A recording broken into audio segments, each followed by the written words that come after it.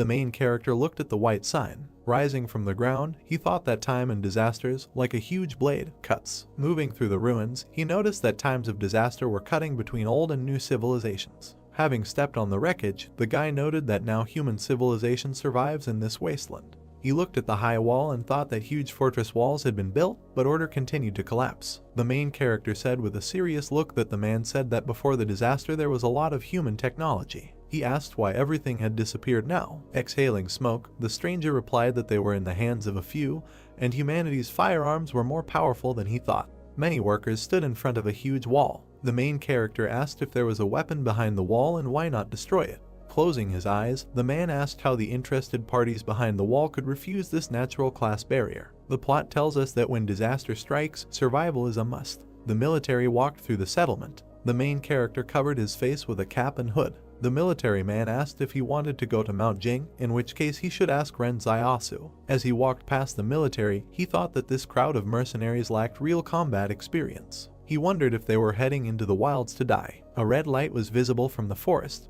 The main character was taken aback by this. He looked at the lava clot and saw a message that the breath of death had been detected.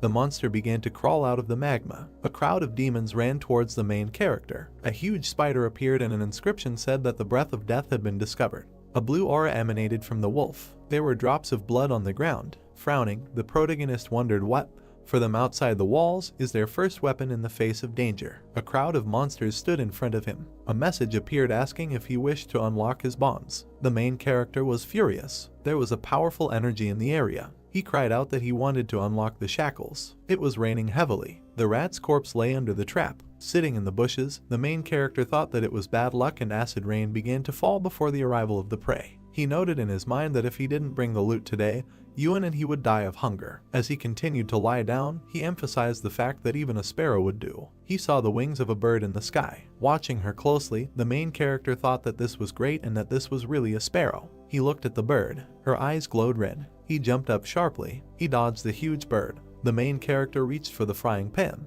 Grabbing it, he prepared for battle. The bird jumped up from the ground. She flew towards the main character. Frowning, he noted in his thoughts that he was fast. He hit the bird with a frying pan. The sparrow fell to the ground. The main character jumped on the bird. He grabbed her by the throat. He broke the bird's neck. Sighing, he said that after waiting all night, he finally got something. Throwing the loot onto his shoulder, he said that it was still early, so he would just go to Lao Wang's store to sell the bird and estimated that he could exchange it for a couple of days of rations. He was suddenly taken aback. Falling to the ground, he mentally asked why now. Closing his eyes, the main character thought that usually this happened at midnight, but this time earlier. A blue aura enveloped his body. He noted and thought that this had been happening regularly since the day he escaped from the wolves, and people in the city said that it was just a headache, but he knew that. The hero felt that he was falling into the abyss. He fell in a dark space. He emphasized that he knew that this sensation was not pain, but pure chaos. As he fell into the abyss, he wondered what was happening. Looking at his hand, the main character wondered if he was conscious this time. He looked at the bright light. Squinting, he wondered what it was. He saw the outline of a palace in front of him. The main character stood on a white floor in a dark space. He approached the palace gates. He opened the doors. The main character began to examine the dark walls with golden patterns. The walls were enveloped in dark energy. He continued to look around with a serious face. As he approached the table, he wondered where he was. Frowning, he looked at the streams of mana. His gaze fell on the table. He asked what was on it. He narrowed his eyes in pain. Red lightning struck in the sky. The bald man was hiding behind a tree. He watched the main character, who was unconscious. Opening his eyes, the main character wondered if he had come to his senses so quickly this time. Taken aback, he noticed in his thoughts that the rain was getting worse and he needed to get away from there. The man took the sword and walked behind him. Swinging his hand, he ordered the prey to be given to him. The main character looked back. He hit him in the face with a frying pan. Holding his face, the guy wondered how this happened and why he became a victim. He noticed that the main character is strong and his movements are very fast. Xiao looked at the screen, on which he saw that his task was to transfer the loot to a stranger. He was dumbfounded by this. Turning around, he looked at the bald guy. The guy sat on the ground and cried. The main character stood over him. Holding the bird in his hands, Xiao asked if the stranger needed the sparrow. The surprised guy started shouting that he wanted him. The main character gave him the sparrow. The man smiled at this. Xiao looked at the screen and saw that the task was completed. A white sheet of paper was flying towards a table in a dark room. He was heading towards the printing machine on the table. A piece of paper flew into the car. The machine began to print on paper that the task was to transfer the loot to a stranger, and for completing the task, he was rewarded with a basic profile skill which allows him to study the abilities of other people. Closing his eyes, the protagonist thought about the skill acquisition profile and whether he could use this to learn other people's skills. The guy cried and said that Zio was a good person. The main character looked at him out of the corner of his eye. He snatched the sparrow and declared that he would never get it even if he wanted it. The guy looked after Zio as he ran away. The enraged stranger screamed that this world was definitely heading into the abyss. Sunlight was breaking through the clouds. Zio walked through the dense forest. The main character covered his head from the sun. Beads of sweat ran down his face. He approached the dark gate. Many birds flew over the fortress. Cloudy skies enveloped the settlement. The main character walked among a crowd of people. Many passers-by looked at him with dissatisfaction. They whispered that Zio was back with his prey. Zio looked at them with a dissatisfied face. He grabbed his sword. A man with an angry face walked towards him. The main character narrowed his eyes. A grin appeared on the man's face. The guy grabbed him by the shoulder. With a serious look, he asked the stranger not to contact the main character. They looked after Zio. The guys looked at him and said that he was completely sick. Steam was coming from the high wall. The main character was heading towards a high wall. He approached a small hut. Having placed the bird on the table, Zio asked how much they would give for it. The merchant extended his hand. With a dumbfounded look, he asked to be more careful. Taking the sparrow, he said that this glass was very expensive. The main character frowned at his words. He looked at the empty shelves. The merchant began to weigh the sparrow. Smiling, he said that everything was correct and he weighed 3 jin 6 liang. Zio watched intently as the merchant cleared accounts. He said with a serious face that market prices are good now and sparrows cost 200 per jin, so the total is 700. The main character said with an embittered look that this was too little. The salesman adjusted his glasses. Shifting the scores, he stated that the maximum was 800 and there really wasn't enough meat in the fence, but everything had a price and they had to live by the rules. Zio grabbed the abacus and declared that it was almost winter, and there were few sparrows these days and below 900 was out of the question. Crossing his arms, the merchant began to quickly shake his head. The main character grabbed the bird and began to leave. The seller asked where he was going. Zio replied that he would go to Old Lai and ask his price. The merchant stood in front of him with a smile on his face and offered to negotiate, asking how much he wanted to sell it for. The main character said that first he would find out the price, and then they would return to this issue. Smiling, the seller asked if Zio wanted 900, and then agreed, adding that he did not want to delay payment for Yuan's tuition. He noted in his mind that today someone from the fence came to buy game, and he couldn't let Old Lai take advantage of it. Zio, with a straight face, clarified what the merchant said at the end. He began to tremble and asked what the price of the main character was. Smiling, Zio replied that he wanted 1,200 for the sparrow. Veins appeared on the merchant's face. The main character asked whether he agreed or not, noting that if not, then he would go to Old Lee. The seller began counting out the bills. He continued to count them with a puzzled look. Having given the money, he said that this was all there was. Having taken the money, Zio said that there was nothing wrong with it and the merchant would return it tomorrow. The main character looked up. He pointed his finger at the jacket and asked him to take it out, noting that it would be just right for Yuan. The merchant reached for his jacket with his cane. Putting it on the counter, he asked if Zio would like to buy it for himself, noting that he knew the price. For him it would cost 490. He noticed that he doesn't carry jackets very often, so if he takes one jacket now, he might end up dead in the winter. The main character replied that he was not cold. Zio's gaze fell on the medicines and he asked why anti-inflammatory medicines. The seller replied that one capsule is 210. This medicine is taken for 3 days in a row and he will give 3 capsules for him for 620 and will also give a dose of iodine as a gift. Looking at the cut on his hands, the main character asked to forget about it, adding that in winter there is usually no inflammation. After giving the jacket, the merchant asked the next time Zio catches a sparrow not to kill it, noting that there are noble people behind the wall who want to keep it for fun. The main character replied that it is possible to live, but it will be more expensive. Zio headed towards the houses. He entered the hut. His brother was sitting at the table. He said with surprise that Zio had returned. Having sat down at the table, the main character asked how things were going with his homework. The brother replied that everything was fine. He just thinks that listening to a school teacher is not as useful as following the main character on a hunt. Looking at Zio, he asked when he could watch him hunt. Looking up, the main character replied that he could be killed at any moment while hunting. He asked if he would rather go to school and study physics and chemistry than hunt. He emphasized the fact that knowledge is the most important thing, and in this market town, no matter what chaos happens, no one will bother the teaching staff. Having stood up, Xiao thought that it was a pity that training was so expensive, otherwise he himself would have gladly gone to listen. Turning around, he said that he had saved some of the giblets before selling the sparrow so that they could be used to make soup. His brother saw the wound on his hand and reported it. After putting the offal into the cauldron, Xiao replied that it was just a scratch. His boiler began to steam. He put the giblets on a plate. He handed the plate to his brother and asked him to eat these giblets. Pushing the plate away, he replied that he would not and that the main character should eat, noting that he needed to recover. Xiao replied that he was not hungry. Yuan began to cry and said that he would not eat, adding that it was not some kind of scratch at all and he heard that 2 days ago someone died from an infection. Putting the plate on the table, the main character said that tears are useless and his brother understands that he cannot shed tears in this world, and this world has not believed in tears for a long time. He pointed his finger towards the street and asked Yuan to look at the people around them. He asked what would happen if someone came at night and stabbed them to death because Yuan didn't eat enough. Xiao stated that he sent him to school because he had the ability for it, and if he studied well, he would not have to go into the wasteland early in the morning to earn a living like him. Yuan sat down at the table. He started eating the offal. The main character patted him on the head and said that usually when they go out, Yuan is damn smart and cunning, but as soon as they get home, he acts like a crybaby. Xiao asked him to try on the new jacket when he finished eating.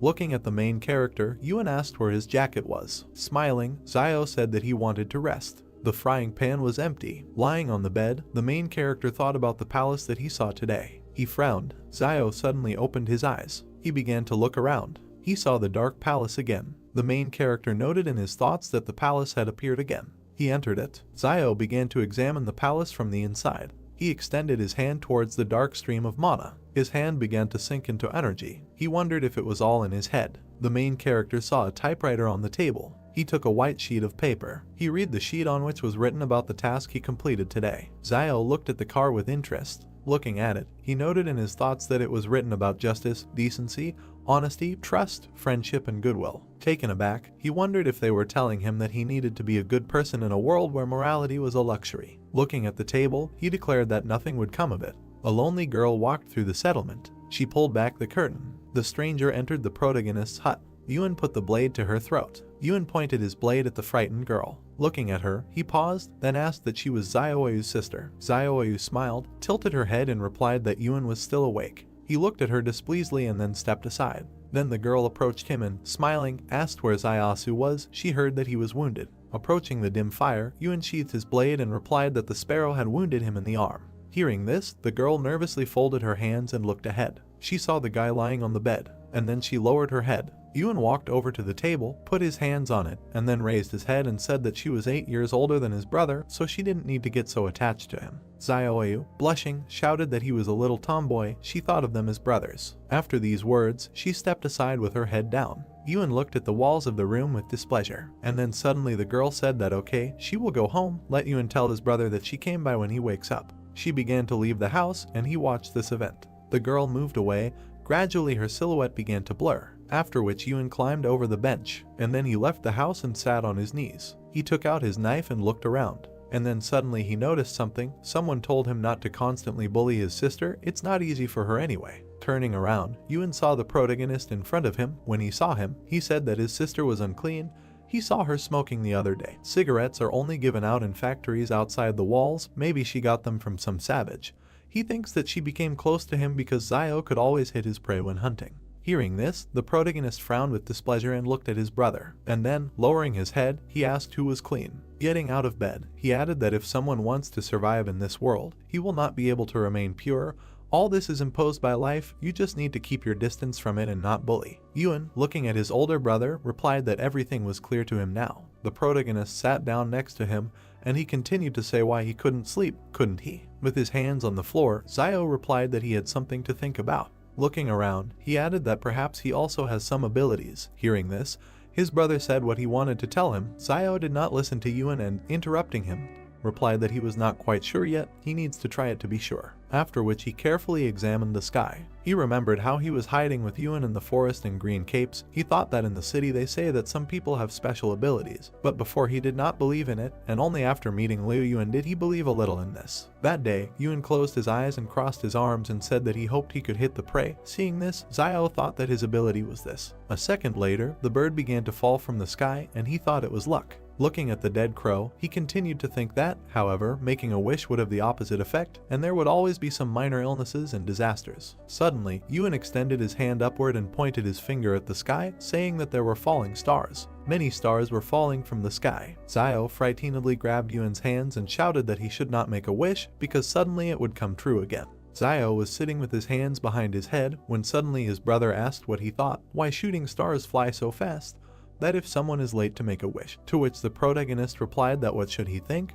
They fly quickly because he doesn't want to hear any of their wishes. We are transported the next day to a small building. A man with glasses appears in front of us, with children sitting next to him. He says that they will talk about technology in the era of civilization. Opening the book, he adds that they know what the term technology means. Ewan, covering his mouth with his palm, yawns and replies that he doesn't know what the teacher is saying, so then he should be silent and listen carefully. Zio watches this process through the window, and the teacher continues to say that he will use this example to explain to them what technology is. After looking at the book, he turns to the board. Zio, standing on his toes, carefully looks out the window and listens to the teacher. How suddenly he closes the book. And, looking at the class, he says that they have had enough for today, they need to go home and eat. Afterwards, he narrows his eyes and looks to the side, his gaze is drawn to an empty small window. Suddenly the protagonist turned to the side, the teacher told him that from this day on he could. Zio entered the classroom and bowed, and the man in front of him added that he could stand and listen to the lesson at the door, but he was not allowed to enter the classroom, to which the protagonist responded well. He raised his head and, smiling widely, added that he was very grateful. A plate of soup appears in front of us, with steam coming out of it. The teacher brings it to his lips. Suddenly Zio appears in front of him, holding out a cigarette for him and shouting that he is grateful that he was allowed to stand at the door and listen to the lesson. The man, taking the cigarette in his hands, examined it carefully, and Zio, contentedly placing his hands on his belt, said that he allowed him to listen to the lesson at the door, so he had to show his gratitude, since he had not paid for the training. The teacher struck a match, and then he slowly brought it to the cigarette and set it on fire. Raising his head, he released a large cloud of steam. Looking at his student, he said that in their turbulent times, there were not many students who listened as intently as he did to why he enjoyed attending class so much. The protagonist, looking around, answered, placing his hand on his chin, that learning something new would never be a bad thing, and teachers also enjoy the greatest respect in this hectic world. Then he put his hand forward and pointed his finger at a small bed of vegetables and said that no one would dare steal, for example, the vegetables in their yard right here. He was right. Hearing this, the teacher began to cough, taking in bad smoke. Looking at this, Zio said that he had been worried about one question for a long time. The teacher looked to the side in surprise and told him to ask. Zio imagined a huge city under a purple dome in his head and said that the teacher said that before the disaster, many technologies were available to humanity. Squinting his eyes, he added that why did it all disappear? His interlocutor, releasing another cloud of smoke, replied that this was due to the lack of offspring. Looking ahead, he added that in the post-disaster period, humanity was lucky to survive. How could it worry about learning? Hearing this, Zio asked that it is always possible to retain some information, to which the teacher narrowed his eyes and answered yes. And then he looked at the high walls and added that only this information is in the hands of a few. Zio turned to the wall, looked at her dissatisfiedly, and then said that the information was behind her. After taking a few steps and clenching his fist, he asked that in that case, why don't they destroy the wall? Spreading his hands to the sides, he added that most animals are afraid to attack people while they live together. Even without this wall, wolves will not dare to take a step. Not to mention the fact that the destruction of the wall would allow a lot of technology to be released so that civilization could be restored. Hearing this, the teacher pressed himself tightly to the cigarette and inhaled the smoke. And then, exhaling, he said that as long as there is danger in the wasteland, the renegades will live near the wall of the shelter. He imagined in his head men working tirelessly, and added that there would be a lot of cheap labor at the wall, and the consortium behind the wall would not allow it to collapse. The bare-chested man looked at the wall and wiped the sweat from his face, at which time the teacher continued to talk about how the interested parties behind the wall could give up this single-class barrier. After a second, he put out the cigarette and thought that he should save half to smoke next time. Then, putting it in his pocket, he said that they should stop talking and go to class, after which he thought that this guy quickly turned away so that he could hide the cigarette. Then, walking forward, he added that he would go to change his clothes smelled of smoke, and it would be bad if the students smelled it. For his sake, he said that everything was fine, that he had just inhaled this smoke, and he didn't even tell him to step aside. Hearing this, the teacher looked in front of him with displeasure. Suddenly, the protagonist looked in front of him in surprise and saw a task that said that the pursuit of knowledge is never easy, but what he is taught is what he will teach in the future. We are taken to the classroom. The teacher slowly walks to the blackboard. Zio goes inside and stands at the entrance while the other students inspect him carefully. The teacher, closing his eyes and clearing his throat, said okay, today they will take survival lessons. He, looking ahead, continued to say that they should not think that danger is far away, now their parents are protecting them, but when they become adults, they will have to learn to protect themselves on their own. Hearing this, the students looked in front of them with excitement and began to listen carefully, and the teacher continued to say that next they would talk about what to do if they encountered a wolf pack in the wild. He pointed his finger forward and added to tell him what he should do when he encounters wolves in the wild. Zio, seeing Pa pointing at him, was very surprised. And then, lowering his head on his hand, he began to think, saying that if they meet wolves in the wild, they should try to choose a hill. Hearing this, the teacher smiled contentedly, and the protagonist continued to say that with a good open view where there would be a tailwind. Extending his finger forward, Zio winked and added that such a place would be a wonderful cemetery according to Feng Shui. Hearing this, the master turned pale and stared ahead. There was complete silence in the class for several seconds, and then Zio, looking in front of him in surprise, thought that it was strange why the task was not completed. He didn't seem to teach anything bad. Suddenly the teacher put his hand to his mouth and cleared his throat. The protagonist, seeing this, bowed his head, and then, putting his hand forward, he imagined 3 huge wolves in his head and said that, probably, the teacher had never seen a wolf, let alone a pack. Even with a lone wolf there was practically no chance of survival, so it was better to immediately find a good place for yourself for the grave. Hearing this, the mentor looked ahead anxiously, and then he said that from now on he could sit in class and listen to lessons, and he would teach survival lessons. Zio, hearing this, smiled widely and asked what he would teach, and then thanked him. Suddenly, a system message appeared in front of his face with the message that the reward for completing the task of the first force appeared. Purple energy appeared around him and his clothes disappeared. Looking at his arms, he thought that he really felt an increase in muscle strength. Clenching his fist and furrowing his eyebrows, he continued to reflect that it seemed to him that the palace was not a figment of his imagination, it had a special power. Putting his hand to his chin, he squinted his eyes and imagined a muscular guy in his head, and then thought that if the strength value of an adult man is 3, before he had 2.5, but if he adds 1. Having looked menacingly in front of him, he continued to think that this is not more than that of an average adult. Smiling maliciously, he thought that in this way his chances of survival in the wild would become even higher. Suddenly, Yuan appeared behind him, and his voice scared the protagonist. Yuan, looking at his brother, said that what he meant was that the teacher allowed him to attend classes at school and invited him to be a teacher. Throwing his hands down, he added that maybe he wanted to make him a successor. Zio, smiling, raised his hand and said that he didn't think so, most likely he just didn't have enough cigarettes. Hearing this, Yuan turned pale and asked if he was serious, to which the protagonist went down to his younger brother and, with a wink, replied that it would be nice to be a teacher. When he gets old, he will transfer this position to him. Then he turned around and, spreading his arms, added that, in the end, wild nature was dearer to him. Yuan gritted his teeth in displeasure and lowered his head, and then thought that this always happens. He, looking displeasedly at his brother, continued to think that if he gets something good, he immediately passes it on to him. Zio, taking a few steps to the side, said that it is good to be a teacher, but this is not for him. His brother must study hard and develop every day in order to become a worthy and smart person in the future.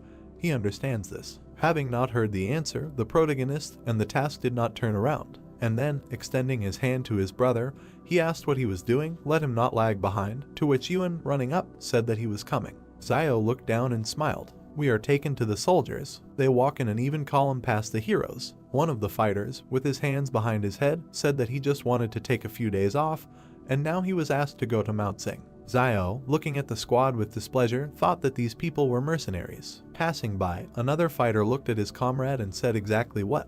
But first they need to go to Quan Fuguyu and try to find someone who can show them the way. Frowning his brows, the protagonist thought that they were going to Mount Jing. This group of mercenaries from behind the wall lacked combat experience. Isn't it just suicide to rush into the wasteland like this? Then he walked past the girl. Suddenly he turned around and looked behind him. Looking at the leaving group, he thought that this girl, she gave off the feeling of a wild animal from the wasteland. Suddenly, Yuan, standing behind his brother, asked that he thought Fugui would recommend him as a guide. Everyone in the market town knew that he was very familiar with the wilderness. The protagonist, looking ahead, replied that usually you can go to the Jing mountain area on your own 2 feet and get out of their feet first. Whoever wants to let him go, but he won't go. There is something strange in this group, so they should better avoid there. We are transported to the evening. Zio enters the tent. He is greeted by a concerned Yuan, asking if his wounds are okay. To which Zio replies with a smile that everything is fine. His brother, frowning with dissatisfaction, shouted at him not to lie to him. Last time he already tried to hold on through force. Zio, going deeper into the tent, pulled his hands up and told him not to worry, he was not going to play with his life. Suddenly they heard someone's footsteps and a voice asking if this guy really escaped from the wolves alive. Another voice replied that of course, how could he lie? Hearing outside voices, Yuen and Zio turned around worriedly, and then they suddenly fell to the ground, grabbing their weapons. They walked forward slowly. Zio walked to the door and looked out a little through the crack. He saw the guy with the gun looking at Fugue, saying that he meant that he was sick in the head. The man in front of him, rubbing his hands with a smile, replied that everything was fine. He just said casually, "It won't hurt. He is not seriously ill. They are already in place." The protagonist, frowning with dissatisfaction, thought that this Fugue really decided to bring him together with these people. A man in a red vest walked out to class in different directions and loudly told Zio to go out because he had guests. Yuen looked in front of him displeasedly and asked what he should do, to which the protagonist, turning around, replied that he would go out and let Yuen stay in the house. Zio took a few steps forward and out of the tent, extending his hand forward. Then he jumped up to Fugue and, grabbing his hands, shouted with a smile that he congratulated him on the safety of his father and son. Everyone outside looked puzzled at the guy who appeared in front of them. A fighter with an orange bandage around his neck asked what kind of father and son. He meant capital and interest. A second later, he opened his mouth in displeasure and shouted that no, this schizo is definitely sick. What kind of nonsense is this? He grabbed Fugue by the collar and, pointing his finger at Zio, shouted that yes, he was definitely sick, and he told him that everything was fine. At least he knew what would happen to him because of his lies. Afterwards, the squad began to move away, and Fugue, stretching out his hands towards them, shouted that they would allow him to explain, because Zio may be sick, but this is not at all the case. Tears flowed from Fugue's eyes. He turned to the protagonist and asked him why he wanted him dead. And then he ran to the detachment, saying that they would allow him to explain. The detachment commander shouted that he was giving him time until dawn to find a suitable person for this job. Suddenly the girl with the sniper rifle stopped, and then, turning back, she looked at Zio for several seconds. After a while she turned around and continued on her way. The protagonist noticed this and frowned, and then a bundle of paper and a system message appeared in front of him, saying that the necessary skills would be learned in a random order. He, looking in front of him in surprise, thought what random study meant.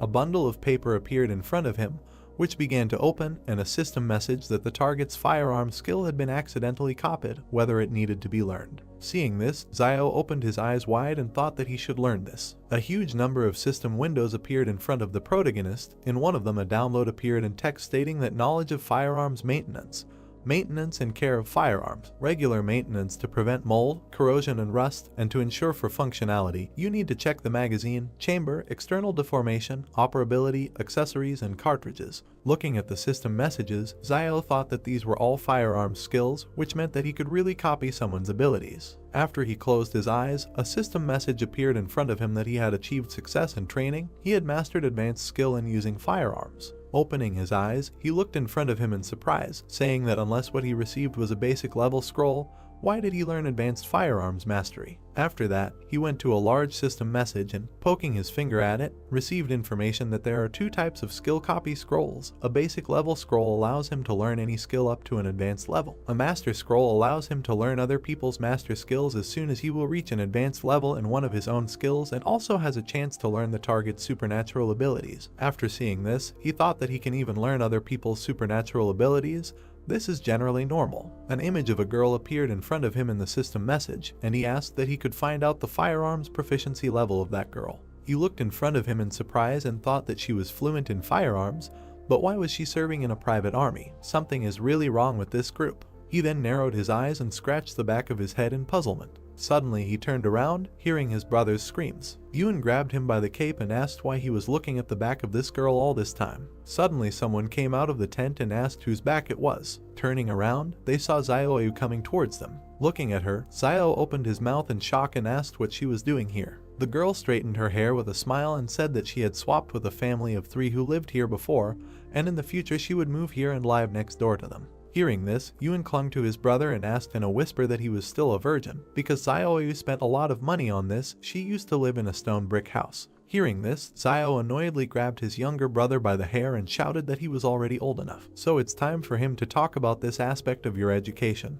To which Yuen said that it's good if he doesn't know something, just let him will ask. Zio waved to Zioyu with a smile after these words, and then they headed towards the tent, and the protagonist added that he really had something to do with something, and not now they were barely staying afloat, so he shouldn't try to connect them with his sister. Suddenly he saw something in front of him. Yuan stopped and extended his finger forward, saying that he should just look at those 2 potatoes hidden under the chair and what looked like 3 pills. Looking under the table, Yuan added that it was to treat his arm injury. Bending down, Zio grabbed the bottle of pills and looked at it and said that it was indeed an anti-inflammatory drug. Looking ahead, he added that whether his brother remembered how last year he encountered wolves and was injured, someone secretly planted them some pills to keep him alive, right? Picking up the bottle of pills, he added that the place where the pills were planted was exactly the same as now he was trying to find this person. Yuan, looking at his brother, said that his sister could not do this, he only told her about his injury this time. Zio narrowed his eyes and looked ahead. Suddenly, behind the tent, someone grabbed Zioyu's hand and pulled out a cigarette for her, saying that she moved here and he brought her a cigarette, to which Zioyu replied that she would no longer do such things.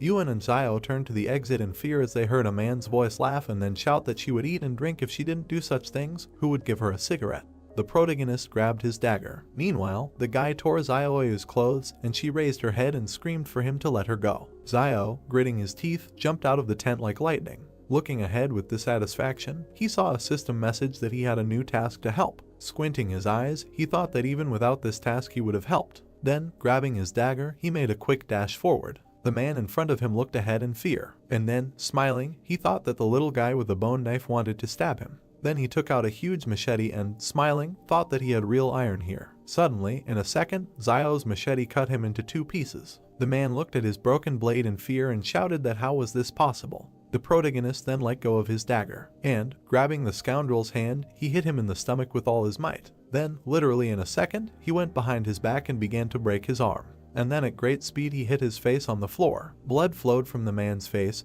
He clenched his teeth in displeasure and thought about how old he was and how he could be so strong. Zio then looked at the frightened Zioyu and asked who he was, to which she replied that he was a foreman at a coal mine. She imagined in her head how several men were killing a guy, and then said that last night a man was stabbed alive in the market town, and he took the lead because he heard that this man had a habit of saving money, and so it turned out that he owed the casino money, and so he decided to do this. Zio looked displeasedly at the foreman, and then he picked up the broken machete tip from the floor. Raising his attacker's hand, he grabbed the dagger and looked at him menacingly. Suddenly a system message appeared in front of him that he had a new task: he must leave the enemy alive. A second later, the protagonist cut the attacker's side, and he screamed in pain. The foreman, cringing in pain, pulled his hand towards the cut, and meanwhile Zio, rising to his feet, said that he had about 3 minutes left. Looking down, he added that if he went to the clinic in the market town and got stitches, he might be able to survive. The foreman, gritting his teeth, slowly began to rise to his feet, and then, leaving bloody footprints on the floor, he ran towards the trading city. A system message appeared in front of the protagonist that the task had been completed. The reward was a basic scroll of copying skills. Since he now lacks weapons, he begins to complete a side task. Looking at these system windows, he thought that the first task should be to rescue Zioyu. He can't believe that he finished the second one. How did the damn palace make a decision? Afterwards, Yuan approached him and asked that he would simply let him go if he recovered and took revenge on him. He was not a good person. To which the protagonist, smiling, replied that he really still thought that the clinic in their trading city would heal his wounds. Yuan smiled and exhaled, answering that seeing him so ruthless made him feel relieved. Zio then pulled his hand towards the broken blade. Picking it up from the floor, he looked around. He saw Zioyu standing nearby with his head down. Then suddenly she raised her eyes when she heard Zio ask her if she could quit smoking. The girl, looking worriedly ahead, nodded her head several times. Zio began to walk forward, saying that these cigarettes are not very addictive, but as he knows, they add poppy seeds. Strike the floor with your blade. He added that Van also said that their share was very small. Stopping, he added that she could quit if she wanted. Then he grabbed his head and, closing his eyes, added that he wanted to clarify something. Although he was very handsome, it was impossible between them. Zioyu looked at him, puzzled, and then she said that she just treats him like a brother. The protagonist scratched the back of his head with a smile and, laughing, said that this was it. It turned out awkward. A second later, he grabbed his younger brother and, running to the side, shouted that this is what his stupid talk was leading to. Zioyu, watching this, covered her mouth with a smile and laughed. Suddenly a dark space appears in front of us, around which there are many bookshelves. In the center there is a table with a typewriter. Characters are quickly typed on the keyboard, and a message appears on the sheet that a side quest has been opened. The protagonist, smiling, thought that the side quest was a little interesting. A hand lifted a piece of paper over the table. The main character held a piece of paper in front of him. When he began to read the contents, he thought that the task was related to weapons and decided that it would be nice to get a new one. On the parchment it was written that since he lacked weapons, a side quest was opened, which was that he must receive 100 sincere thanks in order to unlock the weapon, and that also thanks could be used to exchange for items. Zio pursed his lips and looked down when he became indignant at the need to collect thanks, and sincere ones at that. The guy's attention was caught by another sheet of paper in the typewriter. It was written on the parchment that one thank you had been received from Zioyu, and that the unlocking of the weapon was 1/100th. Then the main character thought that the palace was quite accurate in its judgment, so he was glad that he saved not an insensitive person. The demon inside the guy rubbed his hands as he thought that it was a pity that instead of gratitude one couldn't collect negative emotions. Otherwise he would have tried so that in just a few minutes the whole city would be filled with negativity in his direction. Yuan was sitting at a table with a candle burning on it. Zio sat on the bed and asked the boy to thank him. Yuan opened his mouth slightly, sweat appeared on his face. He asked his brother what was wrong with him, since he asked so suddenly that the boy was already a little scared. Zio bared his sharp teeth and appeared behind the boy as he told him to speak up and not be afraid. Long dark hair covered his eyes as Yuan thanked the boy for always taking care of him.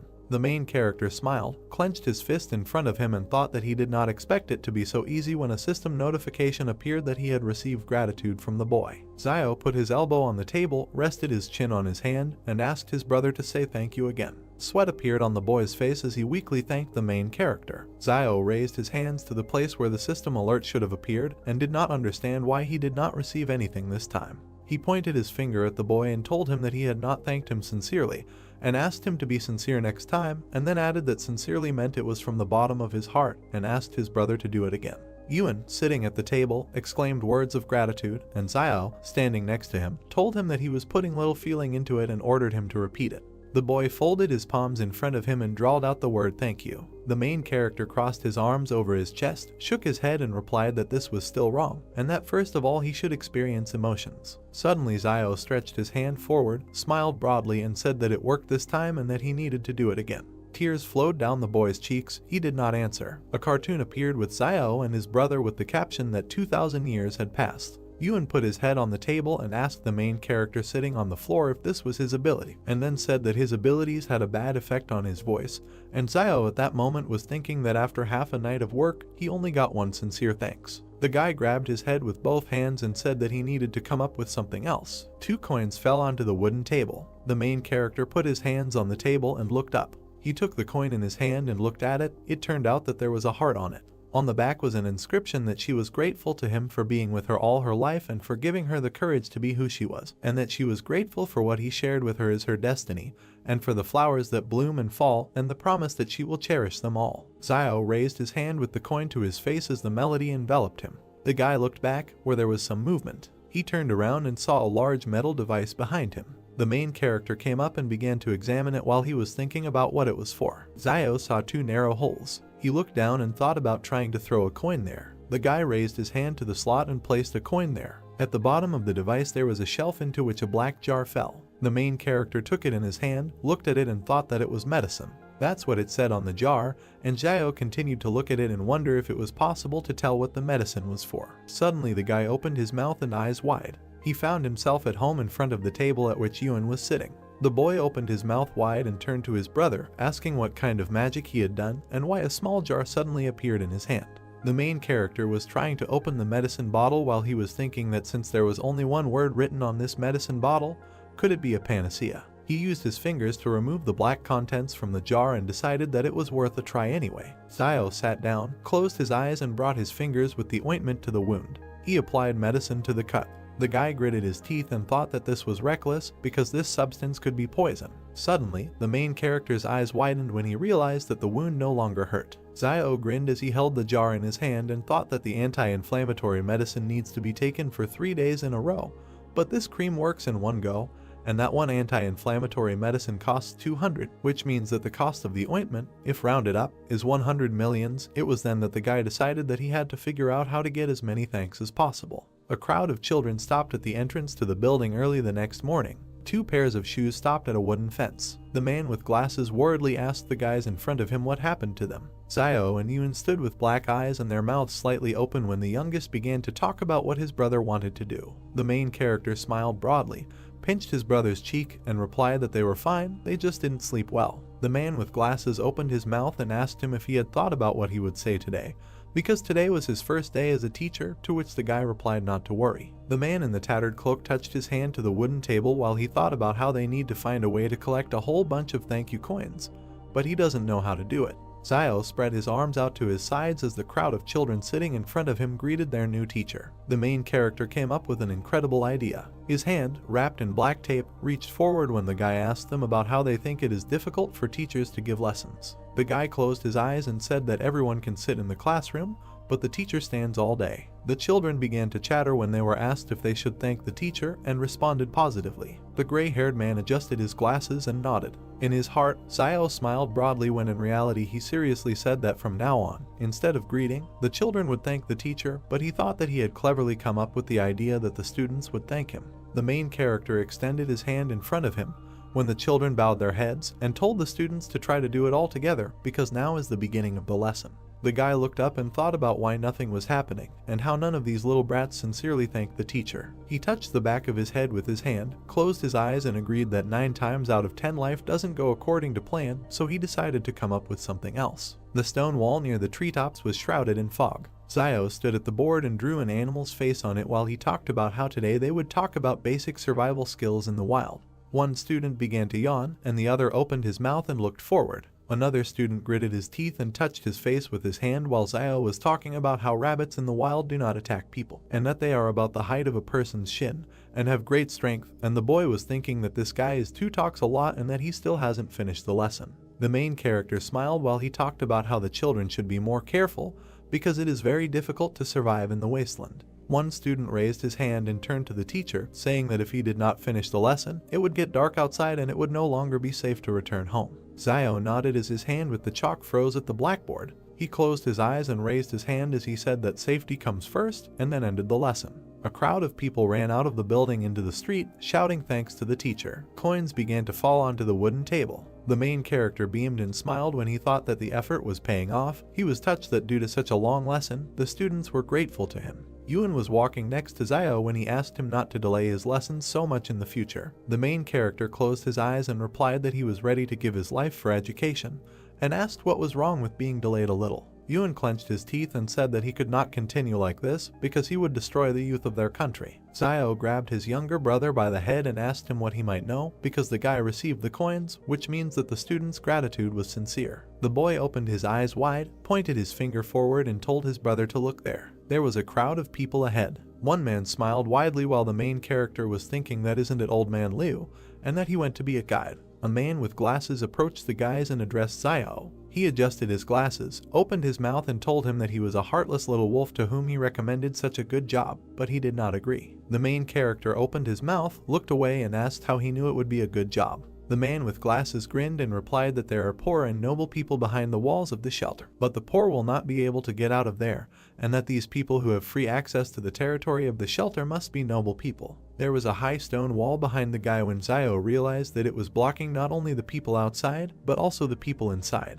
He opened his eyes wide and looked to the side as he thought about how those inside the walls have a hard time getting out, but those outside are desperately trying to get inside by any means necessary. The man with glasses smiled and touched Zio as he said that he had heard from the staff that they were looking for a good guide from the trading city to take him beyond the wall so that they could use his services, and asked the guy about when else would he have it was such a wonderful opportunity. The main character looked to the side and remained silent when Yuan asked him why he didn't talk to those guys from the group again, because he was much better than that old man Liu. Zio turned his back to the bespectacled man and the boy and told him to get it over with and that it was time for them to go home.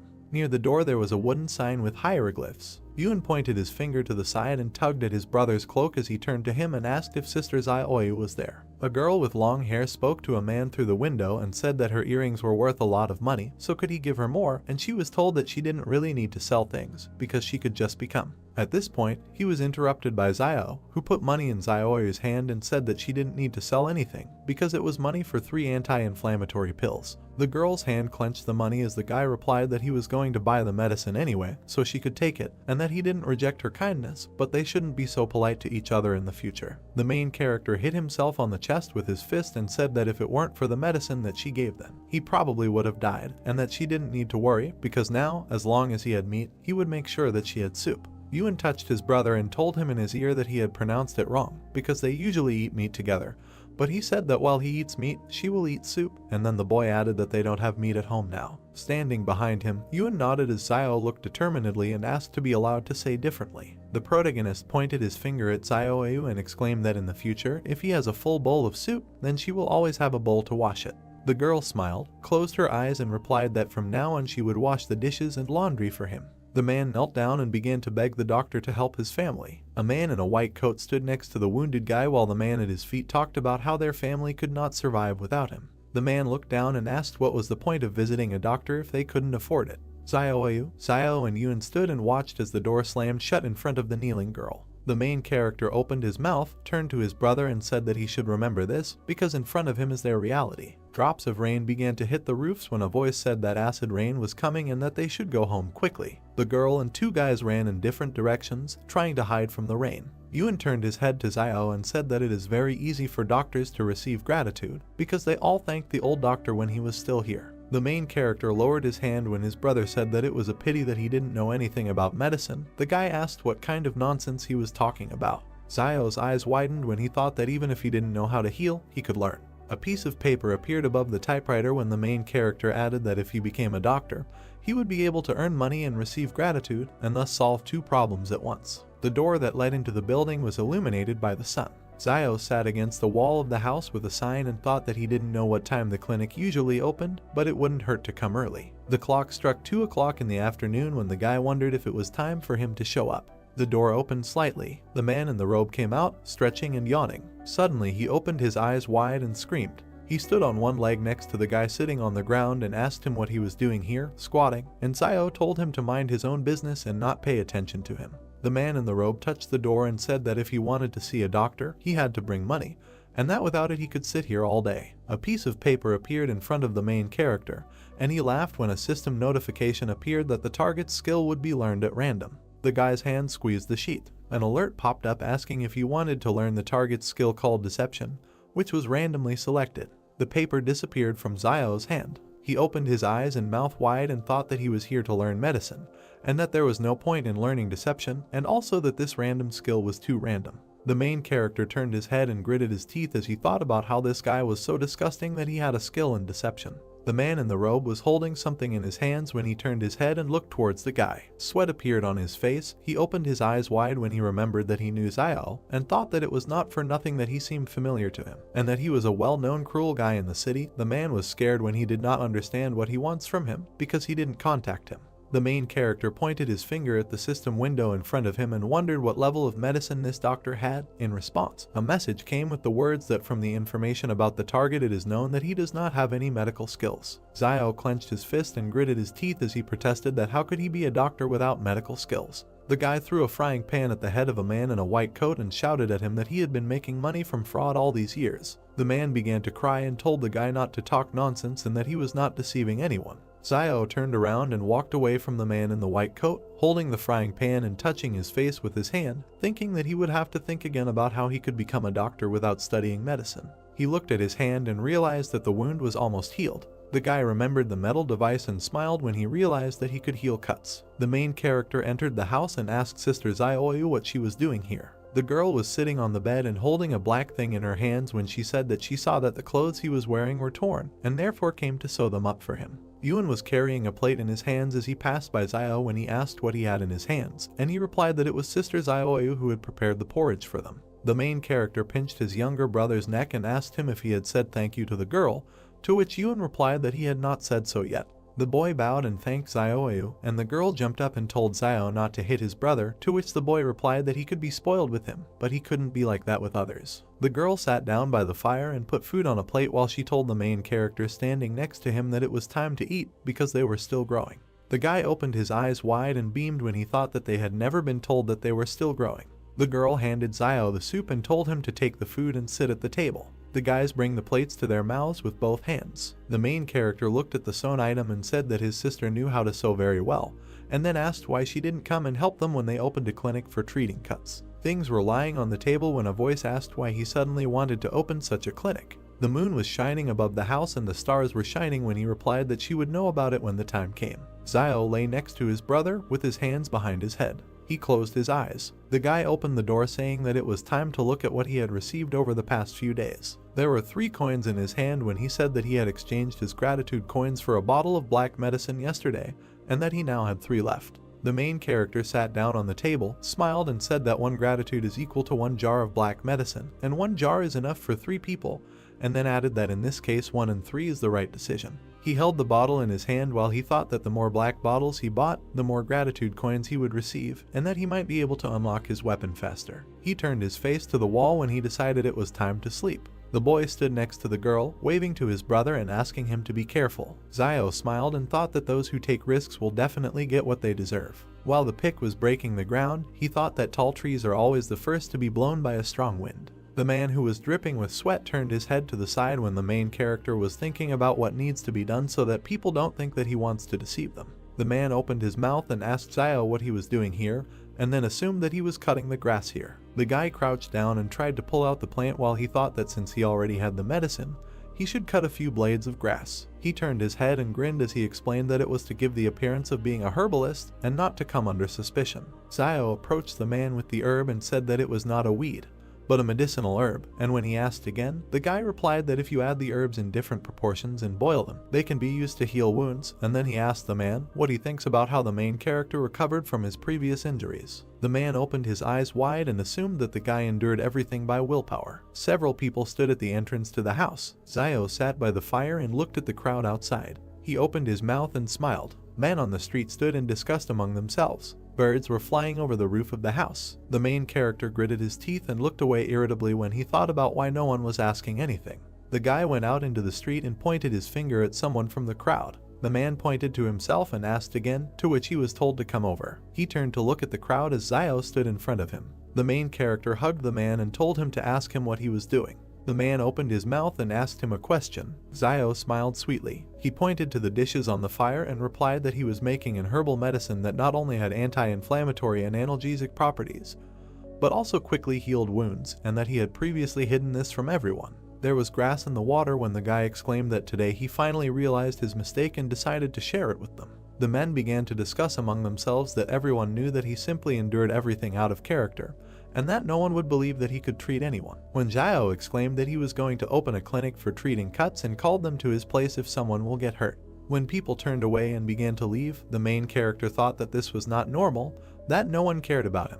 A man suddenly approached the guy. Zio saw his bandaged hand. He grabbed it and asked the man if he had injured his hand while working, and if he wanted to get excellent medicine. He was told that he didn't need anything. The main character put the man against the wall.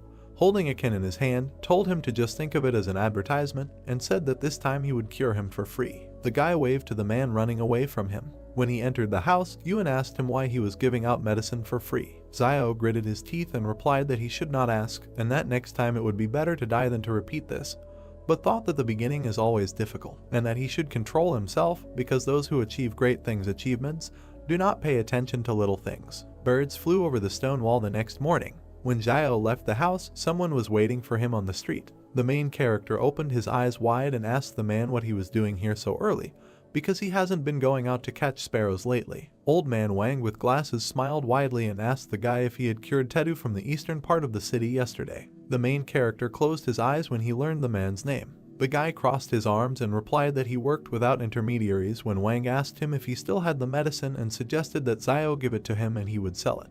The man with glasses beamed, smiled widely and replied that he could sell him some then, and the guy said that he didn't seem to be injured. Wang raised his hand in front of him and said that yesterday Tedu felt that something was wrong, and wanted to know what kind of ointment the main character gave him, and decided to taste it. At that moment sweat appeared on Zio's face, and he asked if this black medicine could be taken orally. The man's glasses flashed when he said that Tedu took this black ointment and tumbled with his wife all night, and then asked the main character how much of this medicine he had, and where he got it. Zio closed his eyes and replied that he inherited it. The guy looked at the man with glasses, grinned and asked why he, a bachelor, needed this ointment. Van smiled and replied that the guy should not worry about it, and the main character put his hand in front of him and said that the price of introduction was 600. They put money in his hand and thanked him when a system notification appeared that he had received gratitude from a man with glasses. Zio looked after the smiling man indifferently. There was fog at the gate to the building. Van held a black jar in his hands and smiled. He handed the medicine to the man in the black suit, saying that he had brought this thing. An overhead view of the wooden shacks, Zio standing in front of the sign on his house. On the sign in front of the hero there is an inscription that this is a clinic for the treatment of cuts. The hero looks at it with pleasure and is glad that it is finally opening.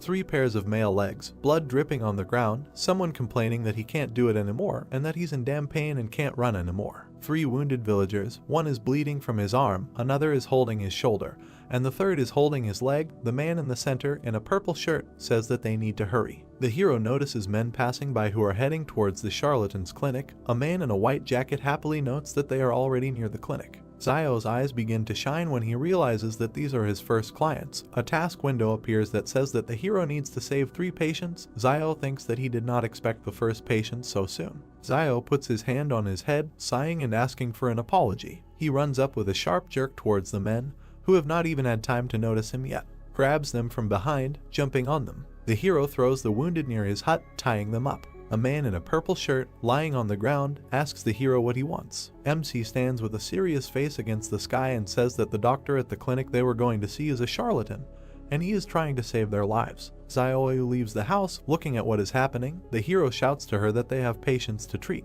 The lady approaches the lying men, asking what happened and whether they got involved in a group fight. A man in purple, holding his stomach, explains with pain in his voice that the boiler at the factory exploded and that they were lucky to escape with minor injuries and were able to run to them on their own, but someone died on the spot. An exploded boiler, mountains of corpses lying on the ground, smoke coming from everywhere. The hero thinks that in their times, if someone gets hurt, then no one will run to save someone for free. The gloomy face of the hero is close up. He continues his thought, thinking that most likely people will wait for your death and take away what belonged to you. The hero with a satisfied face holds the purple man and looks at his sister, telling her that she first needs to disinfect the needles and sew up the wounds of the men. The sister asks what it means to sew, to which the hero calmly replies that it is like sewing up clothes and it is not difficult. With worry on her face, Zioyu straightens her hair and says that she is ready to do it. The needle warms up in a woman's hand over a candle. The sister inserts a hot needle into the man's arm. The man screams in a frenzy of pain. His whole face is distorted.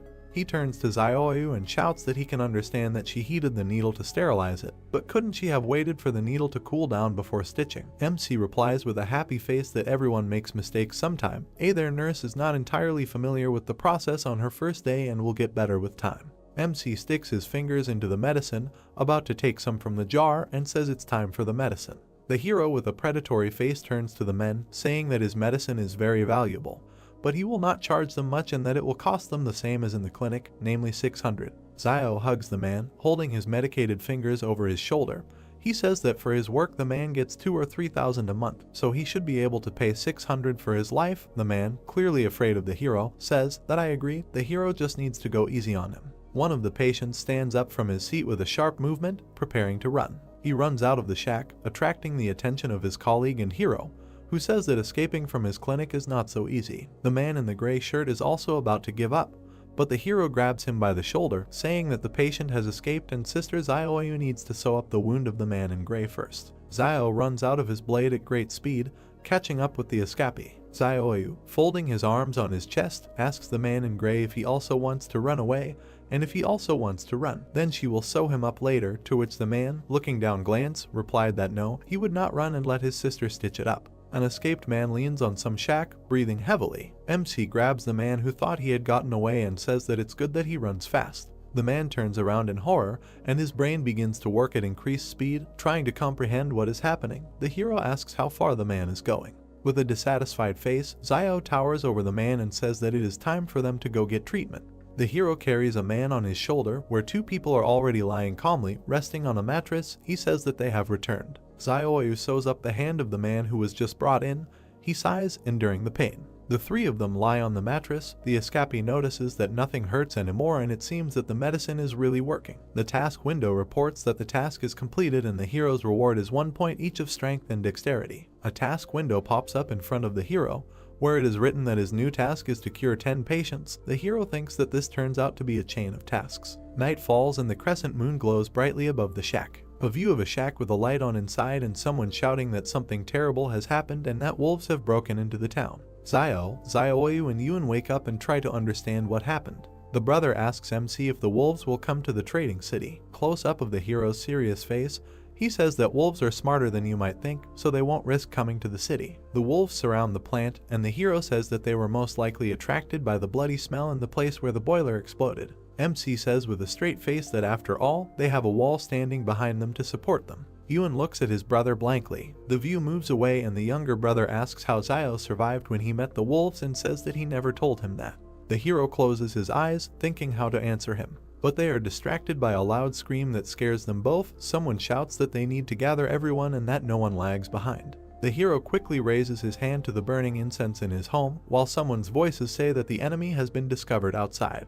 MC extinguishes the candle and he and his brother stand in pitch darkness. Close up of MC's tense face. Yuan asks what is bothering his brother. The hero's back. He gloomily asks what will happen if one day the wall collapses. The sister, screaming, asks if the wall can even collapse, to which the hero replies that he doesn't know, but notes that there is nothing eternal in this world. The gates open and the wind rushes out of them in a furious stream. A crowd of armed people in camouflage uniforms, armed with rifles, emerges from the gate. Close-up of soldiers passing by shacks. The brothers peek around the corner of the door of their shack. Yuan asks if the soldiers have weapons on their backs, to which the brother replies that the younger one should not ask too many questions. Offended and dissatisfied, the younger one asks if he still has marital status in their house. Without looking back, the hero with a serious face replies that the younger one should not think about it too much, and that his place in the family is simply to live. Two soldiers walk behind each other. The one in front stretches his back, asking if they can't just go back if only a few people died in the factory, and complains that they will now have to kill wolves all night. The second soldier walking behind, shouting, replies that he should shut up, because this is a task from above and he needs to stop complaining. But the one walking in front, carefree, answers, asking what his colleague is afraid of because the officials do not hear them, and they, most likely, are still in bed with women. A close-up view of the weapon that is hanging on the soldier's back. MC thinks that his study skill is very useful and he knows everything about their weapons, and that once he can get his hands on the weapon, he will immediately be able to use it. View of the ever-retreating soldiers walking among the shacks. The hero, coming out of the corner, tells his brother that he is going to Sister Xiaoyu this evening and that he will return when Xiao returns. Yuan shouts at his brother's back, asking where he is going. But with a sharp movement, the hero runs away from his shack without answering his brother. The quack doctor pushes, trembling all over, and thinks that something is not working. He sits with his pants down near some stone, sighing heavily. The hero runs at great speed through the shacks. He runs past the charlatan who is sitting behind a tree with a newspaper in his hands, and he notices him. Close up of the charlatan's tense face, he thinks what the hero is doing here at such a time. Xiao runs to the factory, from which smoke is pouring out. Close up of the hero running, he thinks that the factory manager was armed with a gun, but he was still attacked by the wolves, and that perhaps he did not expect the wolves to come and did not have time to get his weapon. The hero's face is even closer up. He thinks that it seems to him that the pistol should still be at the factory. A view of the plant, the sky above which has turned red and is obscured by rising smoke. MC stops abruptly, noticing something, and sweat starts pouring down his cheek. The soldiers stand, holding their weapons at the ready, opposite the wolves. A mountain of bodies lies between them, and someone shouts that they need to be vigilant. Wolves are close up, their eyes glow blue, and drool flows profusely from their mouths. The soldiers, who are starting to sweat, can see that they have just fired a clip. From the smoke that comes from their weapons, MC notices that the wolves are not at all afraid of bullets. People standing behind the soldiers shout at them to get down to business. A man in a business suit grabs a soldier by the shoulders and shouts for him to shoot. A shot is fired, the bullet hits the paw of one of the wolves, and a trace of pain appears on his face. The wolves look at the reader and begin to walk towards the soldiers. Immediately, many wolves jump up and attack the soldiers from above. The man who just fired the shot screams in horror. You can see how the wolf cuts the soldier's head. A huge stream of blood flies through the shadows. MC, meanwhile, begins to bypass the firefight, moving through the courtyards of the plant. Around one of the corners he sees a battle going on. Blood is spraying from someone, and the hero thinks that a private army is fighting the wolves and all the personnel have been recalled, so the side of the factory in which he is now must be safe. The hero stands with his back to the concrete slab and carefully looks out of it.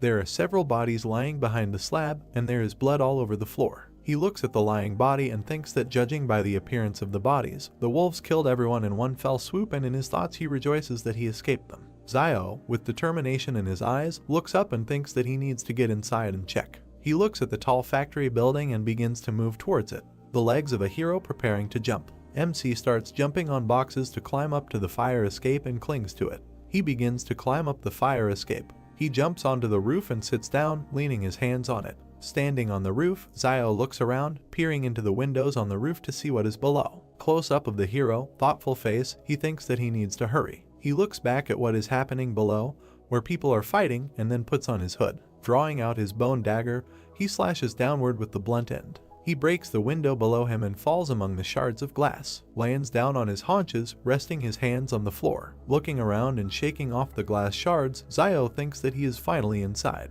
He calmly removes the hood from his head, standing among the dead bodies. The hero's back, he looks at the bodies lying on the floor here and there, and thinks that it looks like there was a battle here. But for some reason all the bodies are directed in one direction, and notices that in a critical situation, people run either to safe places or to places where weapons are stored. Few of the stairs leading down, it is covered in blood. Zio goes down the stairs, walking around the corpses, and notices some red light from below. A close-up of his face, he thinks that this is most likely a shelter in case of emergencies. A stone door with 3 red lamps on top. Under the door of the shelter lie torn bodies, some of which are leaning against the door. Zio touches the door and, not understanding himself, asks if the door is locked. He knocks on the door with his hand. He leans against the door, trying to hear something. Someone presses a button with their hand and the door begins to open slightly, which MC notices, thinking that someone is opening the door. Rushing under the door, Zio notices a man in a business suit holding a gun in his hand. He asks if a man has come here to save him.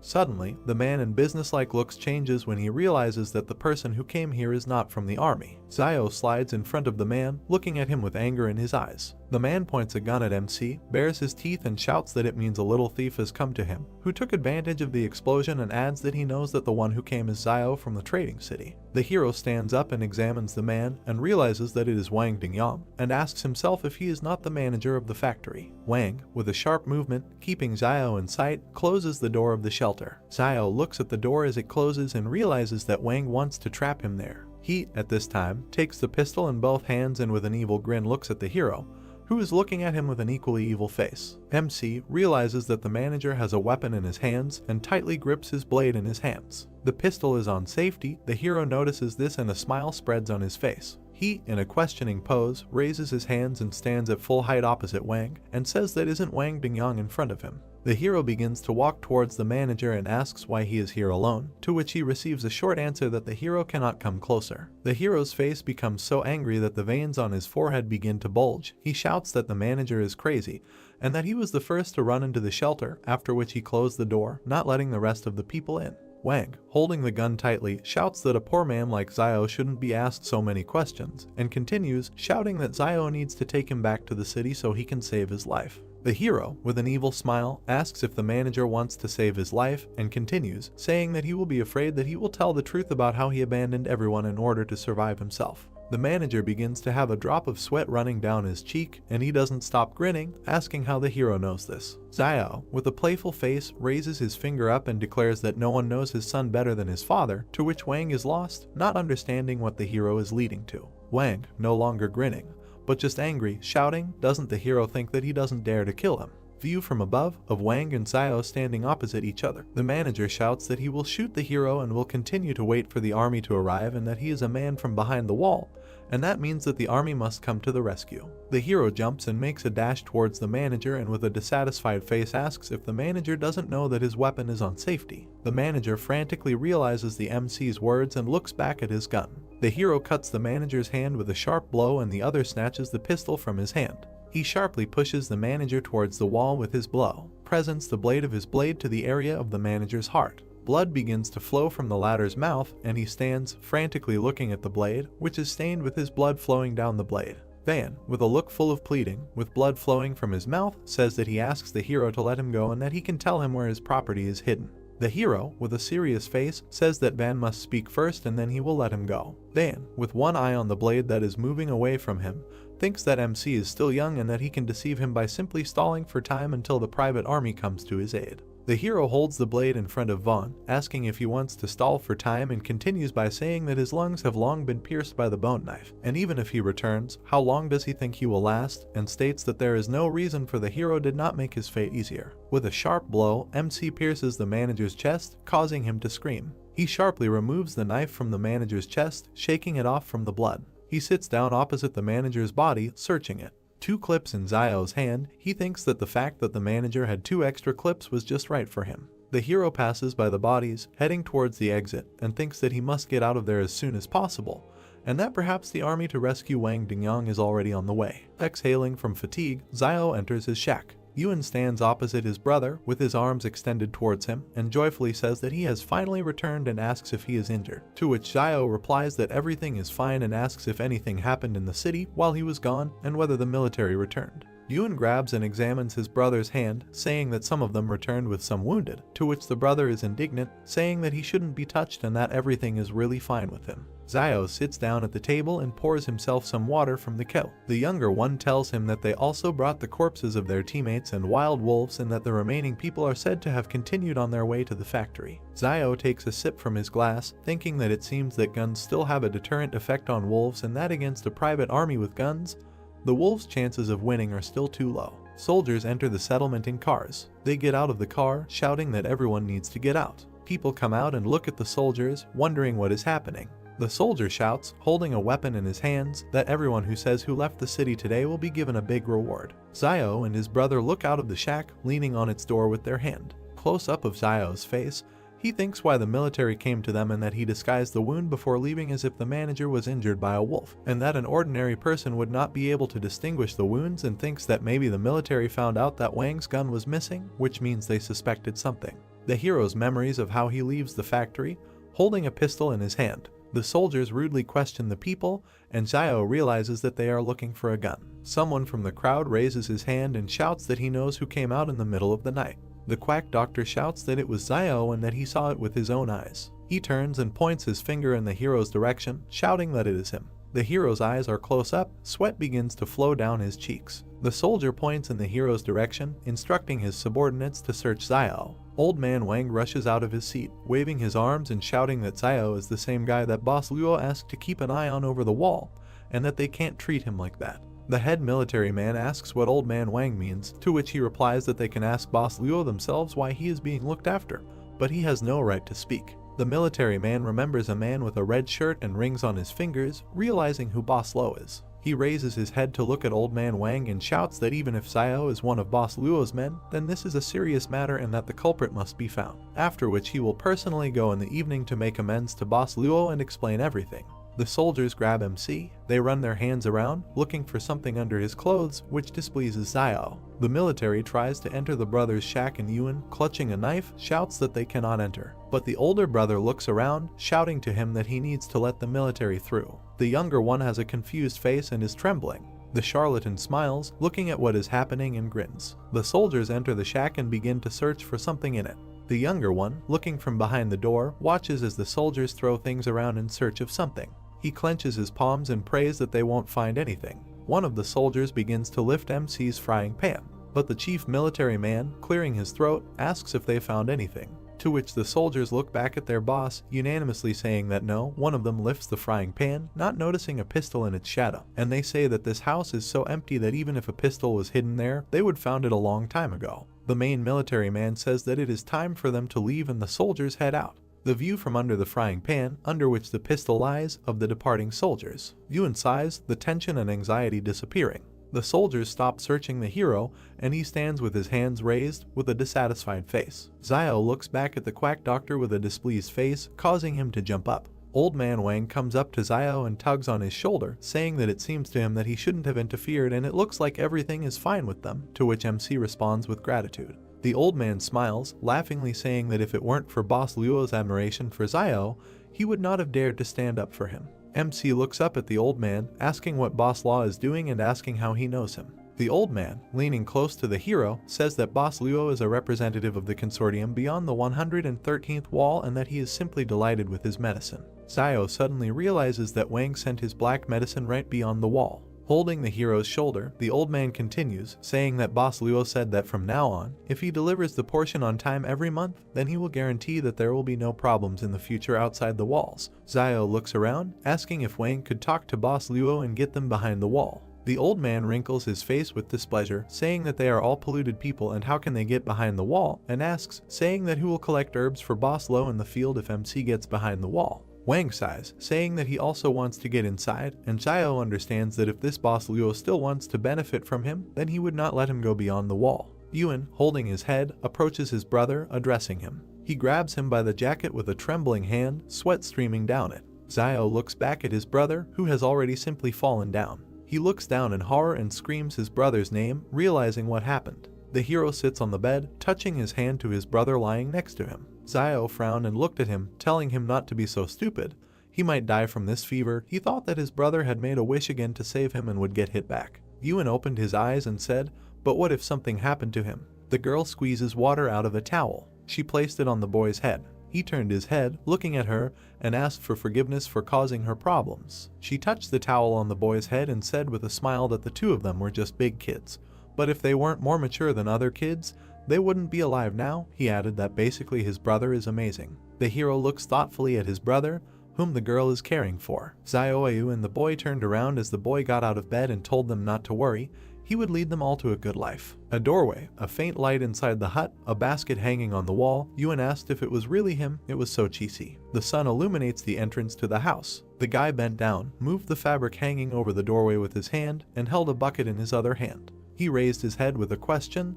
They called out to him and congratulated him. A man with glasses stands in front of him, holding a box in his hands, smiling, and asked if he hadn't heard that Tong was scared to death last night and ran away with the money, and now he is the only doctor in the city. The man extended his hand to him, said that the manager behind the wall had allocated Xiao Tong house, and he could move there today. He added that he had prepared a small gift for the brothers. The guy was surprised. The man put a box in his hands and said, "They are growing, so let them eat this to support their bodies." Xiao asked what it was. He opened the box. There was a nest on a white cloth. The man explained that this was a swallow's nest, which he had kept for many years. It was an excellent tonic. The guy took it with 2 fingers, looked to the side, said that he heard Teacher Zhang say that swallows' nests are held together by liquid, and that he thought that ordinary water should not be so viscous, so most likely the swallow uses for this your saliva. The man raised an eyebrow, sweat running down his face, looking puzzled. Xiao, with a sly smile, hands the nest to the man. He put his hands forward, loudly said that he should not give it to him and not be so disgusting. He added that there is also a bloodbird's nest, and asked what her nest is made of. Then, as he thinks, the hero suggested that it was from sputum with blood, and admitted that he was just joking. Let him not pay attention.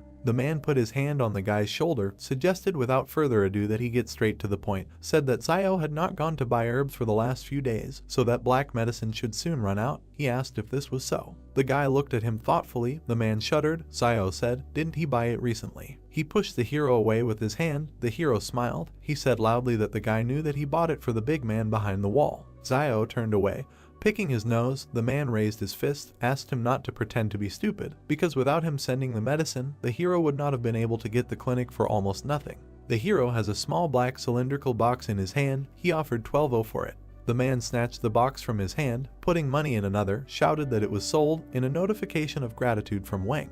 Van leaves, waves his hand at the guy. The hero thought that he was quite interesting and sincerely thanks him. The man advised him to pack his things and move. Many have already had their eyes on that brick house. The hero with his younger brother and girl approach a brick house. They stand in front of the door. On the left there is a wooden table with an inscription. They entered and looked at the wall where the red tapestry hung. The boy pointed his finger up and asked his brother to look at the banner hanging in the center. There is an inscription embroidered on the banner with golden threads. Xiao squinted and read, "Skillful hands bring it back to life." He frowned. A screen appeared with a quest chain and a question asking if he wanted to continue rescuing 10 patients.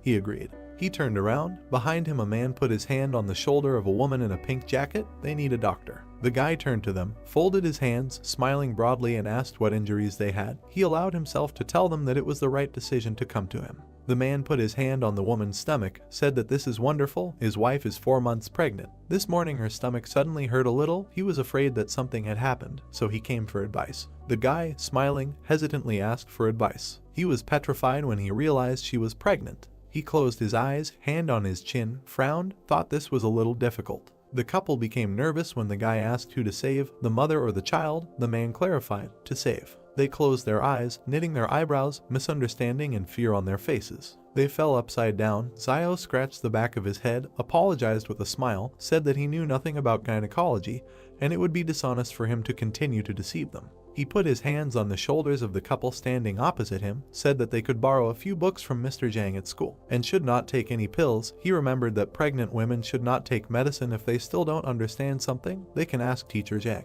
They looked at each other in bewilderment. The guy waves his hand, wishing all the best. The man looked around awkwardly. The woman admitted that she felt Zio was a little better than the previous doctor, who was afraid that she would not buy his medicine when she was sick last time, and in the end she did not feel better even after taking it. They bowed, thanking him. The guy looked up in surprise. On the glowing screens both thanks were from the woman. He closed his eyes, lowered his head, did not expect that with a little hint he would earn 2 thanks just like that. He goes back into the house and decided that from today he will treat what he knows, and what he doesn't know, he doesn't know. The boy takes away a basin of water. Zio examines the hand of the man lying on the bed. He told him to be patient, called his sister. 9 out of 10 patients were saved. The girl sews up a wound on her hand. He shouts that it hurts a lot. The guy bowed to the man and the elderly woman, wished them all the best, let them come again. They stuttered and answered, okay. He thought, is it normal to say something like that to a doctor? They bowed. Zio waved his hand, told the man when he returned, let him tell his mother to drink more boiled water. He received thanks from the man and a reward of 1 strength. The task of the next stage to save 20 patients. Zio stands with his back against the dark blue background, thought that the difficulty had increased again, and asked the palace for his current strength and agility scores. A guy in a room with blue walls with gold ornaments, on the screen strength 5.5 and agility 4.1. He thought, not bad. Ewan holds a box of surgical instruments and said to his brother, why don't he treat all these patients? It's also money. The guy raised his hands, put the bottle on the top shelf, asked what he would do if he didn't know how to treat them. Complicating their illness would be even worse. He held his hand on the shelf, looked back, added that the previous doctor also did not know how to treat, but still treated patients. Palm on the cabinet, looking at his brother standing opposite. He said that they cannot follow his example. What happened to him now? No one helped him when he was in trouble, so it is important to have at least a drop of humanity. Ewan looked up, frowned, and objected that if something happened to them, then there would be no one to help them. Now many would only be glad if something happened to them. Zio put his hand on his shoulder. He bowed his head and tried to break free, but his brother held him tightly. Zio leaned towards the boy and said seriously, don't let the sadness of their age become his sadness. Ewan furrowed his eyebrows, a bead of sweat on his face, looking at him. A man looked out from behind the door. The hero turned his head, was surprised, and he turned to the doctor. A man in a blue jacket stands with his shoulders raised, timidly said that he seems to have a big problem, asked to look at it and leave everything a secret. The man began to sweat. Ewan looked displeasedly at his brother, who, barely holding back a smile, asked what was wrong with him and added that he would not treat him if his baby was no longer standing. He asked not to talk nonsense. He entered the room and closed the door behind him. He turned around, narrow eyes, a grin, said that he would demonstrate, just don't let them be scared. Menacing look of the guy, silent. The man raised his head, his cheeks puffed out. Zio covered his mouth with his hand, and the man standing opposite spat out something. There is a large glowing bubble in front of the hero. He was surprised, that's all. The bubble burst. A whirlwind of light. The guy covered his head with his hand. Ewan was scared. The flow of air knocked Ewan off her feet. Zio covered himself with his hands and resisted. The boy is sitting on the floor and calls out to his brother standing in front. The clouds of smoke dissipate. The man leaned over and put his hands forward to protect himself. Zio thought the power was not very strong, but it is definitely not something that can be done with an ordinary saliva bubble. He looked at him and said that he thought that he was not sick, but simply had some kind of supernatural powers. A drop of sweat on the man's cheek, leaned forward slightly, asked in surprise, is it the same as turning into a train out of thin air or something like that? Has unusual abilities awakened in him? Zio answered in the affirmative. He bowed low, thanked the doctor and said that he would return to his parents and tell them. The guy received thanks from him. Night, home of the hero. The brothers are lying on the bed. Zio is on his back. He puts his hands behind his head. He thinks that people with abilities are starting to appear in small trading cities. Will these times really change dramatically soon? He closed his eyes, smiled, thought, the world is becoming more and more dangerous. It's good that he has a palace. Today he has collected a lot more thanks. He hopes to unlock the weapon as soon as possible. Someone grabbed the stone fence with his hand.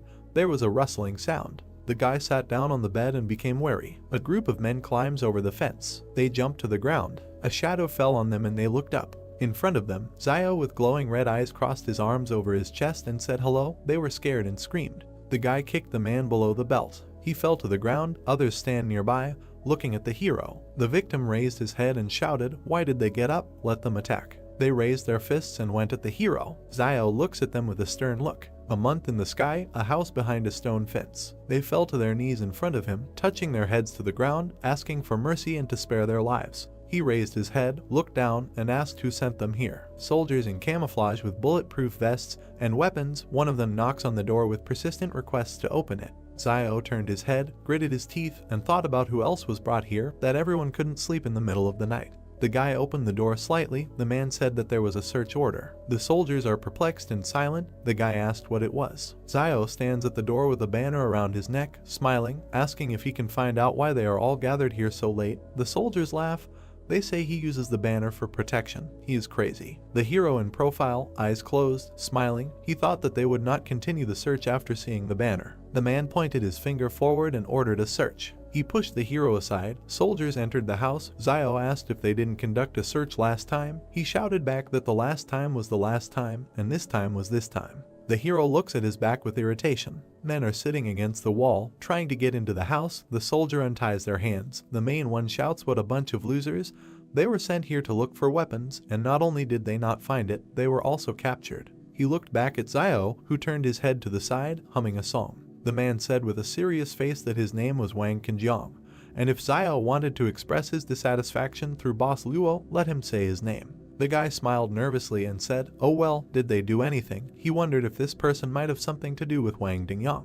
The soldiers leave the house. No firearms were found. The guy thought, and if this is so, will he let him go so easily? There were soldiers lined up behind Qinjiang. He looked at Zio and said, until they catch the one who stole the firearms, he will continue to check, then warned him to be careful, gave the order to leave. The man put his hand on the hero's shoulder and said that if he had been born behind the wall. The guy looked around. Songyang removed his hand and, leaving, said, then he would become an excellent soldier, not like this heap of garbage. The car's headlights are on. The soldiers are leaving. Zio is standing outside the house, thinking that fortunately he hid his gun on the mountain when he was collecting herbs 2 days ago. He closed his eyes and exhaled. This murder had really caused him a lot of trouble. The hero's stone house, early the next morning. The brothers were in bed, opened their eyes, woke up from exclamations. Everyone looked. The group returned. They left the house. Yuan asked if they weren't only away for a week.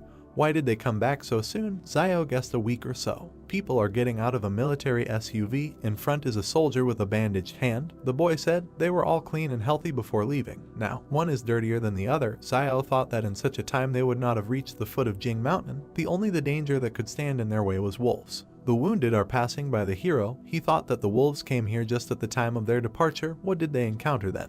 He looked to the side and noticed that, judging by the extent of the damage, only his clothes. Among the soldiers, there was a girl with long dark hair and a cap and hood, her hands in the pockets of her jacket. He thought she was completely comfortable with weapons and seemed to really be much better than the rest. Yuan, standing next to the guy, looked to the side and asked if they were going to Old Man Wang. The jeep is at the fruit stand, he replied, most likely, after all.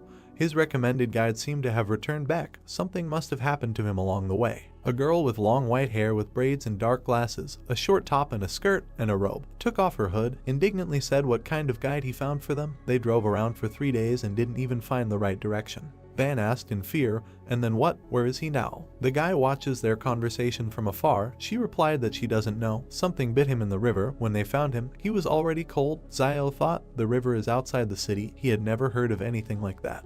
The girl pursed her lips and looked at Wang, who said that he told her right away that if she wanted to get to the mountain, she had to find Zio. And she didn't believe him then. But now the guy doesn't have time to work as her guide. He still has to work for Boss Luo. She asked if he had a relationship with Boss Luo. She frowned. There were wavy lines from her head, and asked if he was talking about that boy who was not okay with his head. The man replied that yes, it was him. The heroes are standing opposite each other. She asked, only he can transport people across the mountain. Van answered, right.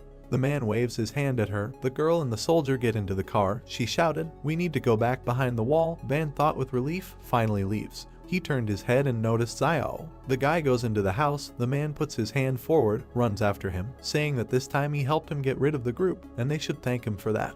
The guy looked at him angrily. The man asked with a smile if he still held a grudge, and added that it was very kind of him to recommend Zio in the first place. Wang spread his hands. Zio, standing opposite, asked what about him going himself. He would draw him a map of the route, and he would take them there. Most likely, this would allow the man to get behind the wall. He objected that he did not have such skills, and then what will happen to his son if he goes there? Wang arched his eyebrow. The guy angrily said that the man has a son, and he has a brother and sister, and if he dares to recommend him to them again, he will send Yuan and Zio to eat and drink at his expense. The man assured that he does it for his own good, and if he were 20 years younger, he would do it. Yuan stands between them, confused. The hero asked for his own good, and answered that he thanks his entire family. Wang said that then he thanks all 8 generations of Zio's ancestors. The man stands with his teeth clenched. The guy turned away, looked up with a grin, and saw that he had received thanks from Van. They turned their heads when they heard the man screaming loudly, for which he was being arrested. The soldiers lead a man in a blue jacket by the arms. He asks to leave him alone. His mouth was slightly open. The hero looked to the side, asked what they wanted. Van replied that he didn't know.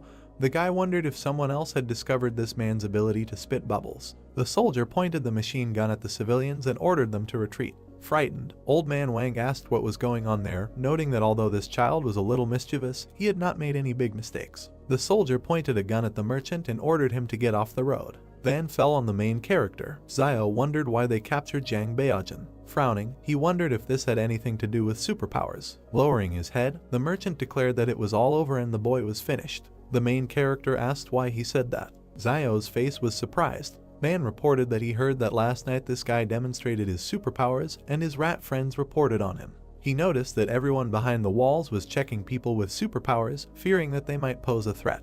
He looked at Xiao and asked him to ask what he would do if someone was a threat to him. Frowning, the main character replied that he would kill this man. Turning around, Van noted that everything is not as simple as he thinks, and he heard that a mental hospital for people with superpowers was organized inside. He imagined doctors standing over a man in an operating room. Wang emphasized that they use various tools to study them. He approached the main character and said that if he or Yuan had any superpowers, he should not let outsiders know about them. Looking at the merchant's back, Xiao accepted his words. The main character turned sharply at the cries that someone was being killed. The guy was chopping people with an axe, shouting that they had betrayed Baojin with their cheap tongues. Holding an axe in his hands, the man asked why he should feel sorry for them. The guy stabbed him in the back. The stranger, with the last of his strength, stabbed the axe into the guy's head. The woman watched the bloody battle. She lay down on her husband's corpse and began to cry. She asked how she could continue to live if Baojin and he were not in this world. The stunned protagonist watched as the woman cut her throat.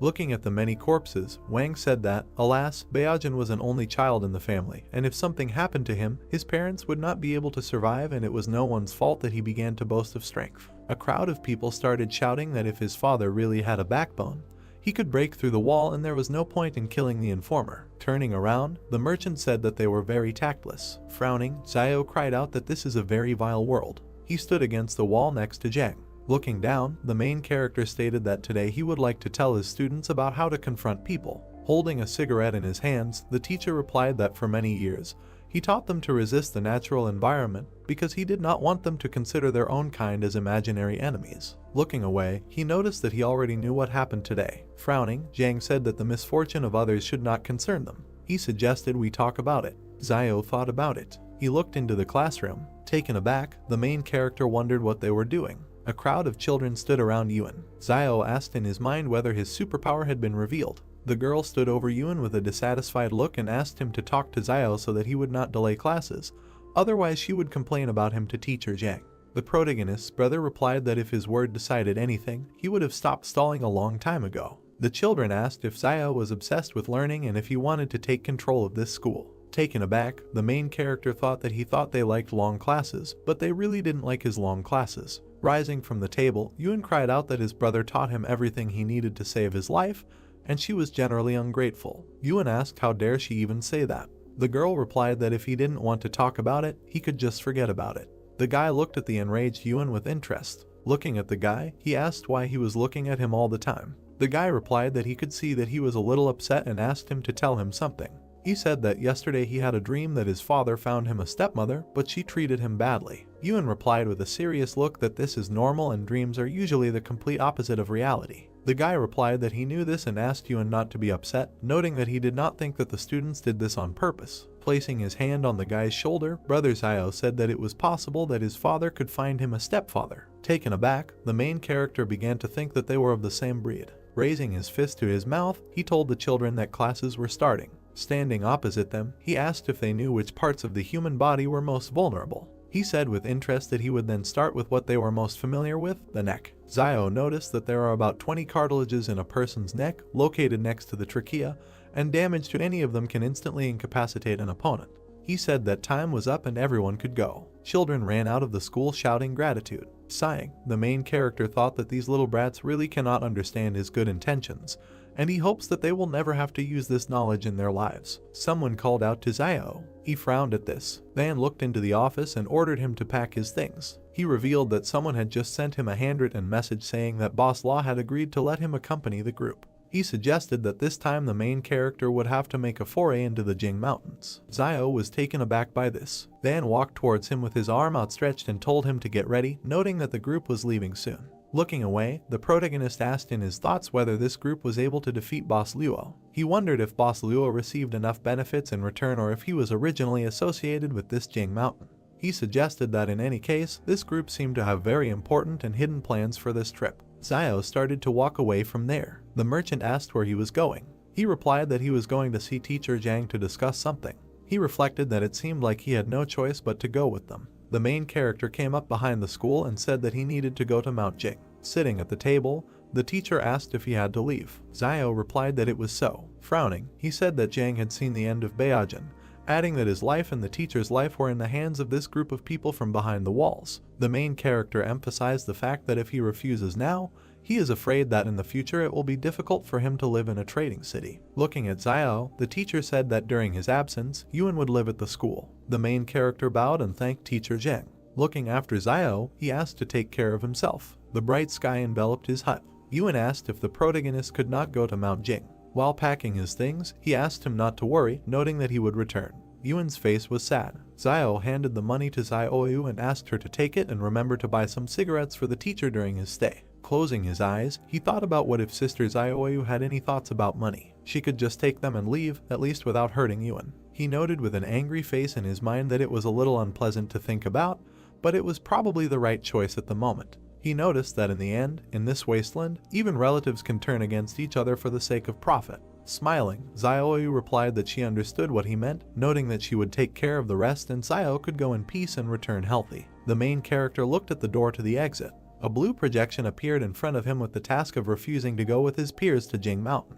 Taken aback, he asked in his thoughts what was the matter and whether the palace wanted him to go there. He wondered if it would really be that dangerous. He left the hut. Crossing her arms, Xinyu stated that he should already know who they are, so he should get ready, after which they will leave. Xiao began to pretend to be sick and said that Dad's father's name was grandfather and Dad's mother's name was grandmother. Taken aback, Xinyu asked if this man was really that sick in the head. Smirking, the soldier asked to stop pretending, noting that they had already dealt with each other. Frowning, Xiao asked in his mind if it was Wang Qinjiang. He guessed that this time pretending wouldn't work, and as long as this guy was around, he was afraid that he would have to go even if he didn't want to. Crossing his arms and turning his head away, the protagonist declared that he would not go. A white stream of energy flew through the palace. A message appeared that the task was completed, and the reward was a basic skill copy scroll that learns the abilities of others. The joyful protagonist asked in his thoughts whether the task was completed. Embittered, Qinjiang asked why he decided that. Xiao walked past him, saying that he was coming.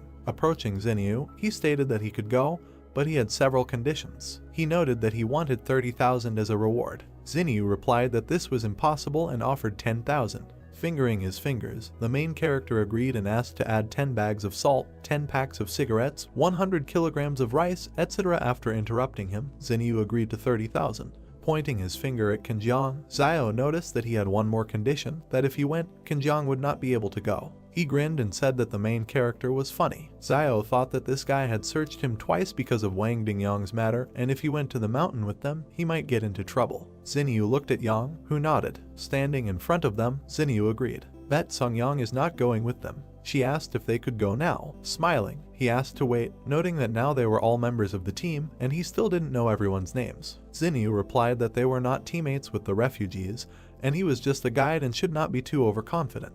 All team members looked at him and introduced themselves. The girl with a serious face said that her name was Yang Xiaojin. They asked if he was ready now. Smiling, the main character replied that he was now ready. He waved from the truck to his brother and Xiaoyu. Yuan folded his palms, and Xiaoyu asked him not to worry with a smile, noting that he would return safe and sound. A convoy of cars moved through the wasteland. The main character thought about what Teacher Zhang said earlier, that the remaining traces of asphalt on the roads were left before the disaster. Looking around, he thought about what the roads were like in those days. His face was filled with interest. The main character noticed in his thoughts that, nevertheless, recently all the vegetation has noticeably blossomed and even the cabbage in Teacher Zhang's house has become taller than ever. Looking at the dense forest, he noted that this was not bad and that perhaps soon one potato would be enough to feed a family of 3. With his hand on his stomach, Xiao said that for some reason this group doesn't say anything about snack breaks. He was suddenly surprised. Moving aside a piece of cloth, he saw boxes of cookies. The main character began to drool. The evening sky enveloped the area. The cars continued to drive through the night forest. The guy climbed out of the window and started waving his hand. He suggested setting up camp there, resting and refreshing himself. He called people with him to share food and water for everyone. They walked to the back of the truck. They were dumbfounded. They saw Zio eating cookies. Spreading his hands, the soldier asked what the main character was doing. Holding his stomach, he replied that he did nothing. Yang and Zinyu watched from the car window. The guy asked what kind of pig Zio was and how he was able to eat 5 packs of cookies. Yang watched him with a serious look. People began to carry him away, and the main character shouted for them to let him go and leave him with the cookies. Pointing his finger, the guy asked Zinyu to go back and get another guide. Zinyu looked at the guy and stated that Wang Fugri said that only he could lead them through Jing Mountain. Yang continued to watch him closely. Zinyu replied that they could do whatever they wanted with him, but this should not interfere with their journey, and when they returned from behind wall 112, they could do whatever they wanted with him. They began to take the main character away. Zio kicked a stone. Turning around, he began to eavesdrop on the soldiers' conversation. They were discussing that they say that the protagonist is the only one who can guide them to Mount Jing, but he doesn't even know how to prepare a tent. The guy noted that they would see how long Zio could last before he died there like the previous guide. Frowning, the main character asked what was wrong with him eating some cookies. The angry guys stood in front of him and shouted asking if he had eaten a little. The angry soldier said he was warning him, that he is just an ordinary tramp and should not try to break a stone with an egg. Looking at the guy, Zio asked if he knew that the egg would break if it hit a stone. The soldier asked if the egg would break. Closing his eyes, the main character replied that this was not true. The military man asked what would break in this case. As he left him, he replied that the chicken's heart would be broken. He suddenly turned around. Looking at Yang in the car, Zio wondered if she was just looking at him. Yang adjusted her cap with her hand, a slight smile on her face. The stranger began to shout that he had found traces of the beast. The soldiers near the fire were surprised by what they heard. The guy fell to the ground. Stunned, Zio noted in his thoughts that usually few animals could survive on the outskirts of the forest. He asked about what kind of animal could be there. Examining the tracks, the soldier asked if he had seen any tracks the last time he passed there. The main character pushed the soldier away. The guy asked what he was looking at. Examining the tracks, Zio wondered if the tracks of a deer spooked them. Turning around, he saw traces of the fire. Looking around, Zio noticed in his thoughts that in nature, not cleaning up food waste is a bad habit. Passing through the crowd, he asked to be allowed to look. Putting his finger to his chin, he said that these were the paw prints of a bear, which was attracted by the food scraps they left last time. The angry stranger asked who Zio was fooling and whether he thought he had never seen what a bear's claws looked like. The main character replied that it could be a wild boar. He began to move forward. The frightened soldiers asked if he was going into the forest. Turning around, he replied that they were not giving him cookies, so he would go and find something to eat himself. The guy said that he could tell that their last guide died somewhere there, so he shouldn't die like him and not waste their time. Walking into the forest, Zio replied that then he would just go and see how he died there. Moving through the forest, the main character noticed in his thoughts that from what he heard, the previous guide simply went down to the river to wash himself. As a result, something in the river bit him on the face and he died instantly. He began sharpening the stick and emphasized the fact that he had to be careful in his actions. He began to examine his spear. Putting his sword behind his back, Zio reasoned that there was usually a source of water near the habitats of large animals, and the tracks of a large deer should lead him to the river where the guide had previously been bitten. He approached the river bank. He began to scan the shore. The main character with a calm face thought that if you only look at the water, there is nothing special in it, and the guide must have been attacked by some fish hiding under the water. He noted that he fears that he, like most city residents, does not know that there are many freshwater fish that are carnivores. Turning around, he saw an anthill. He assumed he could catch a fish. He started walking towards him. Zio stabbed the pile of dirt multiple times with his knife. He picked up a piece of earth with a stick. The main character grabbed a big ant. Approaching the river, he noticed in his thoughts that the queen of white ants was an excellent bait that should be used to advantage. He threw an ant with a piece of dirt into the water. Zio prepared to strike with his spear. A huge fish began to swim around the bait. He was taken aback by this. The huge fish began to swallow the queen ant. Zio pierced the fish with a spear. He began to pull her by the rope. He wrapped it around his hand. The main character pulled the catch ashore. He was surprised by this. Standing in front of the fish, he became wary. Running into the forest, Zio thought about getting out of there and the smell of blood brought something creepy. The soldiers smelled a pleasant smell. Frowning, the guy asked them to stop, noting that it was just a fish. The entire camp watched Zio fry the fish. He saw a window about the task that he needed to share his joy with others. Looking up, he was surprised. He looked back with a dissatisfied face. The main character approached the guys with the fish. They said they didn't mind him treating them. Leaving them, Zio asked what he was talking about, noting that he just decided to show her off and share his joy with them. The main character saw a message that the task was completed and he received a unit of agility. The stunned soldier looked at him. Turning around, he said that he could, however, share half the fish with them for 3 bottles of water. A crowd of soldiers rushed at the fish. Yang looked after him. She sat down next to the main character. Looking at him, she began to talk about fish. Zio frowned at this. She pointed the gun at the main character. A notification appeared in front of him with the characteristics of the pistol. Taken aback, he thought that if she wanted to eat, she could just tell him, adding that she had perfect skill with weapons, and because of this, he began to get nervous. He stated that he would only give 2 pieces to eat. Standing up with Xinyu, Yang noted that he should give 2 pieces each. Xinyu handed over a bar of chocolate and said that she was not going to eat his food just like that and he could eat a couple of pieces too. Zio stuffed a whole chocolate bar into his mouth. Stretching out his hand, he declared that she owed him another piece. Stunned, Xinyu asked him to wait, noting that she would bring it to him. Yang began to pepper the fish. Zio looked at her and wondered if all the girls behind the wall were as beautiful as her. Yang started stuffing the fish into her mouth. The stunned main character screamed that this was his fish and she should be restrained because she was a girl. Forest, sun over the mountains. The hero opened his eyes and woke up. Near the tent, he sat down and adjusted his hood. He looked to the side. A man is sleeping in a tent. The soldier sitting on the bench with a weapon yawned. The guy frowned and looked thoughtfully towards the forest. I approached a certain place, there was nothing on the ground. I was very surprised. In the background, the hero is standing in front of the fish bones. He crouched down and pulled out a bone from behind his back. The guy thought that last night he had thrown the remains of fish bones here, and now they had all disappeared. He looked up and thought maybe they were dragged away by ants. After all, mutant ants are the size of a finger. If there is a nest nearby, they can easily drag all these bones. The guy returns from the forest. The soldier puts the box down. The rest collect their things. The man with the beard turned around and noticed the guy. He pointed his finger to the side and told Zio that he would go in the first car and show the right road. The guy looks at him and asked him to tell everyone to stay as far away from the river as possible. Zio turned away from the man. He gritted his teeth and asked gloomily, "They are far from this river and there are only a few fish in it. Why should they be afraid?" The man at the truck waves to the hero walking forward. Everyone back to their cars, you can go. Wheels of a military vehicle. The guy looks out of the car window. The driver shouted in fear, ahead. The car convoy stopped. Zio frowned, surprised. There was a deer in front of the jeep. He wondered where this huge deer came from here. Malxian takes aim. Jun jumped out of the car. The soldiers pointed their weapons at the deer standing in front of them. Zhu shouted into the radio not to shoot, no sudden movements, no need to provoke him. Cheng lowered the gun and told the guy in the black glasses not to worry so much. He was a herbivore and not to be scared, there were no large predators here. The deer lowered its antlers. He rushed forward furiously. The driver screamed in fright and turned the steering wheel. I pressed the gas pedal. One of the cars drove off to the side. The soldiers were lying on the ground and a deer hit another car. The guy opened his mouth, looks at the deer striking the jeep. The animal threw the car up. The jeep flies to the ground, the deer runs away, and the soldiers shoot at it.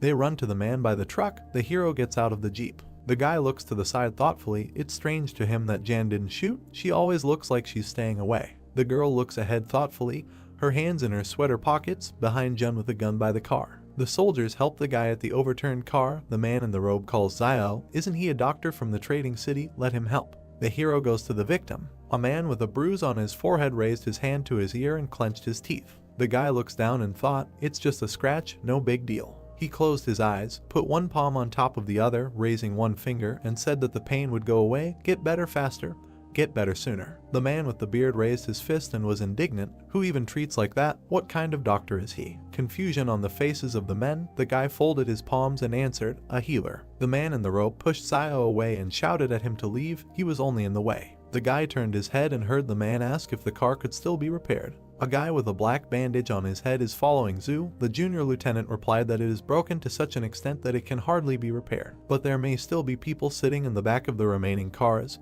He added that this guy, Zia and Cheng will sit in the back of the car. They will have to be patient a little. Zia and the guy with the headband nervously replied, okay. Smoke from a damaged jeep. People are walking towards the truck. Everyone is in their car, moving on. Zia jumps into the back of the truck. The guy standing next to him complained why they didn't tell this tramp to ride around in the back of the car, all because he's a conductor. Zia screamed, clutching his throat and rolling his eyes. He fell next to the car. The soldiers ran towards them, asking what was the matter. Zhu inspects the body with a pistol and said loudly that there is nothing unusual there. He sat up and checked the guy's neck for a pulse. He froze in surprise and said that he was no longer breathing. Zio frowned, a drop of sweat on his cheek, looking ahead. A man in a black robe runs towards the truck and asks what happened and how he died. The guy with the black bandage on his head said in fear that he didn't know.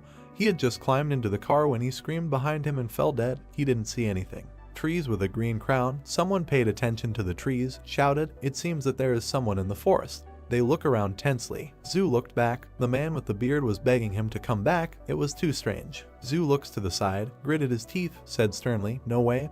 This time they took an order that cannot be cancelled, so either they all die or it will be completed. Xinyu approached them and shouted to stop arguing. They needed to get out of here immediately. She looked to the side and said that Zio would lift Xia into the back and ride in it himself. The hero raised Xia's head, pulled back his hood, and there was a bee sting on his neck. The man with a beard pointed his finger into the back of the car and told the guy sitting there to get into the front car. Zio examined the wound, wondering if bee venom could kill an adult in a few seconds. He looked back gloomily. The man asked what he was waiting for. He needed to load the body into the back. The guy replied. Now, he thought that this wilderness was becoming more and more dangerous. A black bag with a body in the back. Zio took a bite of the cookie and asked what he couldn't do at home. He needed it all. He sits in front of the bag, eats cookies, takes a new pack out of the box, said that in the end, he lost his life. And because of his death he was forced to sit back in the back, added that if he doesn't finish all the cookies in the car today, they won't call Zio. The men in the car looked back with displeasure. A guy with a beard asked who this guy was talking to. Another suggested that he was really sick in the head.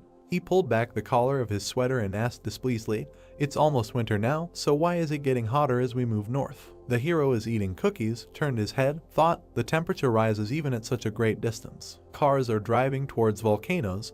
He thought that there are several active volcanoes in the vicinity of Mount Jing, and they are very active. Radiator grill on a jeep.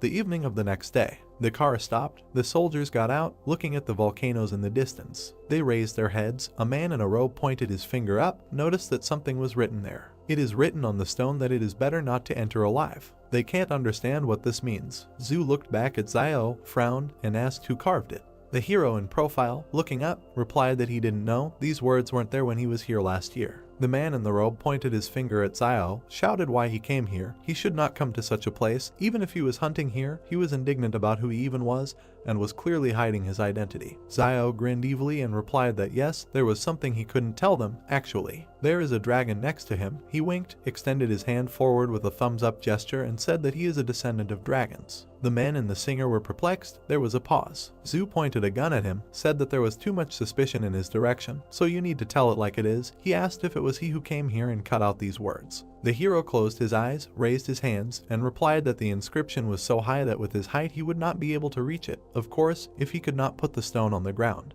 The man with the beard shouted angrily that he never answered what he did here in the past. Zhu scratched his head and said that last year he encountered a pack of wolves, and the wolves drove him here. The man was indignant, shouted what nonsense, how could a child survive an attack by wolves, asked, well, what made the wolves leave him alive? Zio frowned, looked to the side, and replied that at that time he was not the target of the wolves, he just happened to be there. The hero runs away, saying that he was in a hurry to hide in the forest. A pack of white wolves with glowing eyes, he didn't expect them to catch up with him. As for how he survived, the guy looked back at the wolves. They stopped chasing him as soon as he entered the Howling Wind Canyon. Zhu and the group members opened their mouths in surprise. Sunset, a whirlwind of wind among the rocks, the man asked. Even the wolves stopped chasing him when he came to this place. In this place there is something worse than a pack of wolves. The guy raised his hand, eyes closed, replied that he was hiding inside for 2 days, and when they left, he just came out, so he doesn't know what's next. He opened his eyes. One of the soldiers remarked, they know about people with superpowers. The guy in the blue sweater spread his arms and said, maybe this inscription was left by one of them. A swollen vein on his temple. Zhu ordered him to remain silent. This is a military secret. The bald guy in the blue jacket frowned, objected. Who is he pretending to be?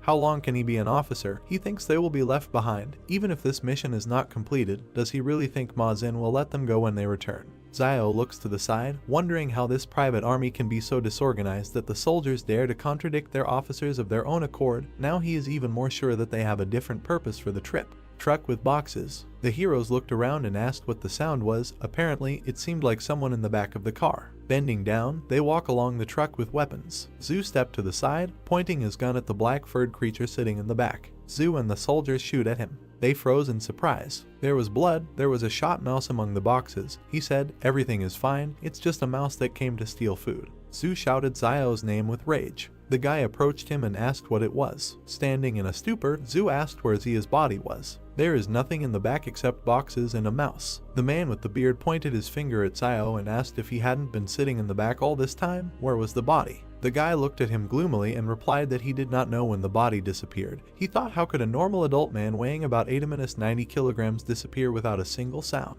A man with a beard turned to the junior lieutenant and said that they should return.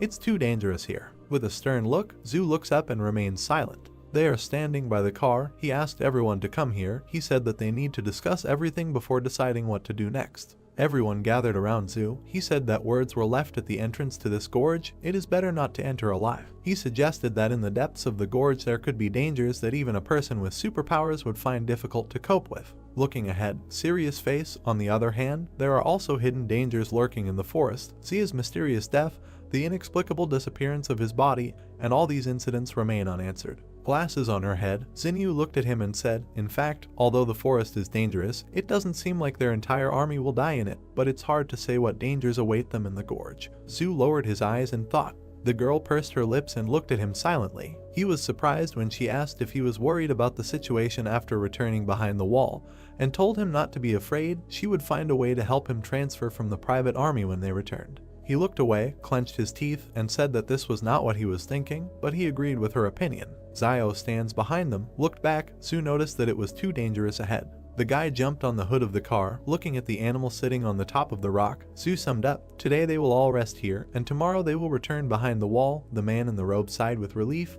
This is great. Zio frowned and opened his mouth in amazement. A white wolf with glowing eyes bared his teeth. The guy turned and shouted, there are wolves here, quickly into the gorge. Xinyu looks up in surprise. The guy in the robe shouted, has he gone crazy, wants to die. Zio jumped into the back of the truck. He looked back and angrily shouted at them to run into the gorge or die right now. He grabbed the dead mouse. A pack of wolves is heading towards the gorge. The wolf attacked one of the soldiers, the others ran away. The predator jumped into the back. The hero with the mouse in his hands looked back. The guy jumped down, the wolf behind him. A man in a robe points his finger forward, pushing away a guy who is trying to get into the car, shouting to let them go quickly. Zio bent down, his hand on the wheel of the truck. The wolf pounced on the soldier by the jeep. The wolf eats its prey. The hero looked at them and ran past. The car overtook him and turns around. The jeep drove up to the hero. The car stopped next to him. Jan opened the door, extended her hand, and asked her to climb in. The girl's pistol is pointed at the driver's seat. The hero looks at her. He thought, she didn't seem to be around. Maybe she was leaving to reconnoiter the situation, and in order to save him, she actually threatens the driver with a pistol. Frowning, he wondered how a car could outrun a wolf on this terrible road in this wilderness. Yang pulled out another gun and pointed it at him. He was scared. Sweat was running down his face. The girl screamed for him to get into the car. The wheels of the cars hit the gas. They leave the pack in cars. Wolves in blood, glowing eyes. The predators turned and went into the forest. The soldiers got out of the cars, looking back in surprise. They really weren't trying to enter the gorge. They were saved. The man with the beard, embarrassed, looked to the side and said that it seemed that the tramp had not lied to them earlier. The guy was holding a rat by the tail. The man pointed his finger at him and asked what he was doing with it. Zio took it in his hands, closed his eyes, answered to eat it, or he thinks that he just took it to wear it. The men look at the dead rodent with disgust. The hero said that the food was in the back of the truck, and he stayed there. What else will they eat? This mouse ate his cookies, and he will eat hers. That's fair. The girl stuck a knife into the mouse lying in the guy's hands. Yang raised her index finger and said that she wanted to share, and in exchange she could lend him this knife. Huge spider legs above Zio's head. He asked with a sly smile, how about giving it to him? Blood splashes. The girl shot at a huge spider next to the hero. He dropped the mouse. The spider fell to the ground. The guy clenched his teeth and looked up. The heroes look up. Many spiders are descending towards them from the mountain. A spider with glowing red eyes opened its mouth. The guy shouted what it was. He looks up and shouts to everyone to run away. A blue screen appeared in front of him with a task. He needed to help at least 10 people escape from the gorge. Zio shouted with rage that he should not interfere with his help. Dark silhouettes stood near the vehicles and shouted about what it was and that they needed to run. The insect flew over 3 cars. When the beetle was near the car with the cargo, someone started shouting for people to get into their cars. The insect flew further. It noticed a man running along a car without a body. The monster readied its chalicery while the man continued to run and call for help. The man turned around, sweat appearing on his face. An insect with glowing eyes knocked the man to the ground. Many monsters with red eyes descended into the gorge and chased the fleeing people. Someone tripped over a stone and fell. The man was trembling, sweat appeared on his face. A monster with red eyes was preparing to attack him when he stuck his hand out in front of him. Red liquid splashed to the side. Zio cut off the monster's head with a knife. The main character opened his mouth and looked away. A man lay on the ground with empty eyes and foam at the mouth. Zio grabbed his clothes. The guy threw the man on his back and ran away from the horde of monsters while he asked him to wake up because he needed him to drive the car. The main character ran to the car. When Zio threw the man into the car, he hit his head on the steering wheel. The man grabbed his head with his hands and clenched his teeth, and the guy asked him if he had woken up and said that if he had woken up, he should get behind the wheel as soon as possible. Zio turned his head to the side, sweat appearing on his face. A girl in a white cap pointed a gun in his direction. She shot at the monster who was trying to attack the main character. Smoke came from the gun as the guy looked disdainfully in Yang's direction. The girl opened the car doors and told Zio to get in. Ian and the main character climbed into the car and closed the doors. They looked into each other's eyes. A man turned in their direction, holding his head with both hands. His eyes widened as the guys in the back seats yelled at him to go and not wait. A monster with red eyes appeared in front of the man. Zio stuck a stick into him, and Yang fired a firearm. The man gritted his teeth and changed gear. The monsters were chasing the car, rushing forward. The main character looked out the window and looked back when he thought that they had finally broken away from them. The guy turned his head to Yang when she said that she had just seen him running with the driver on his shoulders and that he was strong. The man with the earring in his ear turned his head, opened his mouth wide and asked the guy if he saved him, and then thanked him and said that if it weren't for Zio, he most likely would not have survived. The main character looked up, where a system notification appeared stating that he had received the 74th gratitude coin from the driver. The car was driving along the gorge when the guy replied that he didn't have to thank him, and that he only saved him because he needed a driver. And the man replied that everything was fine, because in any case he was grateful to him, and that he regrets what happened before and promised that he will repay him for everything.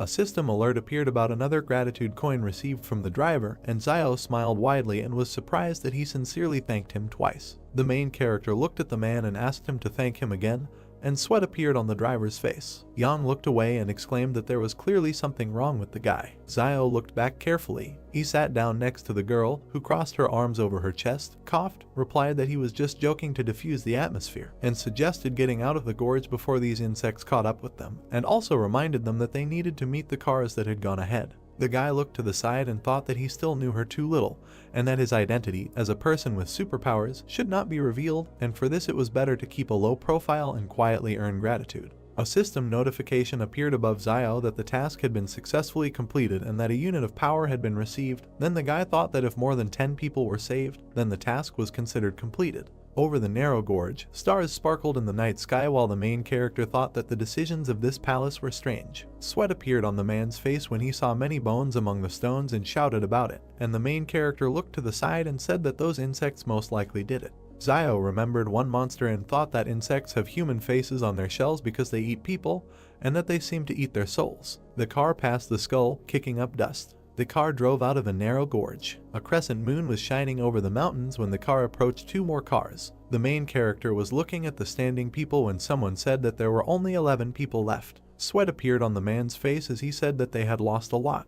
The man opened his mouth wide and began to shout that he said that they needed to turn back, but they still went into the gorge, and that it was not for nothing that it was written on that stone that it was better not to enter alive. The man wondered why they didn't listen right away. People stood opposite each other and did not understand what was the point of talking about this now, and that if someone wanted to return, then let them leave, because the wolves were probably already waiting for them. Someone said that they had no choice but to go into the gorge and that they were lucky to survive. The man covered his face with his gloved hand, clenched his teeth and muttered that they were taking a break, and that it was useless to argue, because now the most important thing was to work together and get out alive. The girl with glasses on her head opened her mouth and asked him what kind of mission he came to these mountains with. The main character stood and looked decisively forward. Zhu opened his eyes and sweat appeared on his face. The man clenched his fist in front of him, looked at the lieutenant and asked him what the purpose of his visit to the mountain was. Behind the lieutenant stood Zio as he asked the man who asked the question who they were so that he could tell them his purpose and reminded them not to forget that they were just strangers in the company. The main character sat on the hood of the car and thought that he had heard that the group was just trying to get to the other wall and decided to go along with these privateers, and that it was not unusual that ordinary soldiers did not want to talk about it. The man in the cap looked to the side and asked how to be one. People turned towards the lieutenant and began to tell him to tell them what their mission was, because so many of their brothers had already died along this path. Zio looked at Zinnia and decided that she was also not simple, since one word of hers provoked a conflict between ordinary soldiers. A girl in a black jacket approached the guy. Young stood in front of Zio and said that she was hungry, and the main character gritted his teeth and asked her why she was telling him this, because she was not his girlfriend. She extended her hand to the guy and asked that in this case he would return her knife to her. Young pointed a gun at the guy, and he sat her on a stone and said with a smile that he would bring her something to eat, and then asked if there was something she didn't eat, to which the girl answered in the negative. She remembered opening the car doors, said that she had thrown the previous mouse into the trunk, and told Zio to use it for cooking. Sweat appeared on the protagonist's face, and he, smiling, thought that the mouse that he threw away to escape the swarm was actually picked up by Young. That is, she stole food from the swarm of insects, and out loud he agreed with the girl's proposal. Over the fire, a hand held a stick with an animal leg. Cheng opened his mouth wide and told the man opposite that now they were all in the same boat,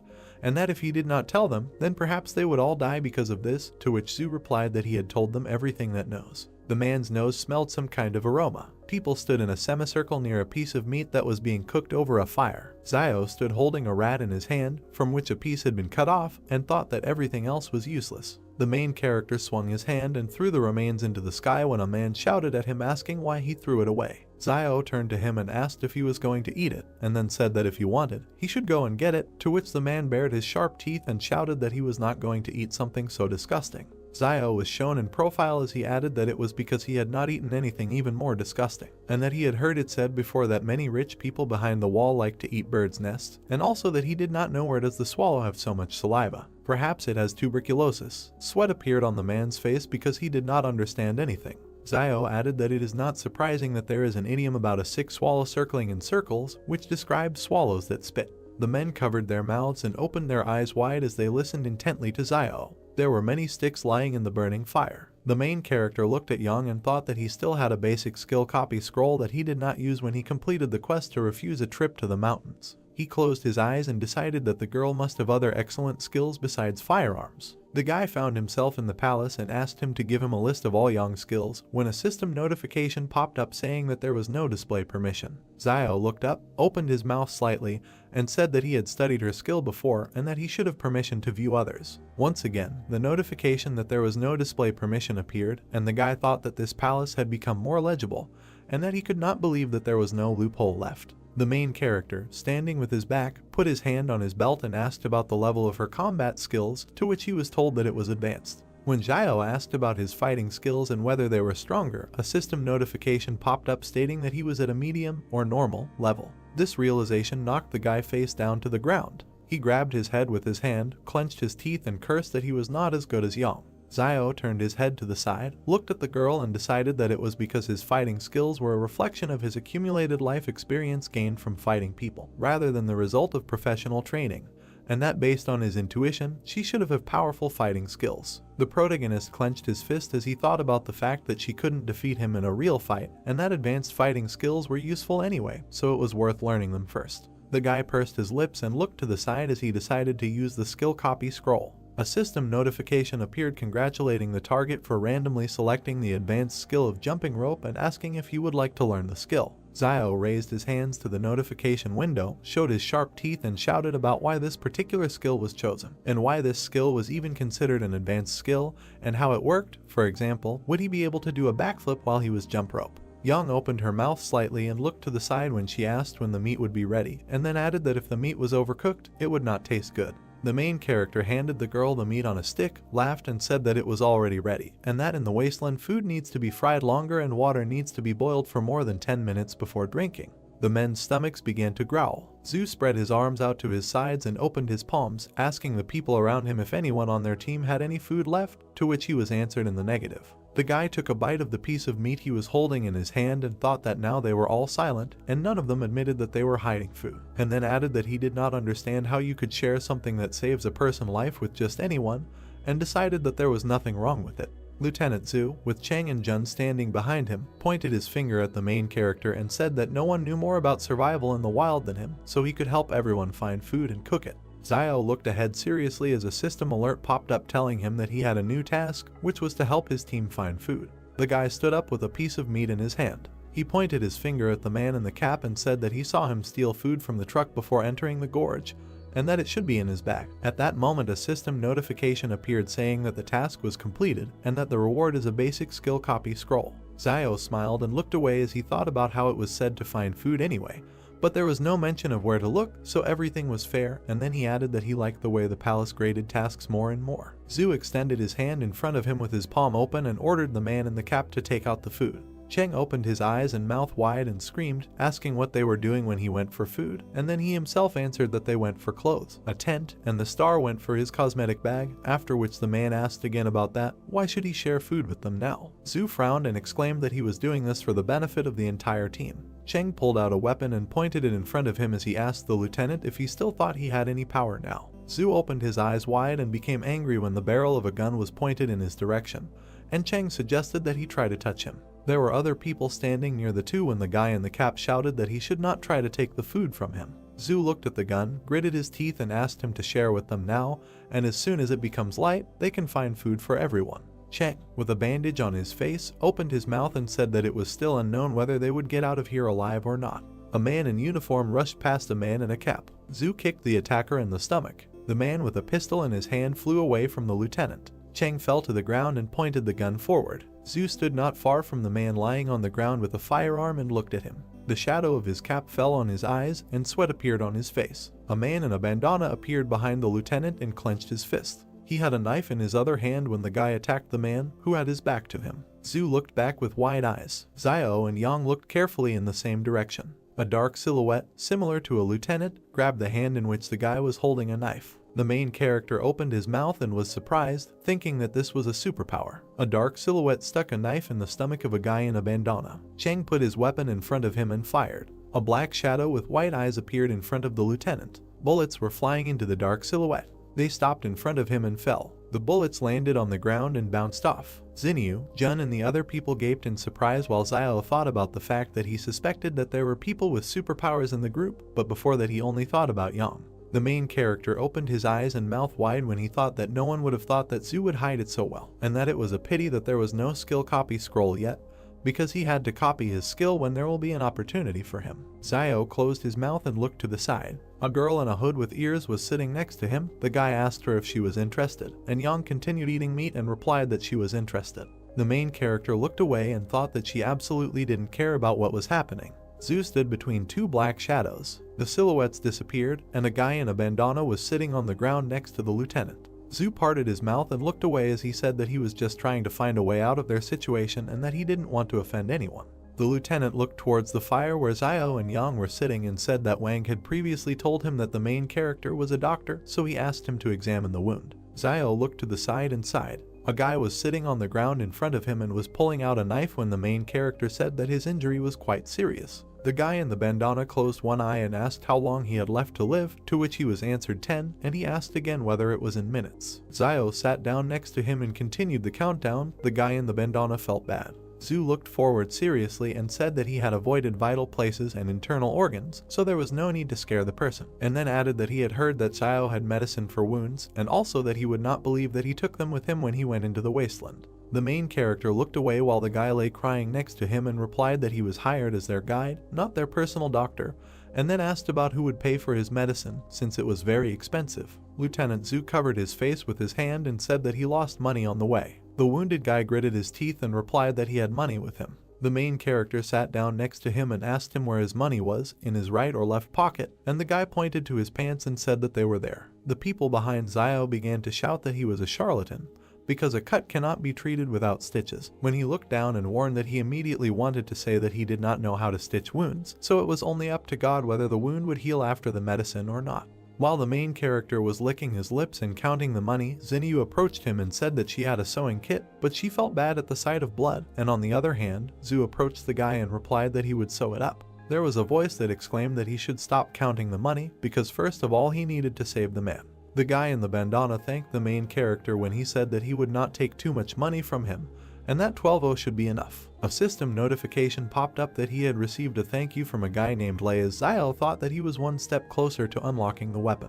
Gloved hands stitched the wound using a needle and thread. Lieutenant Zhu frowned. He said that now he was not going to hide this from them, and said that in fact, in this mountainous region there were remnants of a civilization that existed before the disaster. While he was stitching up the wound of the guy who was being held by the hands, the man added that they were sent by the higher authorities to map out a route to the ruins in these mountains so that the main group could come and explore later. Then the lieutenant discovered that this mountainous region contained mysterious powers that could develop animals and, possibly, help them, superhumans, so he decided to move on.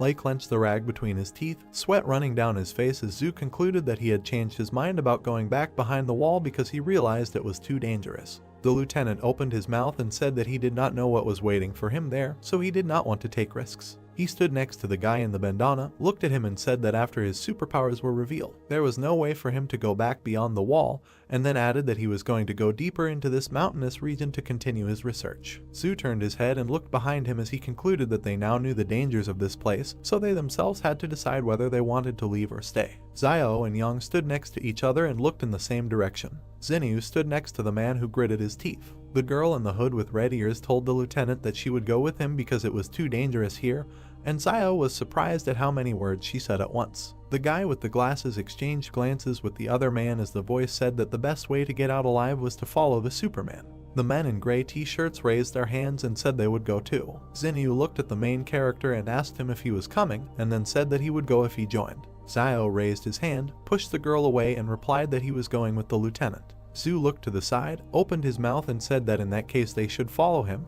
and that they would leave at dawn.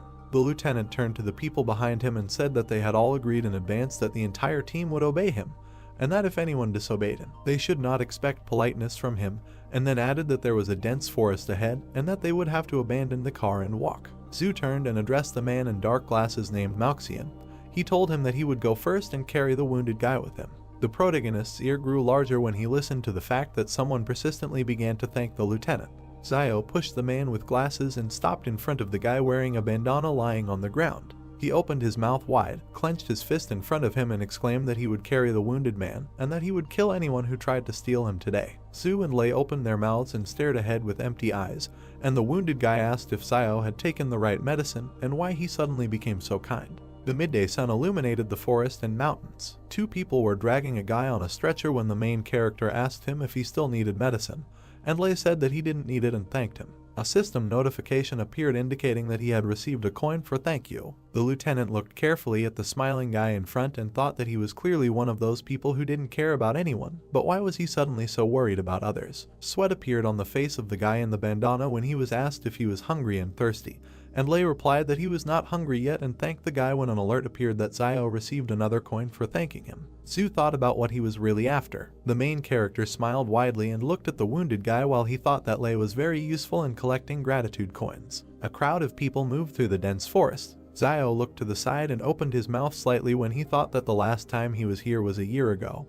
and that since then the trees had become much taller and more luxuriant. He decided that this was strange. The guy's profile didn't change when he heard someone asking why he kept touching her. In front of Xinyu stood a guy who smiled while he talked about what was wrong with touching her, especially since he wanted even more. This guy narrowed his eyes, laughed disgustingly and asked what she thought about tonight. The girl in the top and short skirt opened her mouth and told the guy not to come near her. Steam came out of his nose. They put a gun to the back of the guy's head. He raised his hands while Yang stood behind him and Xiao watched it all. The girl turned to the main character and told him that this guy's gun was his. Xiao pointed his finger at himself and asked if she meant him, and Yang confirmed. The main character threw the stretcher with the wounded guy and walked towards the girl when he said that there was no need to ask him twice. His hand removed the firearm from its holster as he exclaimed that he had found it. The guy opened his mouth wide, looked towards Yang and asked her if she knew how severe the charge was for depriving private troops of their weapons, to which the girl replied that if he threatened her again, he would die. Yang looked away when asked about what if she gave the gun to this tramp if he couldn't use it anyway. Xiao held a firearm in his hand and looked at it carefully. The guy who harassed Xinyu ran into the forest when Yang told him to get out.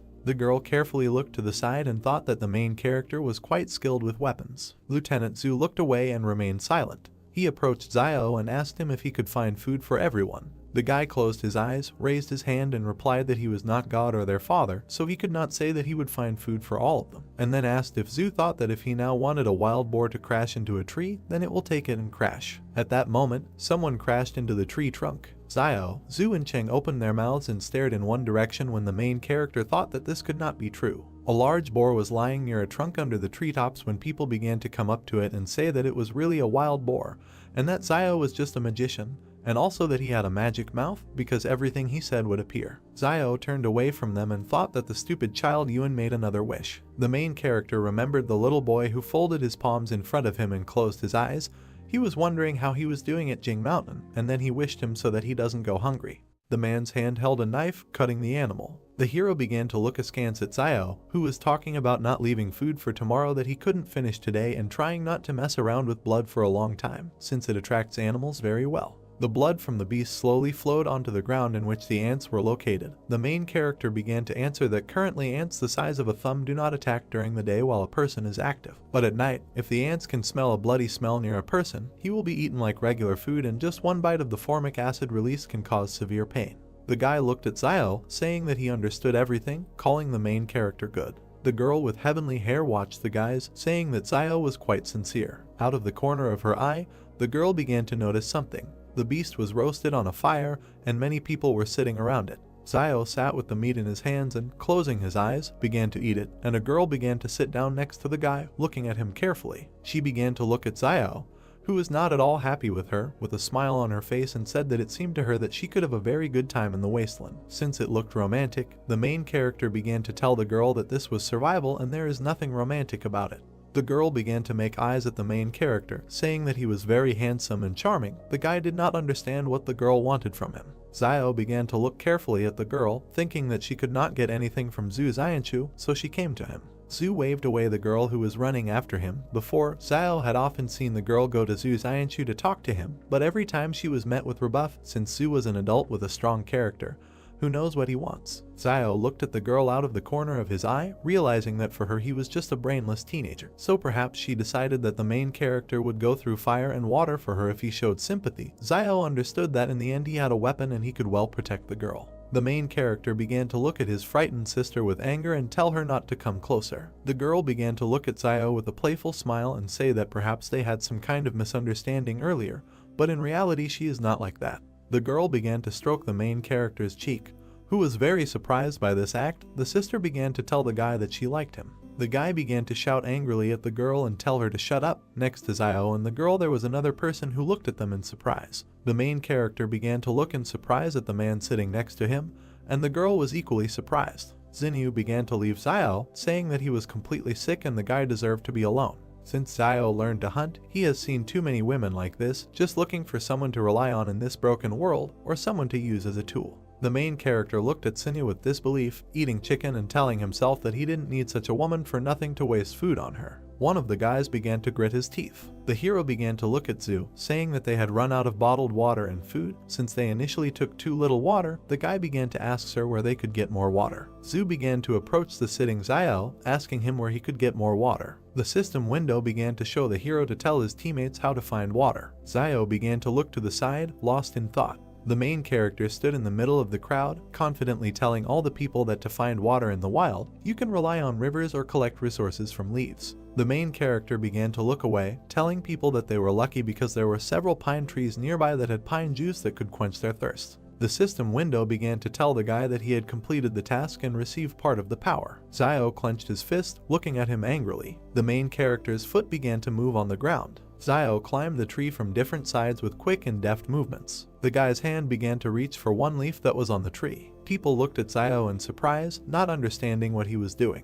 The guy began to look down on the crowd, holding the grass and telling them all that if they did not want to die, they should do as he did. Zio began to close his eyes and open his mouth to squeeze the grass from which the juice came. People asked the guy if it's really drinkable. Zio looked at everyone, wiping his mouth and talking about drinking this, whether they like it or not. The main character began to look away with dissatisfaction. Yang and Zhu began to approach Zio and began to look at the grass. Yang began to bring the pine needles to her mouth. Zio began to look at the girl with a smile on his face, happy that she was doing this. The main character began to look in surprise at the system window, which showed that the target's advanced skill was randomly selected, which was bomb making. Zio was offered to study all this. The guy began to look at Yang, who was taking the pine needles. The main character could not understand what kind of training the girl had gone through and why her skills were so severe. Zio was wondering if the target had the skills of covert killing. The system window began to show the guy that she had analyzed the target and an advanced stealth killing skill had been found. Zio began to look at the girl with a smile, thinking about whether she had the skill of singing children's songs. The system window immediately began to show the advanced skill and say that it had been found.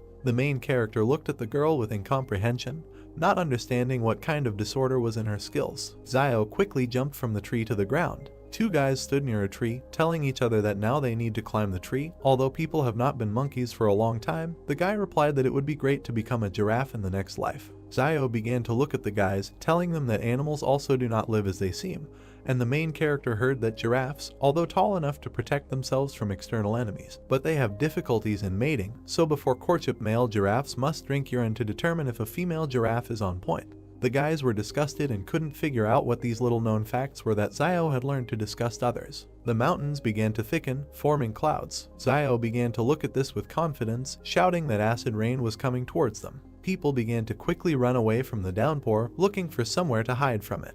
The main character put on a hood, hiding from the rain and looking down. Some people began to carry the guy on the couch, who was unconscious. Cave. People began to stand in the cave, looking at the rain and rejoicing that they had it nearby. Hands began to set the torch on fire using a lighter. The guy was holding a torch in his hands, next to which there were people. The hero began to point in surprise and fear at the wall, telling him to look at it. There was someone's inscription on the wall, which said that they saw strange dark figures in the forest that disappeared. No one could understand what it meant. Huge red lightning began to appear near the cave, shooting in different directions. People looked at the wall in the cave, asking each other about who carved it. If they lost anyone along the way, everyone began to say that they lost Zuzu's body and nothing more. Sir Zu began to look forward confidently, telling everyone that he had not heard that anyone from their 113th wall had crossed the mountain before, and perhaps someone from the 112th had taken refuge here and left a message. However, everyone understood that if they had a satellite phone with them at that time, they would have transmitted the signal. Zio began to look askance at Yang, telling the guys that he had heard Teacher Jang say that there were telephones behind the walls, but no one knew what satellite telephones were. Yang began to look at the main character, calmly saying that people had captured several satellites created before the disaster, and these satellites make it possible to maintain communication between different walls. One of the guys began to open his mouth wide, waving his arms, saying that this time the senior management did not provide them with satellite phones and they must be trying to explore the area with the help of human lives. And if everyone died, it would mean that in the depths of the mountains there is a danger. Su began to tell the guy not to speculate without the slightest information. Sir began to look at all the people, saying that it was already late and someone should take turns on duty today, and he would be on the first shift, and the rest, not counting the girls, would take turns. Zio looked carefully at the guy, believing that this was the decision really protects from dangers outside, but also for the main character. Internal security was no less important, and in the end he only took a gun today. Yang began to look at the surprised Zio, saying that the first half of the night would be his and the second her. The main character looks at the girl, noticing that he and Yang have no need to quarrel and they still trust each other, and the girl is not weaker than the guy, and if we think that the current situation is dangerous, they can protect each other. Zio smiled, telling Yang that he agreed with her. The girl began to move away from the guy, saying that she had gone. The guy began to ask Yang if he should go with her, but the girl refused. The guy looked at Yang confidently, not understanding why she was so brave and what supported her confidence. Xinyu began to look at the guy with a smile, telling him that he would go with her, since Zio really doesn't understand girls. The main character began to look in surprise, not understanding what was wrong. Crowds of people stood in the cave, still watching the rain. The two men began to smile and grin, saying to each other that it would be a pity if these two girls went missing. The rain didn't stop pouring. Xinyu began to approach the guys, who asked him if there was anything unusual. The girl said that everything was fine and there was nothing there. The three guys began to look at Xinyu and say that this was good and they would also go out to relieve themselves. Zhu began to look at the guys, telling them to go and come back quickly. Without stopping for a smoke break, the heroes said that they would do everything. Zio sat on the top of the cave, looking at all the people. The main character began to look at something. Xinyu looked at Yang with a smile. Zio understood that Xinyu was behaving like a star who was trying to go to the next wall to expand her fame. The guy could not understand why Yang took such a risk. Zio heard that the girl had previously given Xinyu some money because she wanted to follow the team to wall 112 to find relatives. The guy couldn't believe it was so simple. The main character looked at the girls with disbelief. He understood that Xinyu and Yang demonstrated a particularly close relationship throughout the journey, and the previous joint eating of fish and helping Yang and Xin created the impression that their relationship was much more than just a worker and an employer. Zio looked at the two heroines, wondering what they were talking about. Xinyu looked at Yang with a smile, telling the girl that they could leave Jing Mountain together in a couple of days. Xiao began to understand that the girl understood that he had an alliance with Yang, and after the girl could not come to an agreement with the guy, Shi went to recruit Yang. Xinyu's hand began to offer Yang a wad of money, saying that it was gratitude for the fact that the girl had helped her earlier. Yang began to take the money, and Xinyu asked her if she would continue to help. Yang began to tell the girl that she did not want to help leave the mountain, but she could make sure that Xinyu died with dignity. Xiao began to look slyly at the girls, realizing that these manipulations were causing deja vu in the guy. A fire began to be lit in the cave. The guys looked at the exit, not understanding why they left and never returned. Yang began to look at the time, saying that almost 10 minutes had passed. One of the guys started opening his mouth wide and screaming that there was something wet in the place. The guys ran away from the exit, afraid to find something there. Xiao began to look at the people in surprise, standing next to the exit from the cave. Rain began to drip on the ceiling of the cave. The guys looked with fear at the drops that fell on the floor and realized that this was a false alarm. Xiao began to point his finger at the drops, saying that they could get water directly from here, since the rock formations filter the water even purer than water from a well, and it is probably one of the cleanest sources of water in the wasteland. Zhu began to point his finger at the water and, looking at the people, asked if everyone had heard Xiao. Sir began to tell people to collect some water, since although the pine needles were able to provide some moisture, there was too little of it. The meat was surprised that he did not receive thanks. Hands began to hold the flask, pouring water into it. Zhu began to look at the guys who were pouring water and told them that if he finished, he could take over half the night. The guys began to tell Sir to do just that, but first they had to smoke a couple of cigarettes. Everyone was asleep except Zhu, who was watching everyone. Two guys were sitting on the rocks with their backs to Zhu. The heroes held a cigarette in their mouths and glanced slyly at Sir. The guy's feet began to remove the cigarette.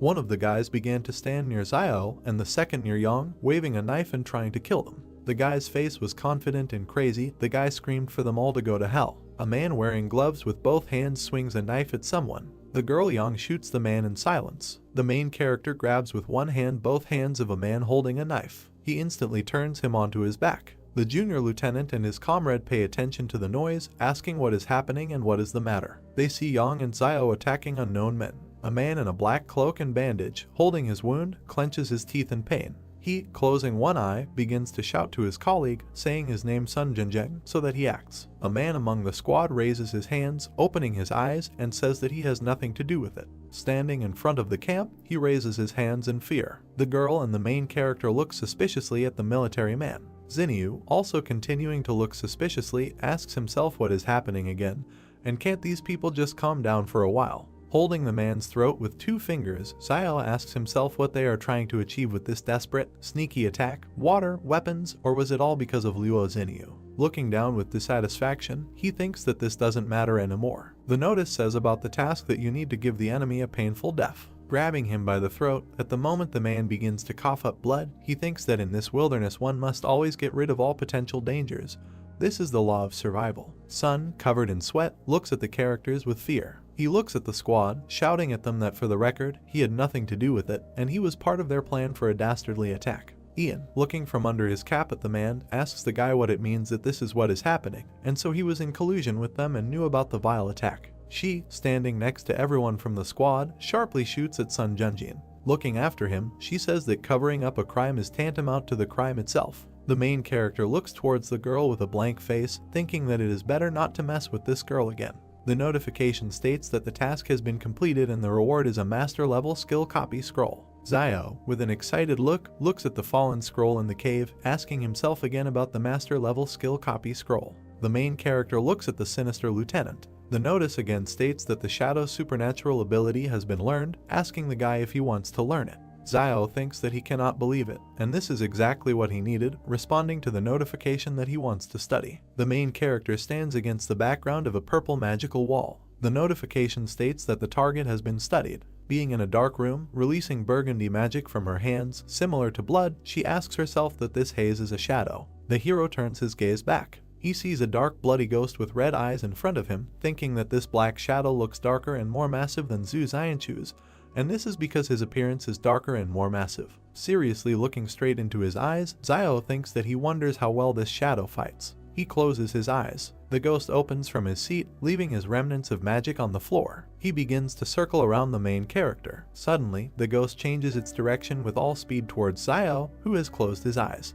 He immediately grabs it with his hand, shattering its magic piece by piece. Holding his fist up, smashing the magic, he notes in his head that this is not bad, and this shadow is at least twice as strong and faster than his own body. He looks forward with interest, continuing to think that the density is also very high, so it is not surprising that Zhu Xianchu was able to use his shadow to deflect the shots. Poking his finger at the notification system, he thinks that according to the palace's prompts, the shadow cannot die and the use time is based on spiritual power. Seriously looking at the system and pointing his finger at it, his thoughts suggest that he can continue to use it as long as his spiritual energy is strong. But how can one calculate something as vague as spiritual power? Looking at the notice, he asks the palace what his spiritual power is. The notice states that the guy does not have access to information. He looks at him with an emotionless face, remaining silent. Against the backdrop of a dark room, he says in his head that he will not cooperate with this palace. Looking at his hand, from which burgundy energy is coming out, he asks himself that this is really strange, and why strength and agility are displayed in numbers, but spiritual strength is not, telling himself that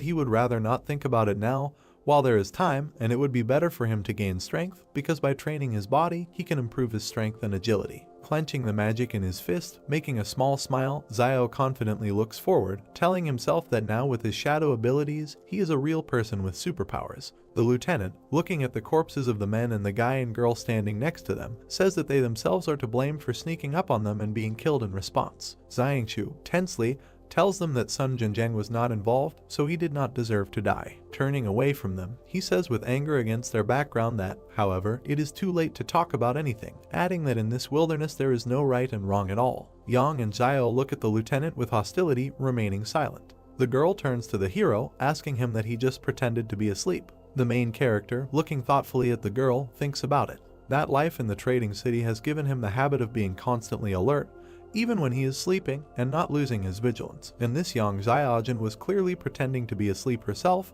but decided to ask him, and he does not understand her. Walking away from Yang, Xiao asks if she figured it out, to which the girl says that she is bored. Two burning volcanoes smoke in the blue sky. The main character looks at the bodies lying in a line in the middle of the cave. He looks emotionlessly at the bloody body on the ground, thinking that he cannot understand how Zuxia's body disappeared earlier. Pursing his lips, he continues to look down, telling himself that these three bodies are lying here and nothing happened, and this is at least strange. The lieutenant and the hero stand at the exit from the cave, looking into the cave, informing them that it is already dawn, and let them prepare to hit the road, although they do not know what dangers lie ahead for them, but they cannot remain in place. Looking ahead, the lieutenant explains that they must find their next campsite before dark. His gaze suddenly shifts to the side, and Xianchu reveals that the two guys who went outside to relieve themselves last night haven't returned, so they're probably going to have something going on. Looking at the military, Xian, Yang, and the protagonist, he says that he hopes that next time they will not go alone, and after all, they have seen what happens to such people.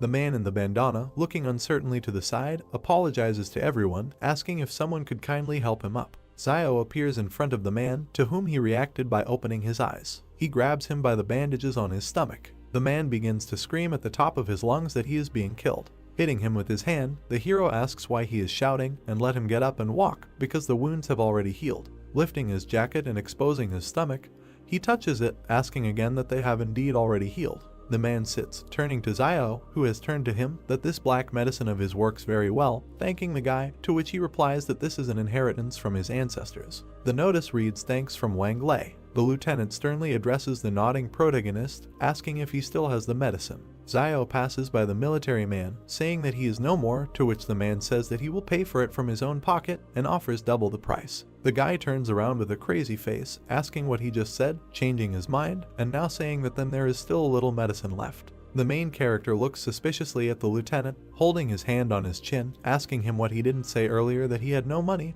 to which the man replies that the three they killed had it, so he borrowed from them. In a funny way, clutching his heart, the main character thinks that he seems to be too inexperienced and did not search the corpses.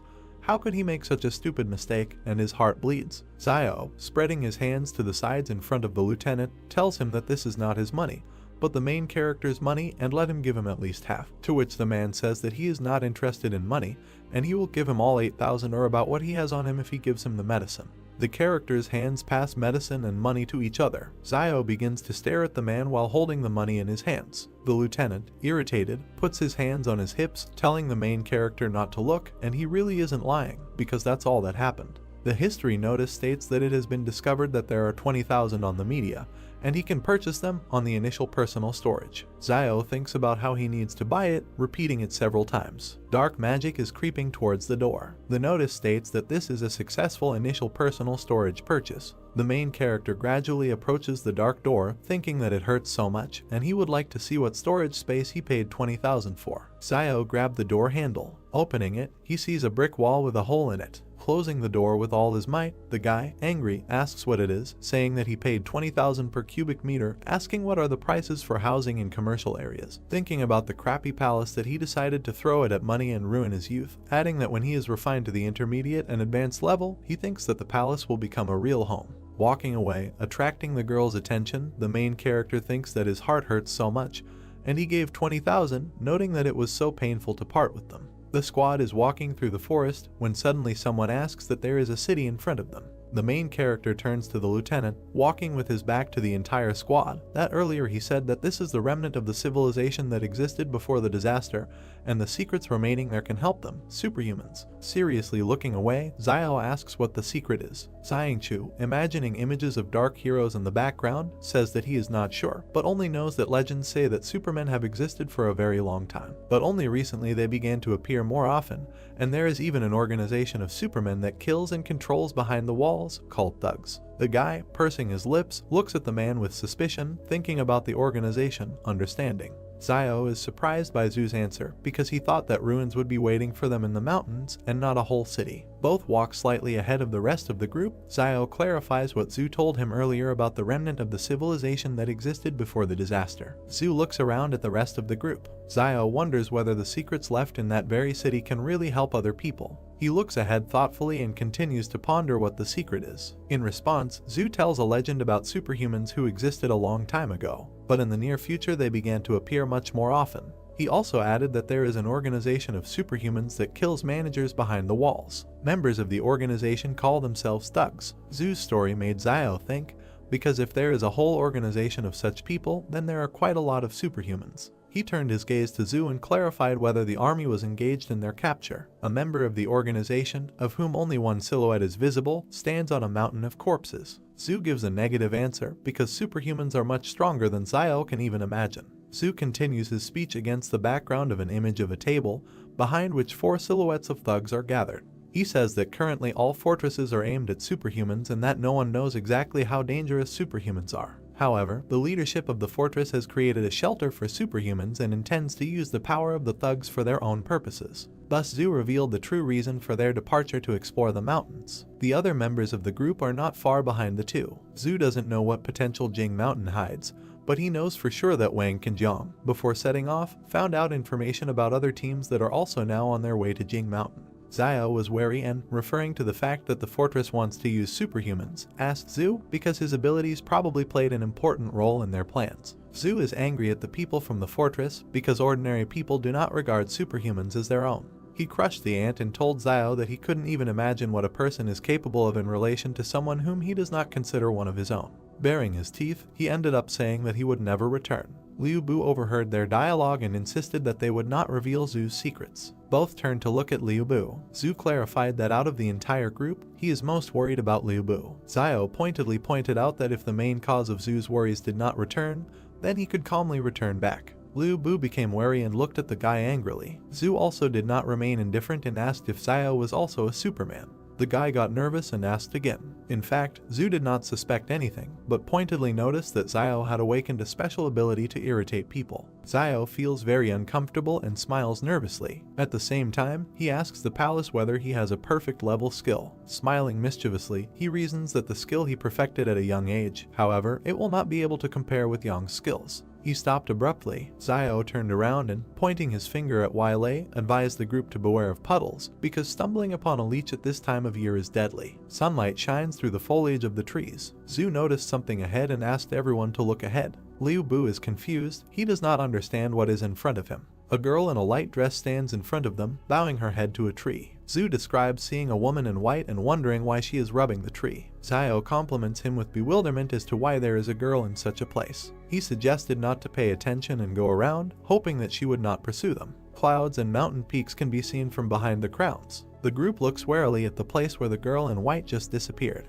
She takes an unnaturally large leap towards them and lands on all fours. Yang and Xiao point their guns at her, and Xinyu looks at the girl in bewilderment. The latter makes an aggressive rotational movement with her arms. Yahello and Liu Bu panic. Zhu decisively takes the situation into his own hands and says that they have nowhere to run, because even if there is something that can stop them now, then there is simply no point in further expedition to Mount Jing. He gives the command to follow him. Zhu and Yang warily prepare to flee. Xiao wonders why he suddenly felt so hot. Xiao shouted to Zhu to use his shadow on the girl if something happened and let him and Yang shoot her. They both went to belay Zhu. Zhu agreed and went on the attack. His palm began to exude black mist. He sent his shadow to attack. The shadow runs straight towards the girl in white. She is moments away from capturing the mysterious girl. The shadow grabs the stranger by the throat and presses her into the ground. All that was left of the girl was a white haze, and Xiao, seeing this, decides that Zhu's ability is quite enough. The whole group approaches the girl, who is still hanging by the throat from the hand of Zhu's shadow.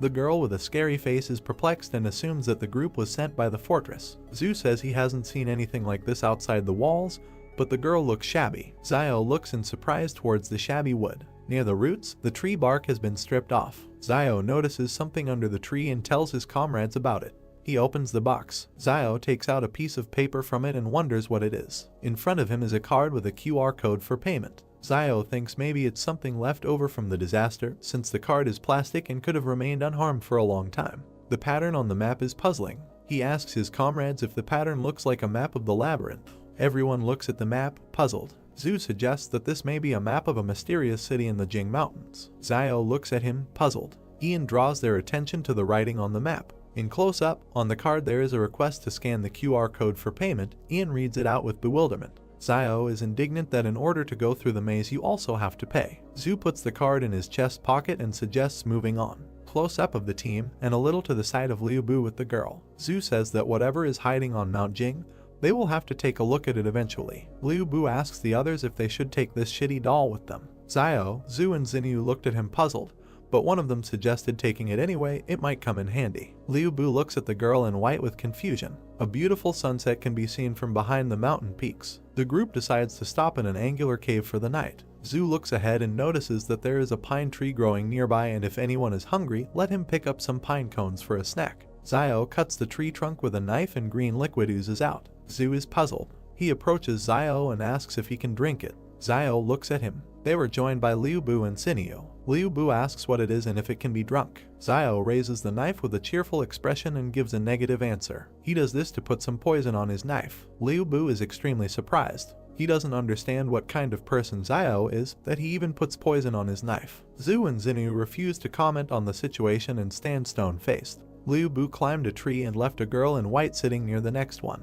He tries to reach the bumps. His foot slips off the bark and he screams. Liu Bu falls from the tree screaming. He lands on his butt and wonders why he is doing all this. There is also a girl sitting in the background. Liu Bu gives into emotions and desperately shouts that at the very beginning they had already decided to return to the fortress, but stumbled upon wolves. If it weren't for this situation, they would have already returned there. It's not for nothing that the idiom says that wolves in bay are the most insidious damn wolves. Xiao, who approaches him, interrupts him and asks whether he even understands what he is saying and what this very idiom means. Liu Bu desperately admits that he doesn't know. Xiao thoughtfully replies that in reality Bei is also a wolf. He continues to speak against the background of a picture of a wolf with a paw in a trap. The explanation talks about a wolf who stepped on a hunter's trap and could not step on his front paw due to his wounds. Two members of the pack approach the wounded wolf to help. Xiao says that another wolf put the wounded man on his back and carried him. One wolf climbs on another. Xiao throws something to Liu Bu, who tries to catch it.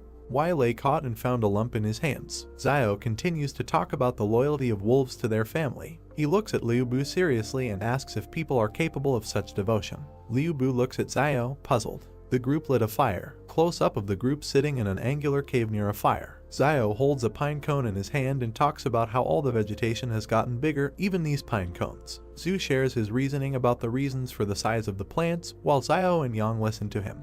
He assumes that it's all about the high oxygen content and notices that despite physical fatigue they are still full of energy, which refers him to thoughts about a constant flow of oxygen. Zio is surprised and thinks that the phenomenon is quite reasonable and has a scientific basis. Yang, Zio, and Zhu are sitting next to the fire. Zio asks about the presence of places like Mount Jing near other fortresses. Zhu looked at him gloomily and answered positively, only there is a note that such objects are controlled by a company called Flame Source. Zio also gloomily asks for the name. He then wonders why he hasn't heard of such a company and whether it belongs to some kind of union. Zhu looks thoughtfully at the fire and, against the background of the emblem of this company, answers Zio, calling the company an independent consortium that controls up to 20 fortresses. He finds it remarkable that they are relatively far from their 113 fortress. Zio justifiably does not know about such a company. Zio responds by asking about knowledge of living conditions in the place controlled by this company. Zhu closes her eyes and waves her naked face negatively. Yang joins the dialogue, commenting on the mystery of the territory controlled by the source of the flame.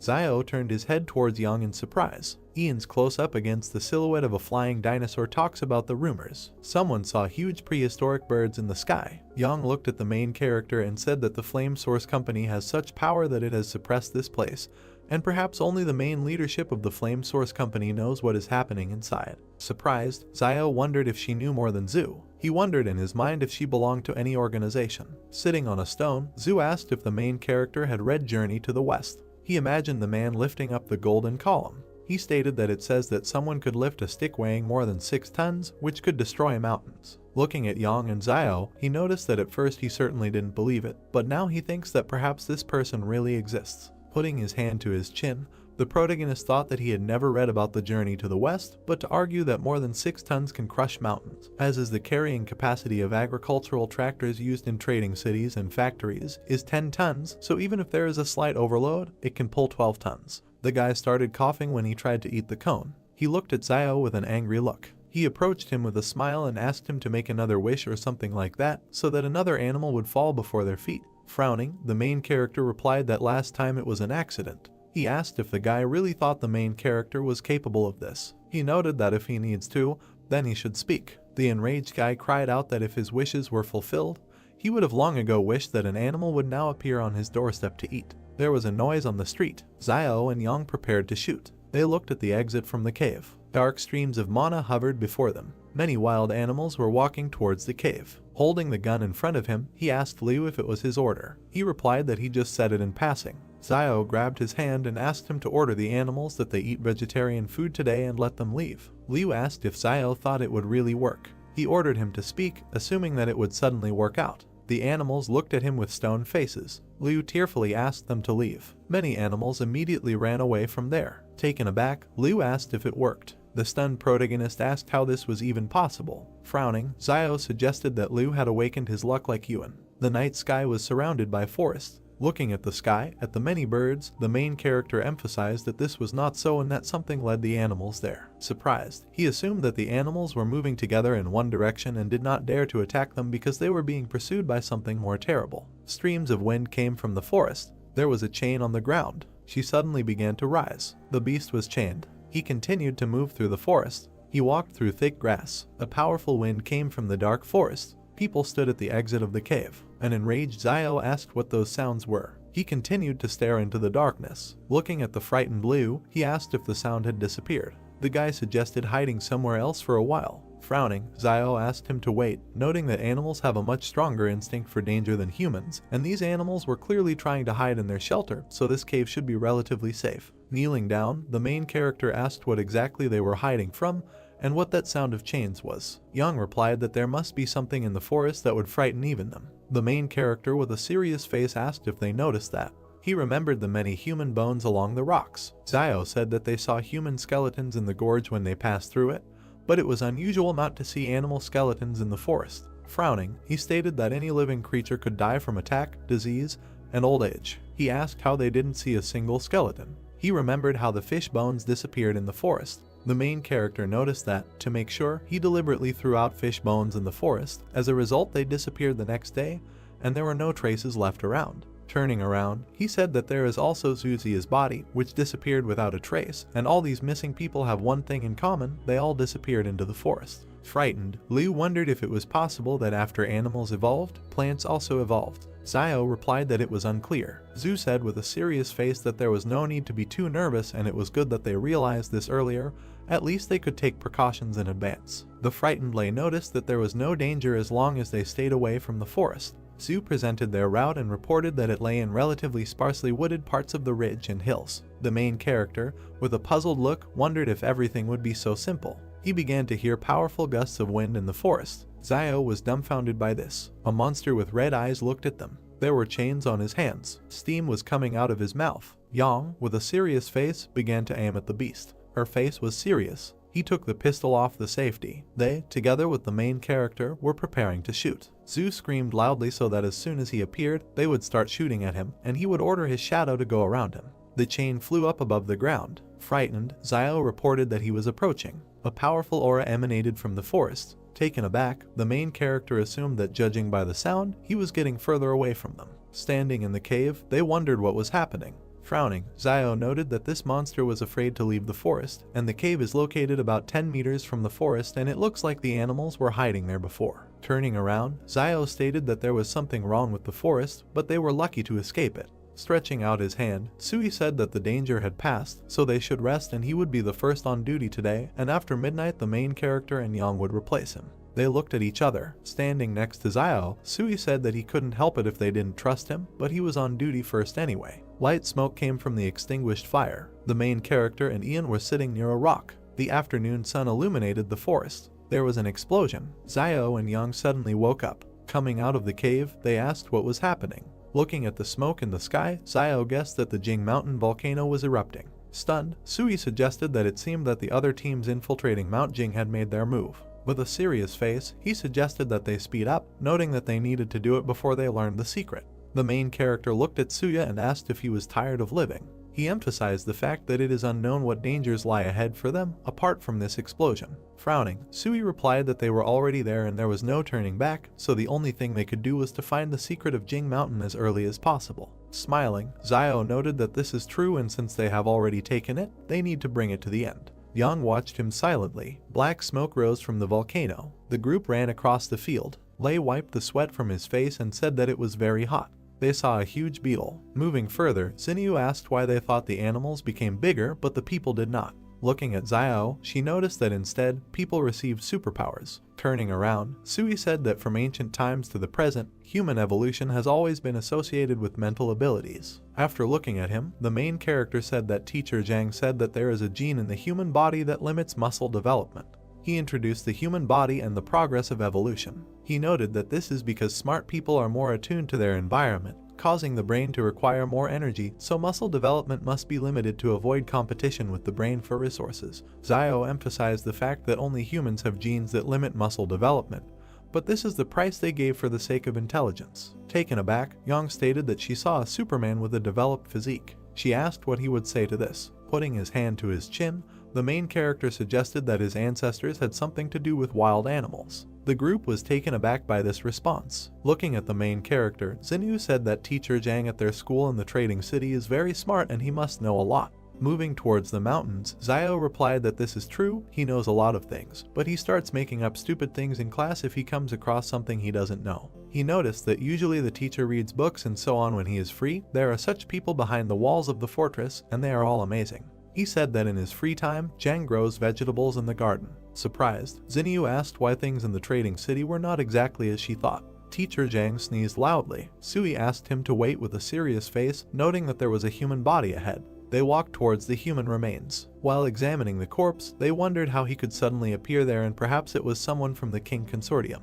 The main character was suddenly taken aback. Holding up the iron pendant, Xiao asked in his thoughts if this was the badge that the soldiers carried with them. He read on it that it was Suzia. The enraged protagonist said that it was Suzia who died from bee venom, and whose body mysteriously disappeared before they entered the gorge. He asked how Zhu could have ended up there. Taken aback, he wondered if something had brought his body there. Raising his hand to the bones, the main character said that judging by the wounds on his body, some animal had eaten his entrails. Examining the remains, Zio asked what animal could have left such teeth marks, judging by the even bites on the body. The frightened Sui cried out that these were marks of human teeth. Turning around, the main character asked if he was sure. Sui replied that he was almost sure of that. Looking away, he revealed that he was bitten on the hand by his first love when he broke up with her while he was still in school. With a cry, Zio asked how he found the time to talk about such things when they were all scared. Looking at the corpse, Sui asked why there were traces of human teeth on the corpse and whether someone had gone crazy from hunger and eaten their own kind.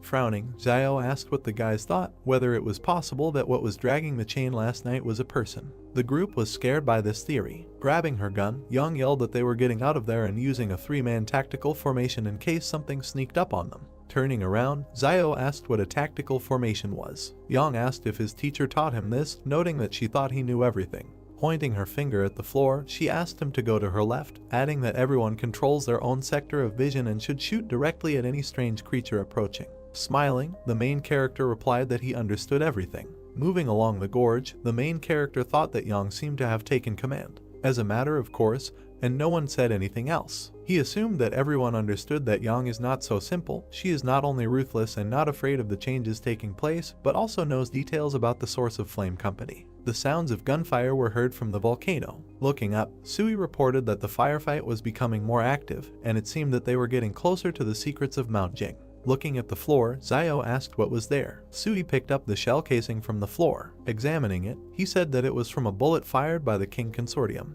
The group was surprised by this. Looking at Zio, Sui whispered that it looked like the King Consortium was also there and had already made their move. The wild boar ran towards them. The group was scared. He ran past them. The guys targeted him and shouted that he was limping and they would take advantage of it. Liu said he never thought he would eat meat again. An enraged Sui ordered the boar to be left behind. Taken aback, Liu noted that he himself ran straight into their arms and they did not eat for almost a day. Smirking, the main character said that he envied them that they had brains, but they didn't even really need it. Liu asked what he meant. Raising his hands, Sui asked if it seemed like they would give away their location if they started frying meat there and lighting an open fire. Liu asked if the safest thing to do would be to defect to the king people if they were there. Holding her cap, Yang noted that the king had come for the secret of this place and would not let them go if they found it. Looking at the guys, she said that in this case the safest thing is to kill them as soon as they meet them and never show mercy. She noticed that to be merciful to enemies means to be cruel to yourself. Turning around, Sui asked them to move on, adding that turning back was certain death and moving forward was the only way to survive.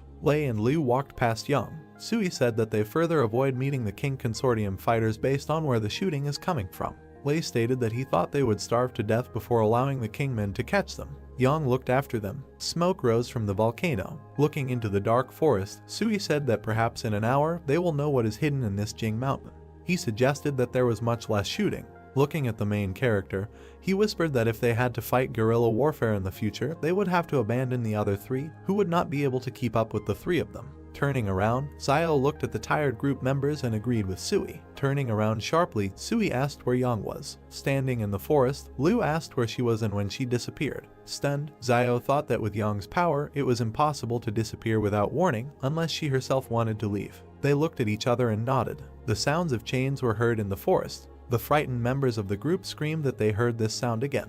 Looking into the forest, Liu screamed that this monster couldn't take Yang away. He saw that the people in front of him had disappeared. Frightened, Liu started screaming loudly and asked where the 2 were. Standing in the forest, he asked why the 2 had disappeared. Lei looked back and said that the sound was getting closer. Liu began to run away from there. He closed his eyes in fear. Lei overtook him. Running after him, he shouted that Lei had just been injured and was already running so fast, and Xinyu was a big star and was running very fast. Liu frowned. He tripped Leia. While escaping from there, Liu asked for forgiveness, noting that someone must be sacrificed in order to survive. The monster rushed at Lei. Stunned, Liu turned around. Blood began to flow from Lei. The monster was sitting on him. Liu and Xinyu continued to run. Closing his eyes, he screamed that he just wanted to come back alive, and there was nothing wrong with that.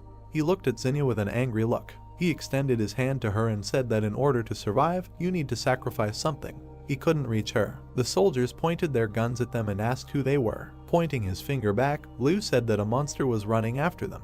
The military surrounded them and ordered them to sit on their knees and put their hands on their heads. Raising his hand to the headphones, the soldier said that an escaped test subject had been found and he was requesting support. The soldiers began to advance into the forest. The monster rushed at them. The military started shooting at him. The animal avoided being hit by bullets. The soldiers tied their hands with a collar. They picked them up. The soldiers found a girl's doll under Liu's cloak. They began to examine her. The monster continues to advance through the forest. As Xiao walked up the mountain, he thought that when Yang was still around, the group held each other back, forming a short stable team, and now that Yang suddenly disappeared, the team instantly collapsed. Frowning, he noted that he and Sui had unspokenly decided to go it alone and, after all, they couldn't trust each other yet.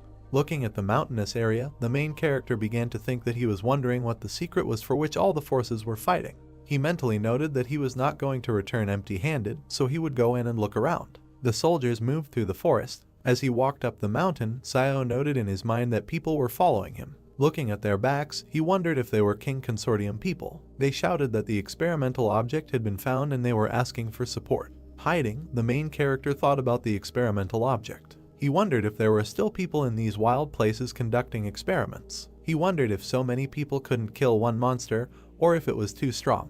Looking around the treetops, Xiao noted that, however, this monster had attracted their attention, so he could take this opportunity to act stealthily. He was hiding behind a stone. While examining the base, the main character asked why they needed a place where there had recently been an explosion. He saw the scientist collecting the blood of the beast. He closely watched the man in the white coat. He began to sneak up on him. While looking around the ruined settlement and scientists, Xiao wondered if the King Consortium was capturing mutant beasts, noting that he feared that these beasts could not escape the fate of being studied. He was suddenly surprised. He saw a man on the roof of a building. Xiao looked at the guy in the white shirt. A man is depicted in a white suit and blue tie, looking down intensely. The main character looks at him, hiding behind a rock, and thinks that perhaps this is the man in charge of this operation. He notes that if on a normal day he saw someone in a white suit roaming the wild lands in a white suit, he would write off would be like a weak-minded person. Xiao stares at him. We see how the main character looks at the roof of a building, on which a man in a white suit points with his finger and says something. The main character thinks that this man now standing on top of the building, on the contrary,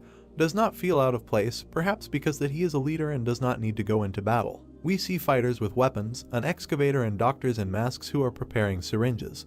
The main character thinks that the surrounding area is heavily guarded and the number of fighters could reach 1,000. He notes that it looks like the King Consortium intends to find the secret of the mountain that he talked about Zhu, and that in the current state of affairs, he is unlikely to be able to compete for what they are looking for, and there is no point in him taking risks for the sake of a secret unknown to him. Xiao looks at the broken street and thinks about leaving everything as it is. We see a destroyed building. The main character walks along a road littered with rubbish and debris. He walks around the ruins from the city and thinks that it is amazing that there is a huge city here, and although all the buildings are in pieces, the main structure is still intact. Xiao takes a step through the rubble. He walks forward through the ruins. We see his back. He thinks that one can only imagine how beautiful this city used to be. Xiao turns around in surprise. He looks at the surviving sign and reads the title. The main character thinks that Xiao you can sounds a little mysterious. Xiao sees another sign and lists what he has already seen: a beauty salon, fast food, and a health center. The main character looks thoughtfully to the side and remembers a strange doll, a QR code, and a sign with an image. He asks the question that he risked his life, went all the way to find all this. Xiao stares ahead and thinks about waiting. He descends sharply down the rubble. The main character looks at a sign with famous tobacco and alcohol products. He is surprised that there is such a shop here and thinks that in their days there is tobacco and alcohol. Xiao notes that if he can find their source, he can become the richest man in a trading city. He smiles joyfully and slyly, clasping his palms together. Xiao thinks that since they are only interested in mutant animals and secrets, he asks not to blame him for devastating the rest of this place. The main character looks at the shop and notes that, protected by plastic packaging, tobacco and alcohol should be in good condition. He reaches out to the crack and notes that it is broken, so all the cigarettes and alcohol inside have also turned to dust. The main character holds his heart with horror. He thinks that his dream of becoming the richest man has been shattered. Xiao clenched his teeth, frowned, and thought with anger that he really had to leave just like that. He couldn't take the main secret with him, so he had to take at least something. We see another sign. The main character thinks he needs to go and look somewhere else. He looks at the doll in a short skirt and top. He is surprised that they are there too and does not understand what they are needed for. Xiao raised his hand to his chin and looks thoughtfully at the doll. The main character begins to strangle the doll. He wonders if there is air inside and does not understand why it looks like Yang. Zio applies even more force, the doll's head inflates and increases in size. The doll's head suddenly explodes. The main character wipes his forehead with his hand with relief and assumes that he knows what this is for. He walks down the street and carefully looks around. In the store, Zio stands near the counter with goods and reaches for the top shelf. He picked up a white jar. He reads in surprise that it is old white gold. He does not understand what the hell it is and whether there is gold in it. Zio, surprised, opens the jar and pours out the contents, and pills fall out of it. The main character furiously throws the jar on the floor and thinks that all the people of the old world are liars. He emotionally says that this is some kind of Zio you can, and there is no gold in him. Zio closed his eyes and raised his hand to his chin thoughtfully, noting that he heard Wang say earlier that there were shops selling gold behind the wall. Dollar signs appeared in his eyes. He reasoned that this city is very large, so there should definitely be a store like this there. We see the facades of buildings and the starry sky. The main character notes that in their days gold is a valuable currency, and it does not deteriorate, so if he finds it, he will definitely be rich. A brick building is shown. The main character's brother goes with a flashlight to Zio, who is sitting on the mattress, and thanks her for taking care of him all the time lately. The sister replies that it is good that Yuan's temperature has subsided, otherwise she would not have known how she would have explained this is Ziosu. Yuan puts the lamp on the table. His sister asks what his brother is doing now. She hopes he is safe. Yuan says that he thinks he is safe and recommends not to worry. Yuan looks at Zio kindly and thinks about how he had a fever the other day because of desire, and his sister could have taken the money and just left him. But she didn't. Instead, she helped him, just like a mother, that he was trying to cure his child. He was very pleased. Zio turned to Yuan and sternly said that since he had already recovered from his illness, he would have to attend class tomorrow to make up for his missed homework. Sweat appeared on Yuan's face, and he fearfully replies that she shouldn't do this because his brother is not at home. Zio smiles sweetly and says that in any case, she doesn't care because he will do what he is told. We see a brick house against the background of the starry sky. A bright moon is depicted. People are sneaking around in the darkness inside a high fence. Yuan and Zio stood up in fear. The sister notes that there is someone outside. Yuan will nervously add that there is more than one person there. Zio fearfully takes up the weapon and orders Yuan to stay put while she goes out and takes a look. She trembles, nervously holds the knife in her hands and walks forward. Yuan watches her leave the house. A bald man kicks in the door, and another one stands nearby. They attack the stunned Zio. She screams and points the knife at them with her eyes closed. A man with an angry face tries to snatch it. He calls Zio names furiously. Two men force her to the ground and hold her by the neck. In fear, she orders them to let go and leave her behind. The third one attacks Yuan with a knife. He swings and hits the bed. Yuan falls to the ground. He lands in a fighting stance. The man, dumbfounded, notes that he is a smart guy. Yuan remembers them and thinks that these three were usually messing around in the market town, but he didn't expect that they would actually attack this house next to the school. He looks at the man sternly and thinks that because of his recent illness, Sister Zio must have become their target when she went to buy meat to help him gain some strength. A teacher comes into the house. The criminal points a knife at him and says that he hasn't liked this old man for a long time. The attacker stands in a fighting stance and says that Zhang must have a lot of valuable things. Yuan, standing nearby, nervously asks that they still dare to kill the teacher. The criminal attacks the boy and orders him to give the money in an amicable way without these resistances.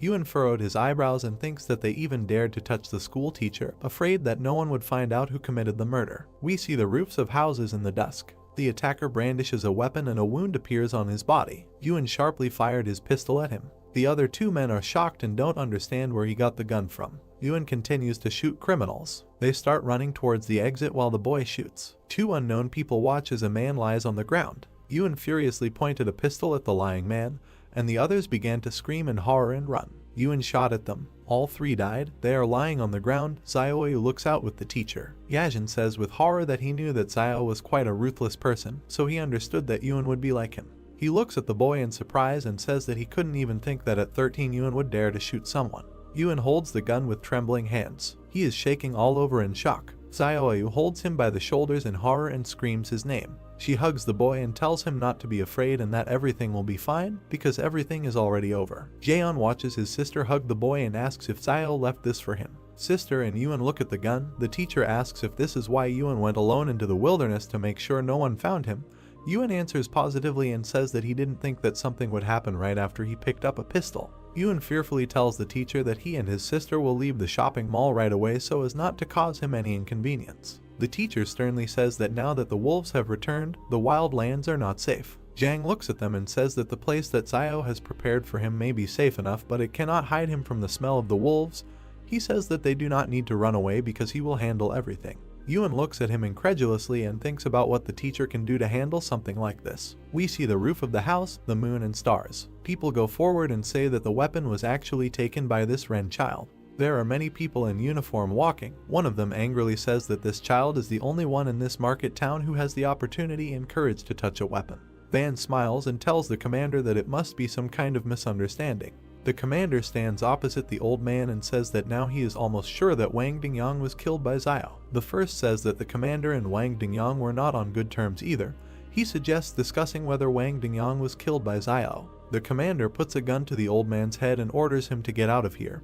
He asks if he thinks that he is as corrupt as the rest of the inhabitants behind the wall. The commander points his finger and orders everyone to be arrested. He wants to see how Xiao will justify himself when he returns. The teacher stood in the aisle and ordered them to stop. He holds out a piece of paper and asks him to take it to the fortress and tell Fat Man Lo to come to him. Zhang stood in front of the two soldiers and said that he had to give this to him and he would understand, and this was no longer something he could handle. One of the soldiers said with a confused look that this school teacher just called Boss Luo fat. Another soldier put a gun directly to the head of the frightened old man Wang and asked what he was waiting for. Zhuo stood still, holding out a piece of paper while the same soldier said that he thought some kind of card would help him get rid of them. Then he snatched the card from the teacher's hands with an arrogant look. The soldier looked forward with a menacing gaze and simply remained silent. Teacher Zhang stared back straight ahead with a serious look. Then the soldier, looking at Zhang Jinglin's card, thought with great surprise that he was from the 178th fortress. The soldier immediately pointed his finger at the teacher and the people behind him, saying that they should watch them, and the other soldiers obeyed the order. Suddenly the soldier got into the car and with a frightened look pulled the gear lever. The car began to move forward at great speed, leaving only dust behind. Several soldiers approached Yuan and Xiaoyu,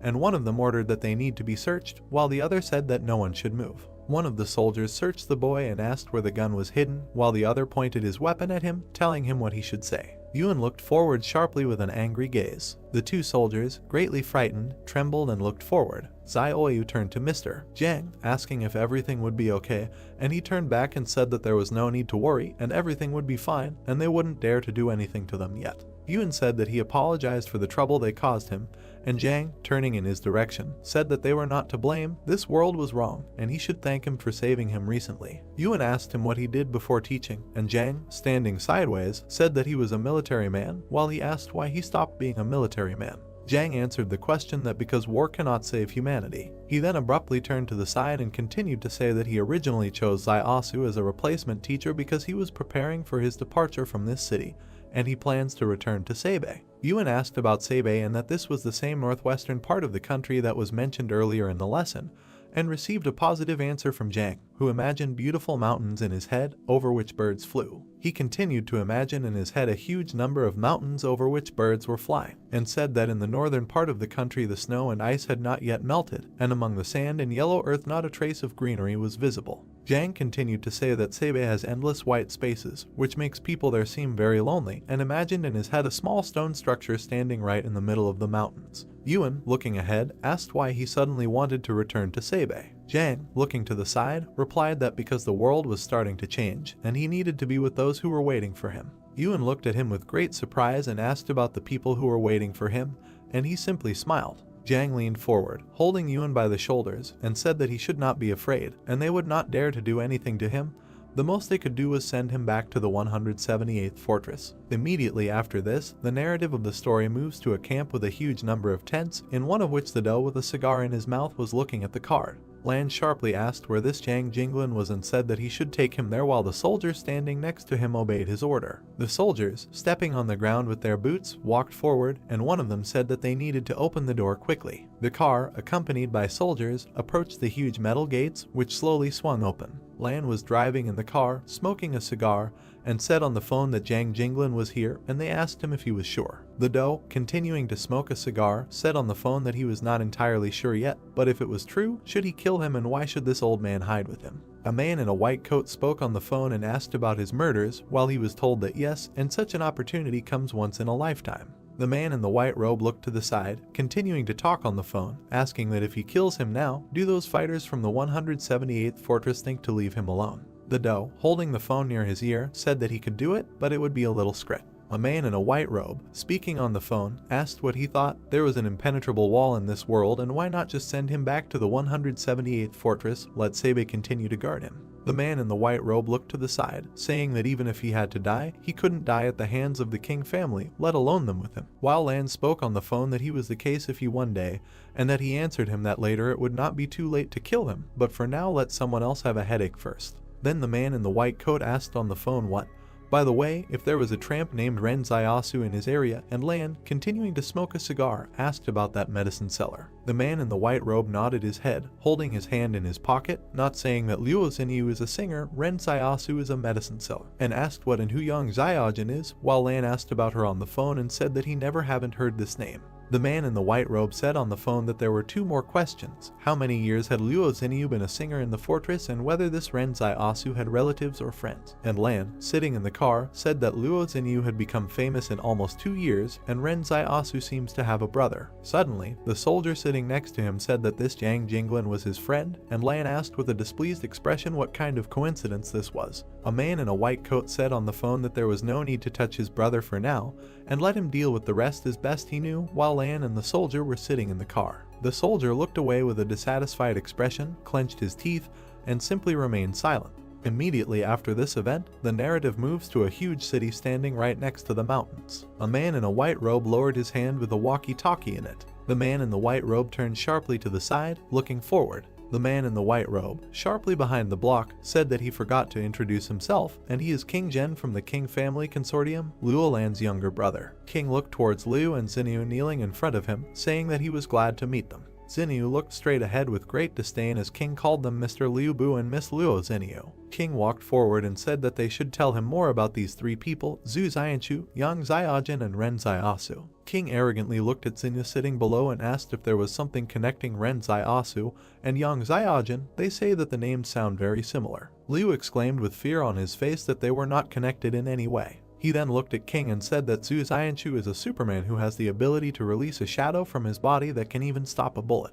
Liu gritted his teeth in fear, saying that he could not say much about Yang Zaiajin, but the one to be most afraid of was Ren Zaiasu. King, looking to the side, asked in surprise why. Xinyu looked to the side with an arrogant look and asked that because he could cultivate anyone. Liu looked forward with great fear on his face, saying that no, and he was just very strong. At that time they were all fleeing in the canyon, and imagined in his head how the soldiers were running from a huge horde of insect monsters. Liu continued to say that he was the only one who ran in the opposite direction, and recalled how he turned back and looked at Xiao running away. Liu recalled turning back with a huge look of fear on his face and saying that he couldn't help but look back at him. Liu stood in the middle of the canyon and looked in the direction in which the streams of black energy were directed. Liu stood still and looked with great surprise at Xiao, who was running with a man on his back along the canyon. Liu recalled saying what the hell and how he could run so fast while carrying someone else, and stretched his hand forward towards the protagonist, who was running at great speed along the canyon, overtaking the car. Liu said that he was able to lift an adult man with one hand and still run fast, and he suspects that he is also a Superman, while Xinyu and King looked in his direction with great contempt. King, lowering his head down, closing his eyes, asked what if there was anything else, and Liu answered that no, and that was all for now. If he remembered something, he would tell him.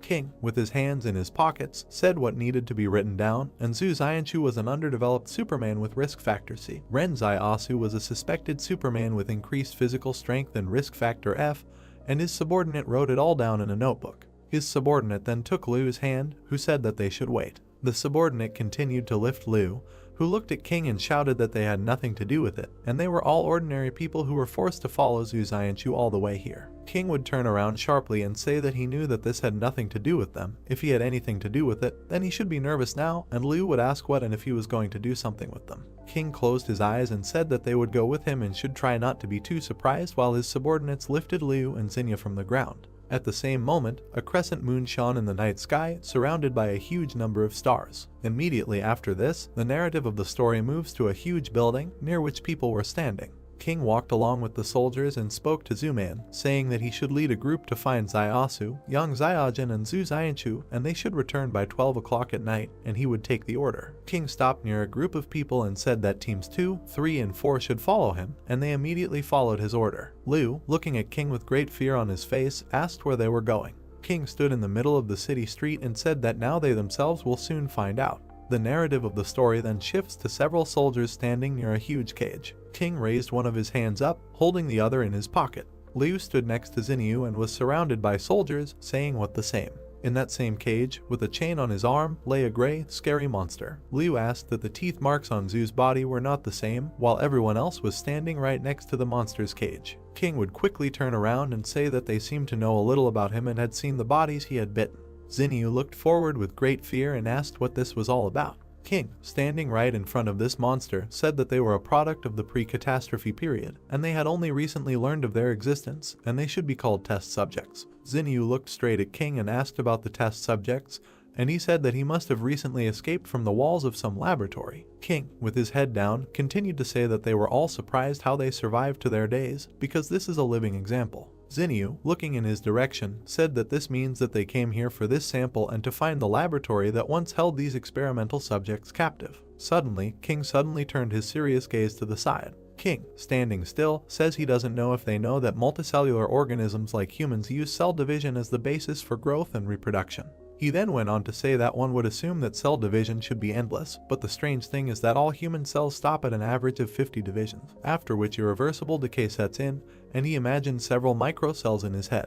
King looked to the side and said that it is for this reason that a person's life expectancy is limited, he grows old and dies. Xinyu looked away as King continued to say that, well, that doesn't mean it can't be changed. King said he suspected the lab had developed a technology that made cells divide endlessly, increasing the body's metabolic cycle and lifespan, and focused his attention on the metal gate in the brick building. King reloaded his gun and said that, but they didn't expect that by doing this, they would create these monstrous and inhumane creatures, and these human-modified test subjects had completely lost their sanity as human beings. King suddenly left his gun directly into the monster's cage and continued to say that, but their physical strength and agility are far superior to ordinary people, while he looked forward with a menacing gaze. The monster abruptly grabbed the gun with its teeth and crushed it, while King said that they had to use 5 battle groups and sacrifice many of their people to capture at least one object alive. King turned sharply to the side, looking at his subordinate, who was writing something in a notebook, and said that he should write down that his teeth were developed, his pupils were narrow,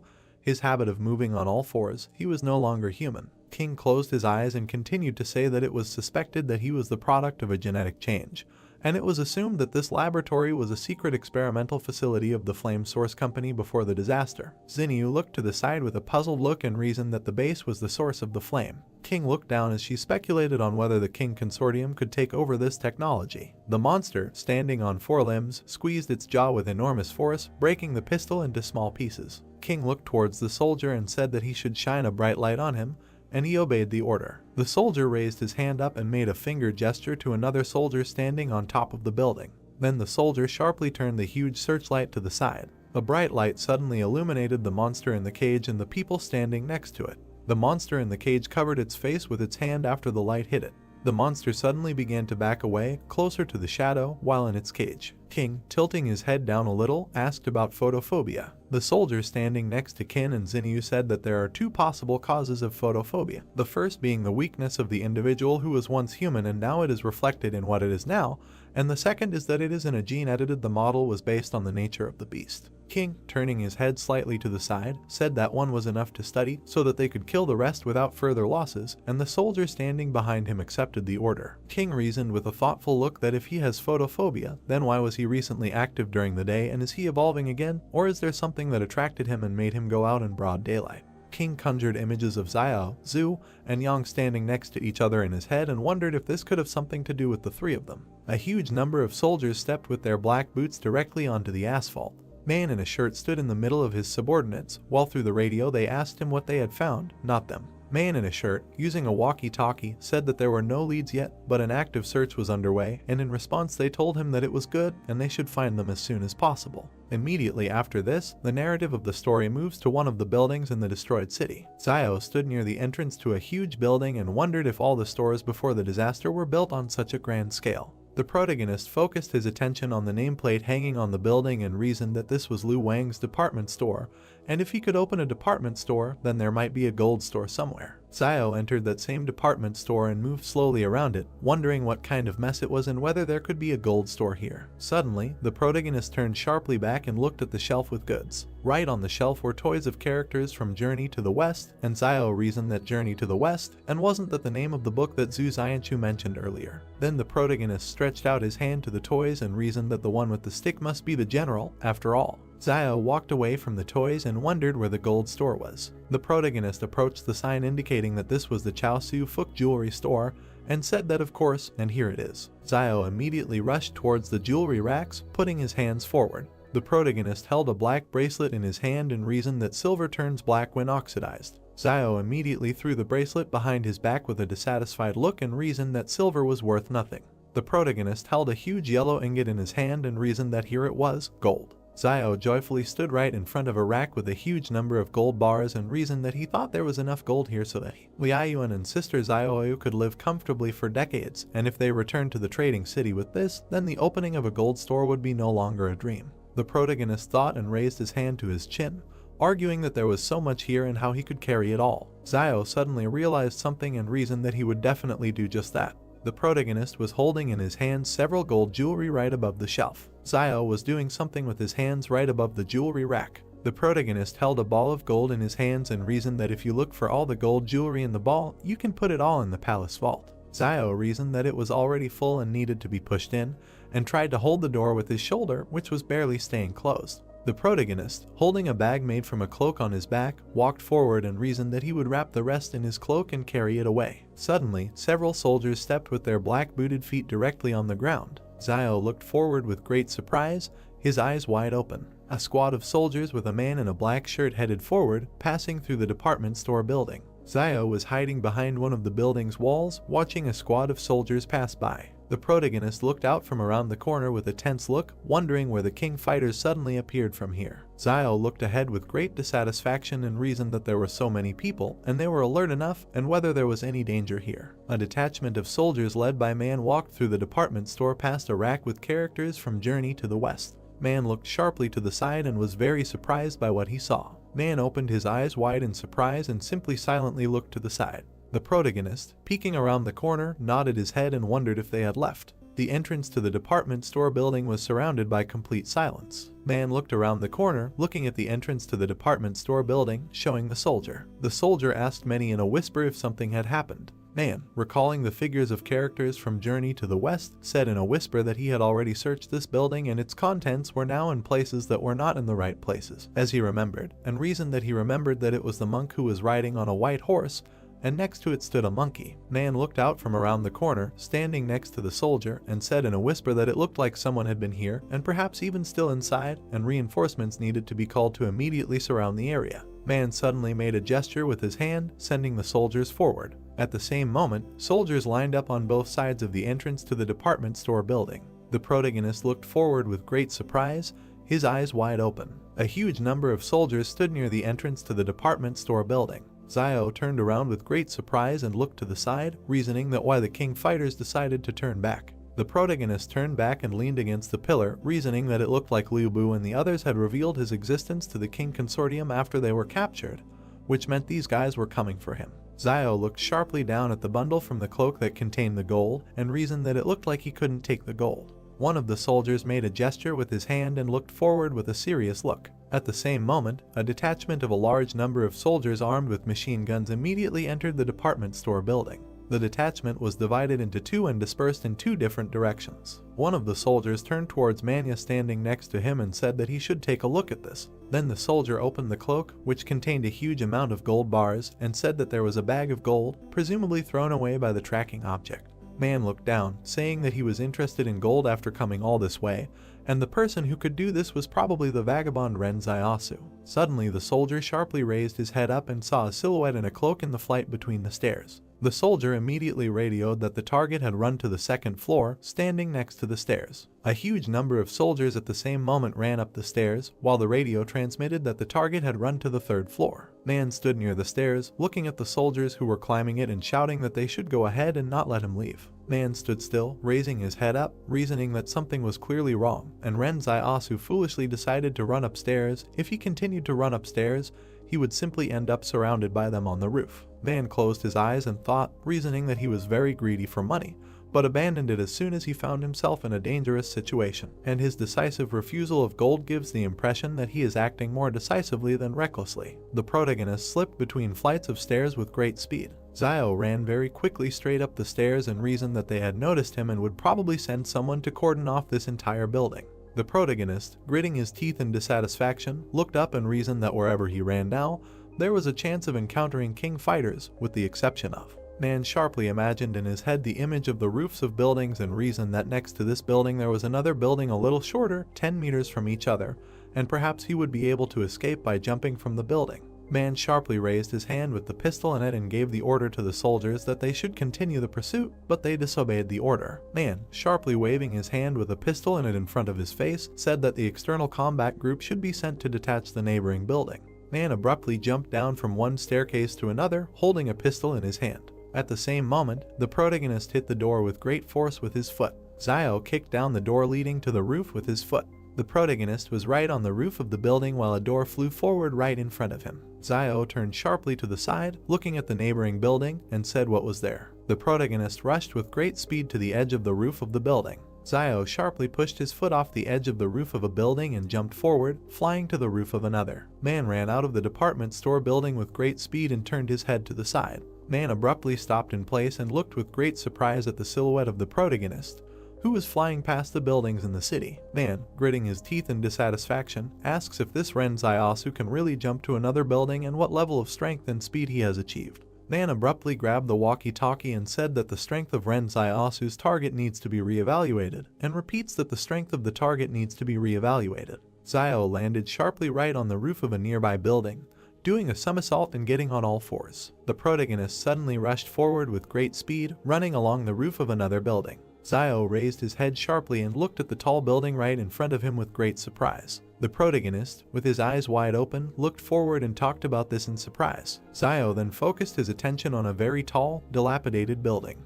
The protagonist focused his attention even closer to one of the rooms in the very building in which a certain silhouette was visible. In that very room in the tall building, Yang stood watching everything that was happening.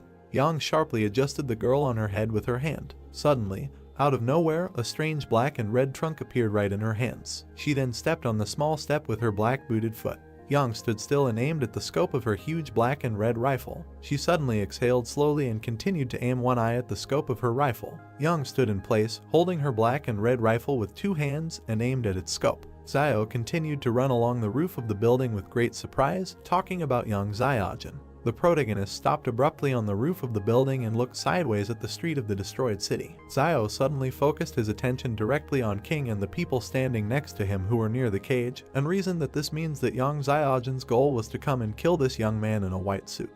The protagonist froze abruptly in place, raising his head up and looking at the tall building on the side of him, and reasoned that she was so far from this man in a white suit. Zio looked to the side with a reasonable expression and thought that at such a distance to the target, the sniper needs to calculate many factors, such as wind direction, temperature, humidity, and various external obstacles and cover near the target.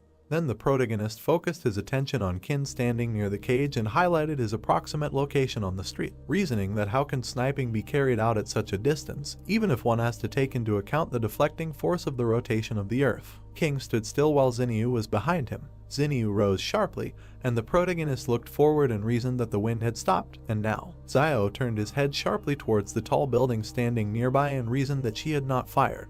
The protagonist then focused his attention on Xinyu, who suddenly stood up from the ground, and reasoned that when did she free herself from the rope binding her thumbs. Xinyu suddenly rushed forward towards King with great speed, holding a knife in her hand. Xinyu continued to rush forward at great speed, moving her hand with the dagger in it and back a little. King sharply turned his gaze back and looked at the woman in the suit who was deflecting Xinyu's blow. Xinyu threw a punch with her hand, which the woman deflected with her white fan. The woman in the suit would then lash out with her white fan, while Xinyu dodged it. Xinyu jumped back, landing on the ground as the woman in the suit collected her white fan. The woman in the suit suddenly took a blade out of her pocket and threw it forward with great fury. Xinyu landed on the ground with a huge look of fear on her face, holding a knife in her hand and looking at the blade flying towards her. Suddenly, a circle of purple energy appeared on the ground right under Xinyu's hand. Xinyu abruptly fell into a dark space through a circle of purple energy, while a knife flew into her place where she had just been. The woman in the suit watched as a flash of black and purple energy remained in Xinyu's place. The woman in the suit said with surprise on her face that she was a Superman,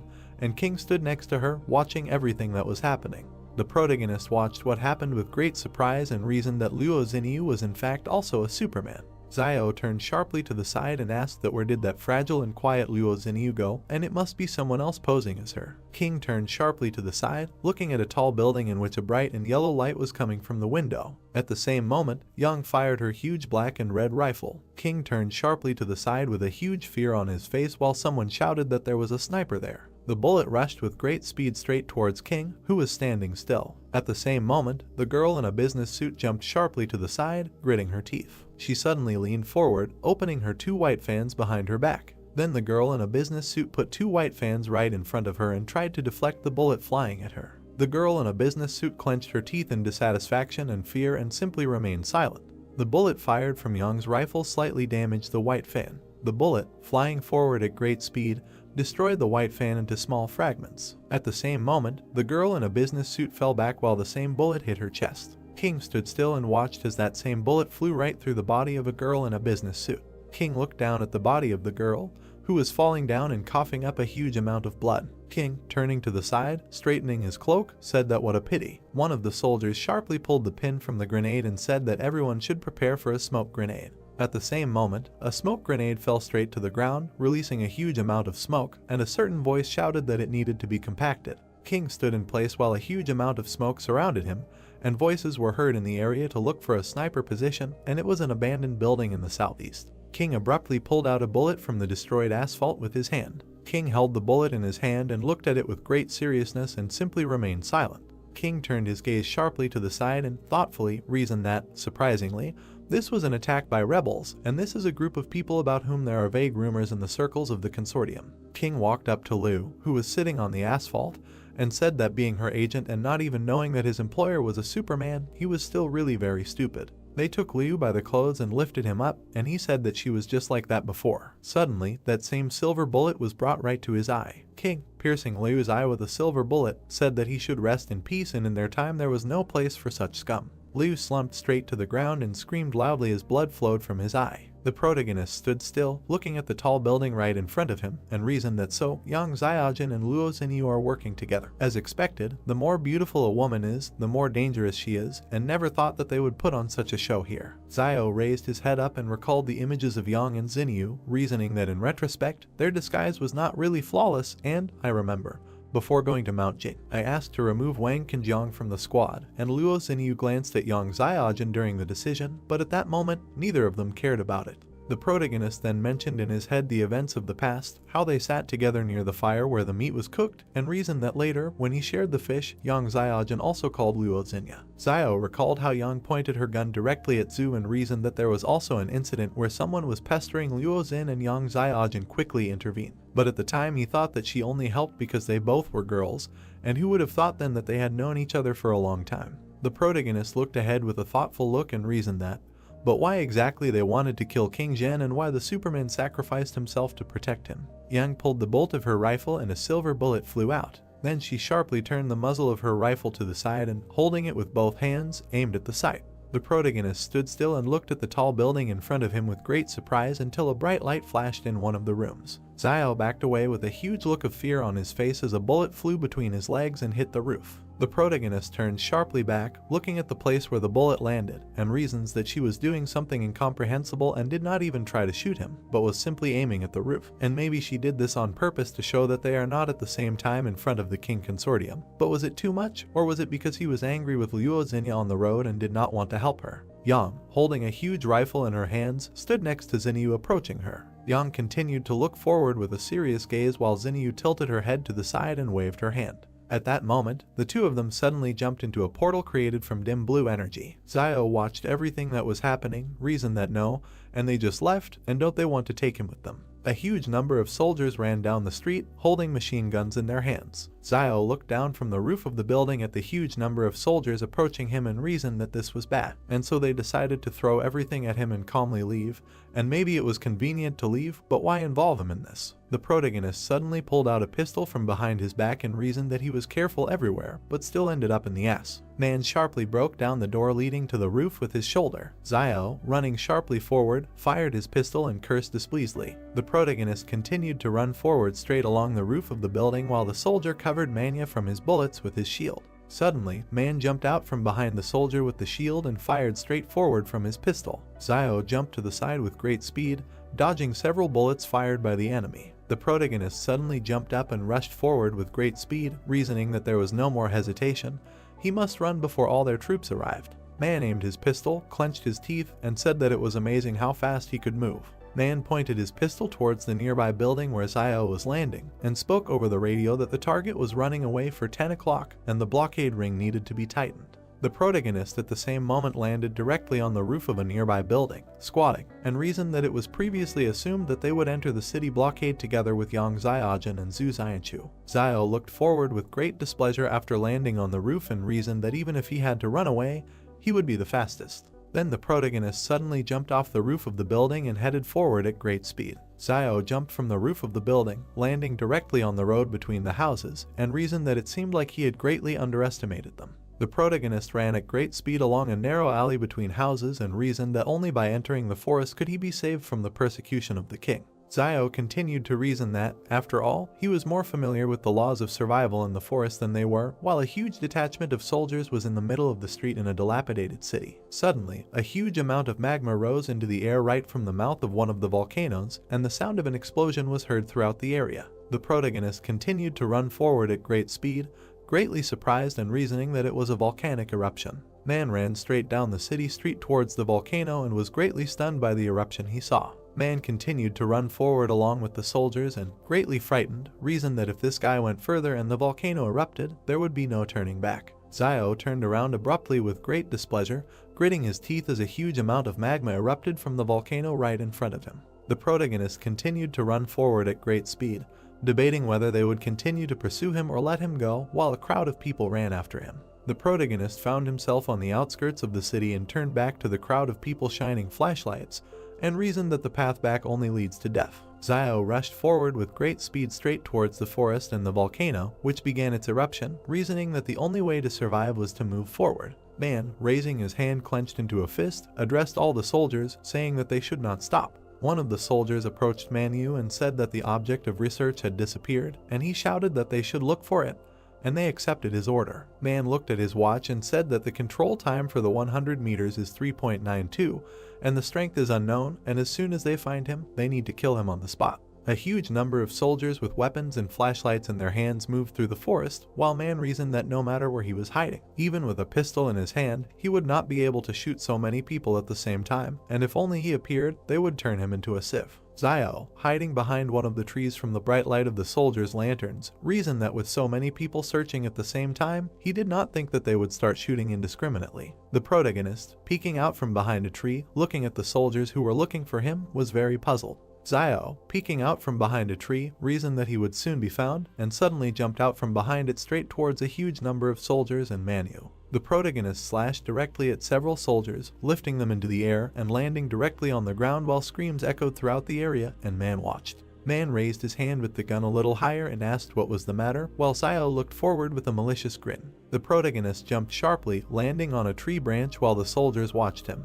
and said, pointing his finger at himself, that he was Zhu Xianchu and who would dare fight him. The soldiers looked forward with great surprise and, trying to comprehend what they had heard, simply remained silent. The protagonist jumped sharply upward due to the bullets that destroyed the branch he was standing on, and then landed on the ground while the soldiers shouted that Zhu Xianchu and they needed Ren Zaiasu, and fired their machine guns. Zio abruptly pushed himself off the ground and rushed forward with a smug grin, holding his hand out in front of him, while the soldiers, standing still, fired their weapons and shouted loudly, saying that it was a monster. The protagonist jumped sharply to the side, dodging a huge number of bullets fired by very surprised soldiers. Several soldiers, still firing their machine guns, said that he was incredibly fast. Then Zio rushed forward with great speed, running away from them straight into the forest, and the soldiers shouted that he was running away and needed to be caught up. Man, holding a walkie-talkie watch to his mouth, said that the previous information was incorrect and the target was not Ren Zaiasu, but Zhu Xianchu. Suddenly, straight towards Manya and the soldiers, a certain silhouette of black and red energy rushed at great speed. Man fired his pistol with his hand forward, straight at the silhouette of black and red energy, which dodged the bullet. The silhouette of black and red energy grinned sarcastically while Man, continuing to put his hand with the pistol forward, kissing, said that this was some kind of nonsense. At this moment, Zio continued to run through the forest at great speed and reasoned that he did not expect that he would suddenly encounter so many superhumans. And Yang Xiaojin could create a peerless sniper rifle out of thin air, and Zhu Xianchu could manifest his own shadow, Luo Xinyu could move through shadows, and King Zhen's bodyguard could summon this strange white fan. The protagonist ran straight through the forest and continued to reason that everyone hides their abilities very well and does not show them until they have to. So it is better for him not to reveal his abilities, which is why he had to go by the name Zhu Xianchu. At this time, the shadow of black and red energy was dodging the bullets that the soldiers were firing, and Zio reasoned that now the shadow could be brought back and ordered it to return, and it immediately rushed forward with great speed. A shadow quickly passed between the soldiers, throwing them into the air as they screamed loudly in fear. The shadow grinned a little, running away from them, and immediately found itself right next to the protagonist, who was standing in the middle of the forest and looking to the side. Suddenly, the shadow did not seep into Zio's body, and he suddenly shuddered, greatly surprised by this. The protagonist leaned sharply on a tree and trembled violently in pain, reasoning that it turned out that I had a side effect, and it seems that this shadow cannot be used just like that, and the body also feels all the wounds that it received. Zio, closing one eye, looked to the side and reasoned that, however, in the end, he got rid of the king people, and first he should rest, and once they regained their strength, they would figure out how to avoid it. The leg, shackled in chains, suddenly became very tense, destroying them. Zio was very surprised, holding his chest, and reasoned that it seemed that he was not alone here. The protagonist stood still while several strange monsters appeared right in front of him, moving on all fours, and he wondered what it was. Several gray monsters lay on the ground, looking forward with furious gaze while Zio reasoned that life was indeed unfair. Zio was very frightened, closing one of his eyes and gritting his teeth, reasoning that it seemed that he could not escape. At the same moment, the protagonist stood in place right in front of the three gray monsters, until a silhouette suddenly appeared right above him, jumping down. Zio turned sharply to the side, looking straight ahead with great surprise. Subject attacks Zio with a jump. Zio dodges at the last moment. He talks about how to get out of the situation, because it is impossible to shoot now, this will attract the King Consortium. He gets up and realizes that it's hard to be squeezed on both sides. The subject also stood up to prepare to attack. Zio thinks that it's still better to attack with a dagger up close. More experimental subjects arrive from the forest. Now Zio can only rely on his dagger. He is very nervous and closely watches his opponents. Zio shakes his head in panic because the dagger is not in place. Zio doesn't understand where the weapon disappeared. He remembers how Yang ran into him before she disappeared. Ian is sitting on a cliff. Perhaps then she stole the dagger. Yang happily looks at the dagger. Zio wonders if she really took him back, although the trust that was between them would make such an act extremely heartless. Zio looks in surprise as the test subject climbs the tree. 3 test subjects crawl towards him. Zio tensed up and decides to attack first, for which he uses the ability copied from Zhu. He casts a determined glance towards his enemies, deciding that this is not the time to be sad. Having sent the shadow to attack, he shouts to the test subjects to die. The unpleasant sensation makes him take a back and turn around. The subject attacked from the back, leaving a cut with his sharp claws. Zio screams. He roundhouses one of them in the face with his fist. He looks in surprise at the fist that hit the test subject's face. He looks at his hand in horror and screams in pain. A scream is heard against the backdrop of a dark forest. Zio throws the test subject aside, grabbing his face. Shadow Zio hits the test subject while he looks over his shoulder at the 3 lying humanoids and talks about the thickness of their skin since it cannot be injured without a weapon. The product of the experiment makes a big bite on the side of the shadow, which affects itself. Zio grabbed his phantom-bitten side and decides that if he continues to fight with them, he will definitely be eaten soon. Closing his eyes in pain, he thinks about how he can get a weapon. Zio stands defenseless while the test subject cuts his chest. He didn't have time to dodge. At the same time, another humanoid bites his leg. The incredibly strong test subject who bit Zio throws him aside with his teeth so that he does a somersault in the air. He hits the ground hard with his back and drops of blood fly out of his mouth.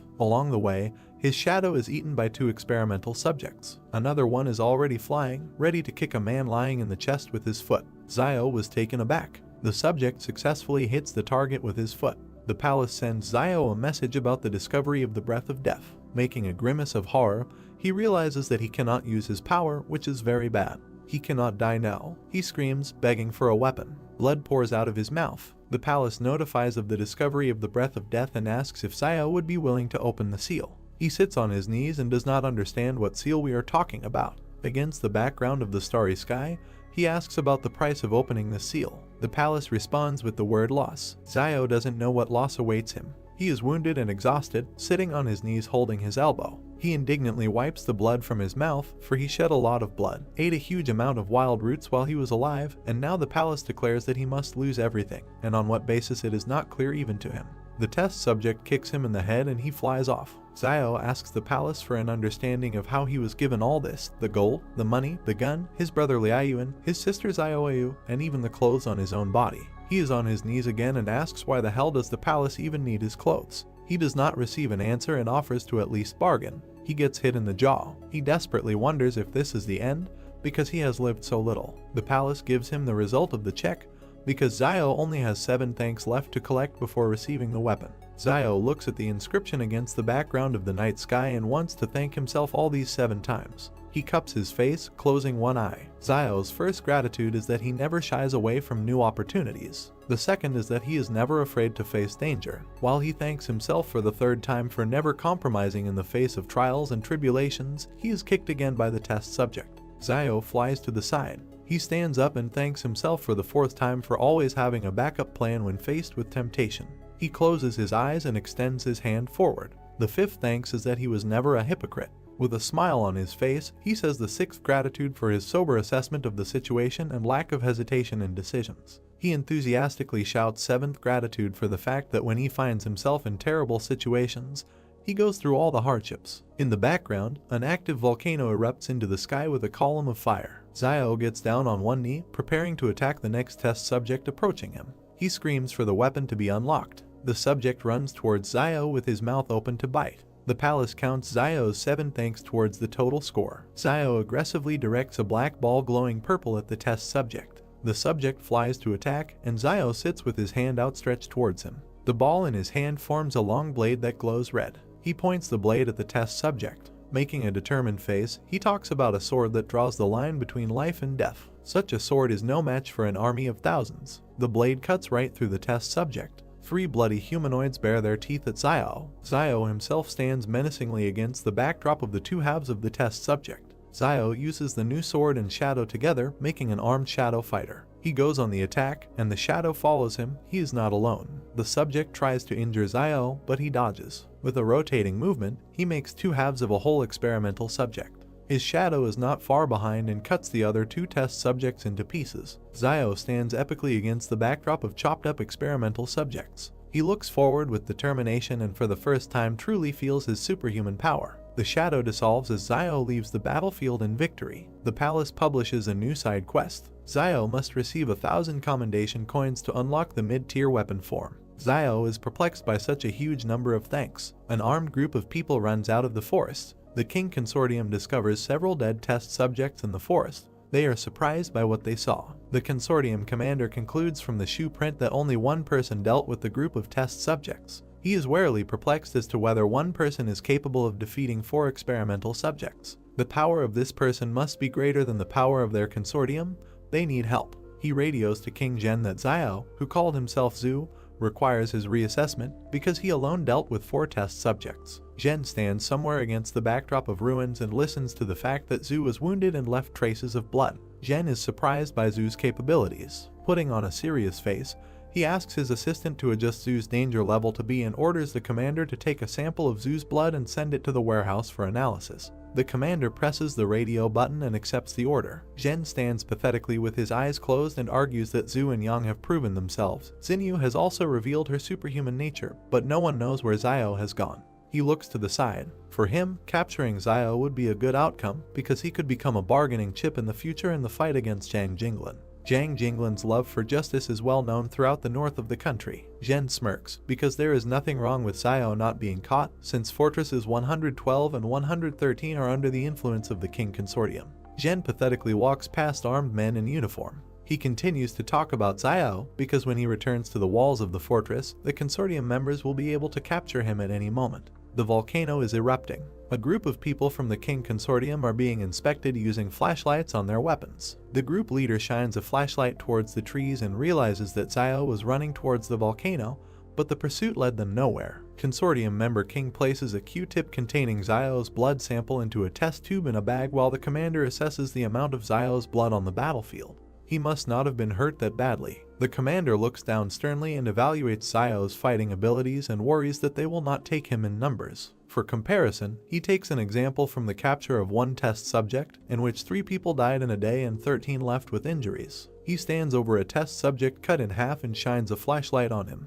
The wounds are extremely smooth. Close-up of the commander's face with a flashlight. He compares the cuts on the test subject to the fact that a sharp tactical knife can only damage the test subject's skin with great force. This refers him to the fact that there are many more secrets in Zio than they can even imagine. The group from the King Consortium turn at the sound of a man approaching. Zio runs towards them. The group began to shoot at him. While the commander wondered why Zio returned, he seemed to be running away. A terrified Zio yells at the group to look at what's behind him instead of aiming at him. He struggles to escape from a huge crowd of test subjects. The commander was taken aback because he thinks that this could only happen if Zio took and tore up the lair of the experimental subjects. Zio calls upon his shadow to carry him on its back and orders the group to flee, for if they continue to just stand there, they will all die. In the background, a large cloud of test subjects is approaching them. The group led by the commander is in shock. They decide to disobey Zio and open fire on him. He dodges shots with the help of a shadow and is perplexed that in such a situation they would still prefer to shoot at him. The shadow is getting ready to jump. Zio decides to let the monsters play with the consortium group, for that matter, and with the help of the shadow he jumps to escape from pursuit. He jumps over the squad, they dodge. The commander turns around and realizes that the crowd cannot be left unattended, because their rear may suffer, and even the city will be behind them. A huge crowd of experimental subjects bare their teeth, preparing to attack the squad. Some members of the group unsuccessfully dodged and were injured because of Zio. The commander sees this picture and curses in horror. He could not imagine that Zio would use such vile tactics to evade pursuit.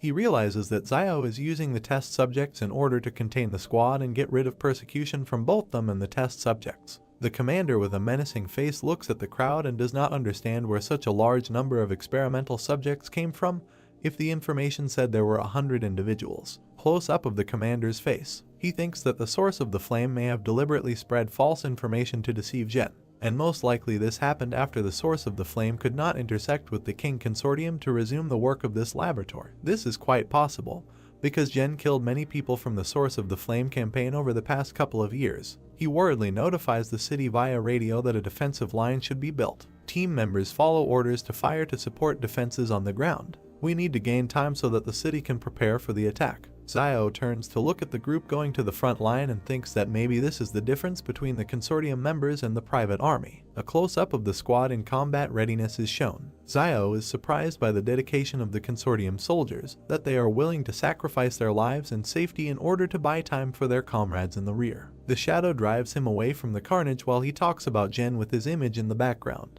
He doesn't understand how this young man in white can lead such an army. The squad stands in formation and waits for the moment to attack. The test subjects are approaching. Gunshot does not take test subjects. The commander despairs. Reinforcements arrive and give the order for an immediate retreat to the outskirts of the city. Support was already prepared for this in advance. The commander breathes a sigh of relief. He gives orders to his squad to hold formation and look for a moment to retreat because reinforcements are already on the way. The squad opens fire on the test subjects. Bloodied test subjects try to block bullets with their forelimbs and scream in pain. However, the bullets still do not hit them, but simply bounce off. The group is kept in formation and continues the attack. Zio escapes from the scene of the firefight and is glad that a detachment from the consortium was on the way, otherwise he would not have been able to escape from the test subjects. With one hand he holds onto the shadow's shoulder, and with the other he rubs his chin and thinks about the reaction of the bald squad leader, because he also did not expect to see such a huge number of experimental subjects in the mountains. He grins, because this is the norm for such numbers, because in the forest there is no more entertainment except giving birth to children. Zio turns around at something. Meanwhile, the volcanic eruption is only intensifying. A huge 5-fingered red limb with claws protrudes from the crater of the volcano. Zio was taken aback. He wonders how some creature could be hiding in the volcano and what kind of creatures in general can survive in lava. Jen stands pathetically against the background of the eruption and his white cloak flutters in the wind. A man in uniform and glasses behind him asks what the hell this is. Jen closes his eyes and sighs. He was very sorry that such things really existed, and because of this they would have to retreat immediately. Mission failed. He opens his eyes and turns to the guy with glasses, asking him to call his mediocre brother if this thing crawls out of the crater or if a large number of test subjects are forced south by the volcano, because Barrier 113 is in danger. The guy in uniform agrees. Jen orders everyone else to gather and prepare to retreat. The volcano emits another pillar of fire into the sky. Military trucks are urgently leaving the city. The consortium squad continues to exchange fire as the eruption intensifies with each passing moment.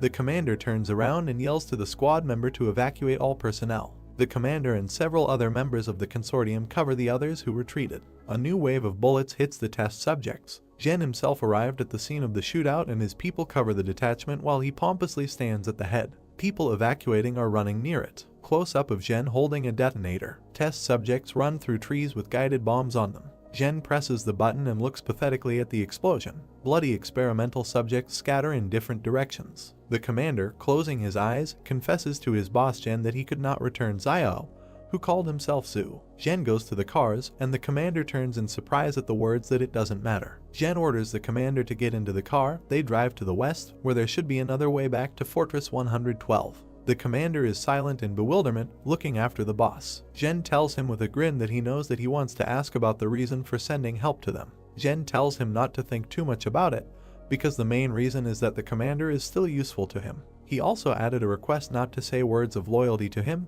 because Jen does not believe in such things. Jen looks towards the cars. There are cries that the car can be driven because something is wrong with the tires. The commander looked at them seriously and asked if they had a flat tire, because they had a jack and a spare wheel for such a case. A member of the squad looks at the tire with concern and tells him about the condition. It is rather not flat, but cut. The commander and Jen do not comment on the situation until they are told that the spare tire has also been cut off. Jen's cold disposition hides anger. He thinks about Zu and really wants someone to be killed and asks Sukshuan to bring him a bulletproof vest. Another column of fire into the sky from the direction of the erupting volcano. Close-up of the feet of running soldiers. The commander worriedly reminds Jen in the bulletproof vest about what will happen for failure to complete this task, namely, he must receive punishment in the consortium. Jen replies that everything is fine. Because the old people in the consortium always need someone to work for them, they will most likely just send him on leave indefinitely. The beaten commander asks the cold Jen what to do with the real Yahello, to which Jen replies that if the real Yahello did not die on the mountain, then he must have found a way to retreat to the 113th wall, so Luolan will take care of him. Against the background of the ruins of the city, the eruption continues. Jen concludes that Yahello is a simple tramp, which means he won't be able to make much noise. Yahello, riding on a shadow, continues to flee, during which he gloats that he thought of cutting off the soldiers' tires. He is already wearing a cloak, which he had to leave at the very beginning of the persecution by the consortium, which he actually did not expect. He holds his face with his hand and regrets that he could not take the gold with him. Nothing can be done. He stops with a shadow near the cave and thinks about spending the night there today. He lit a fire. Yahello looks into the fire and remembers that they stayed in this cave as a team and that now he is here alone. He heard something behind him and turned to look. The words, "It is carved into the stone right behind you." He rubs his chin and concludes that the message was written relatively recently. He remembers that the last time they were here, Jan was the last one to leave the cave, whether they could have left this message or not. He looks thoughtfully to the side at the background of Yang's image and wonders if she is really so cruel that she would carve out such inscriptions to scare people purely for fun. Something flies out of the volcano like a fireball and bounces in a couple of places. 3 different animals run out of the forest. Yahello looks at the erupting volcano. He looks ahead warily and realizes that he won't be able to rest tonight and his time is running out. He finds himself riding the shadow again. He understands that in order to be saved he needs to continue his path. Yahello runs past the trees in a zigzag pattern.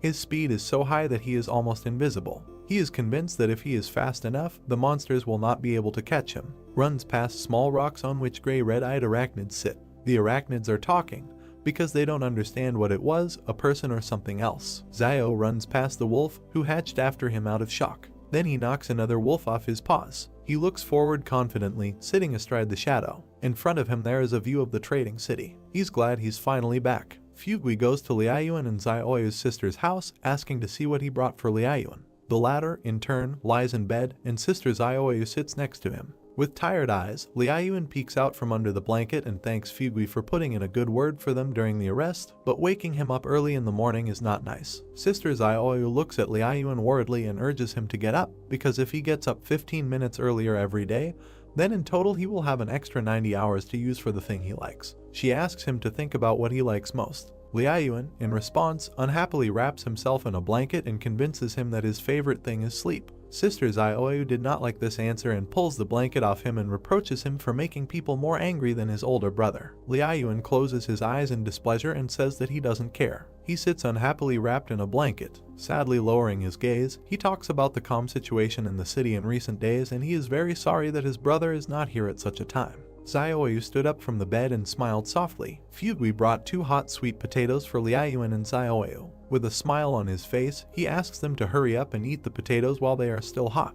Liaoyuan, without getting out from under the blanket, looks at the potatoes and asks Fugui about the reason for his love for sweet potatoes, because he cooks them every day. With a thoughtful face, Fugui remembered his dysfunctional childhood behind the 107th wall and told Liaoyuan that there was a famine then and he had to leave the wall after his father and go here to reunite with his relatives. Smiling again, he continued to say that despite the famine, before it was not as dangerous there as it is now. The story about his love for potatoes was that one day he and his father dug up 2 sweet potatoes in the field and Dad baked them for Fugui to eat. Then it seemed to him that baked sweet potatoes were the best thing in the world. Liaoyuan looks at Fugui enthusiastically. A conversation with Xiao pops up in his memories. He asked his younger brother if he knew why people were happy. They both sat and looked at the night sky and Liaoyuan asked his brother the answer to this question. Frowning, Xiao told his brother that human happiness comes not from pleasure, but from pain, because when, at a moment of unbearable bitterness, you try something sweet, a desire arises to fight for your life. Liaoyuan looks at the softly smiling Xiao in surprise,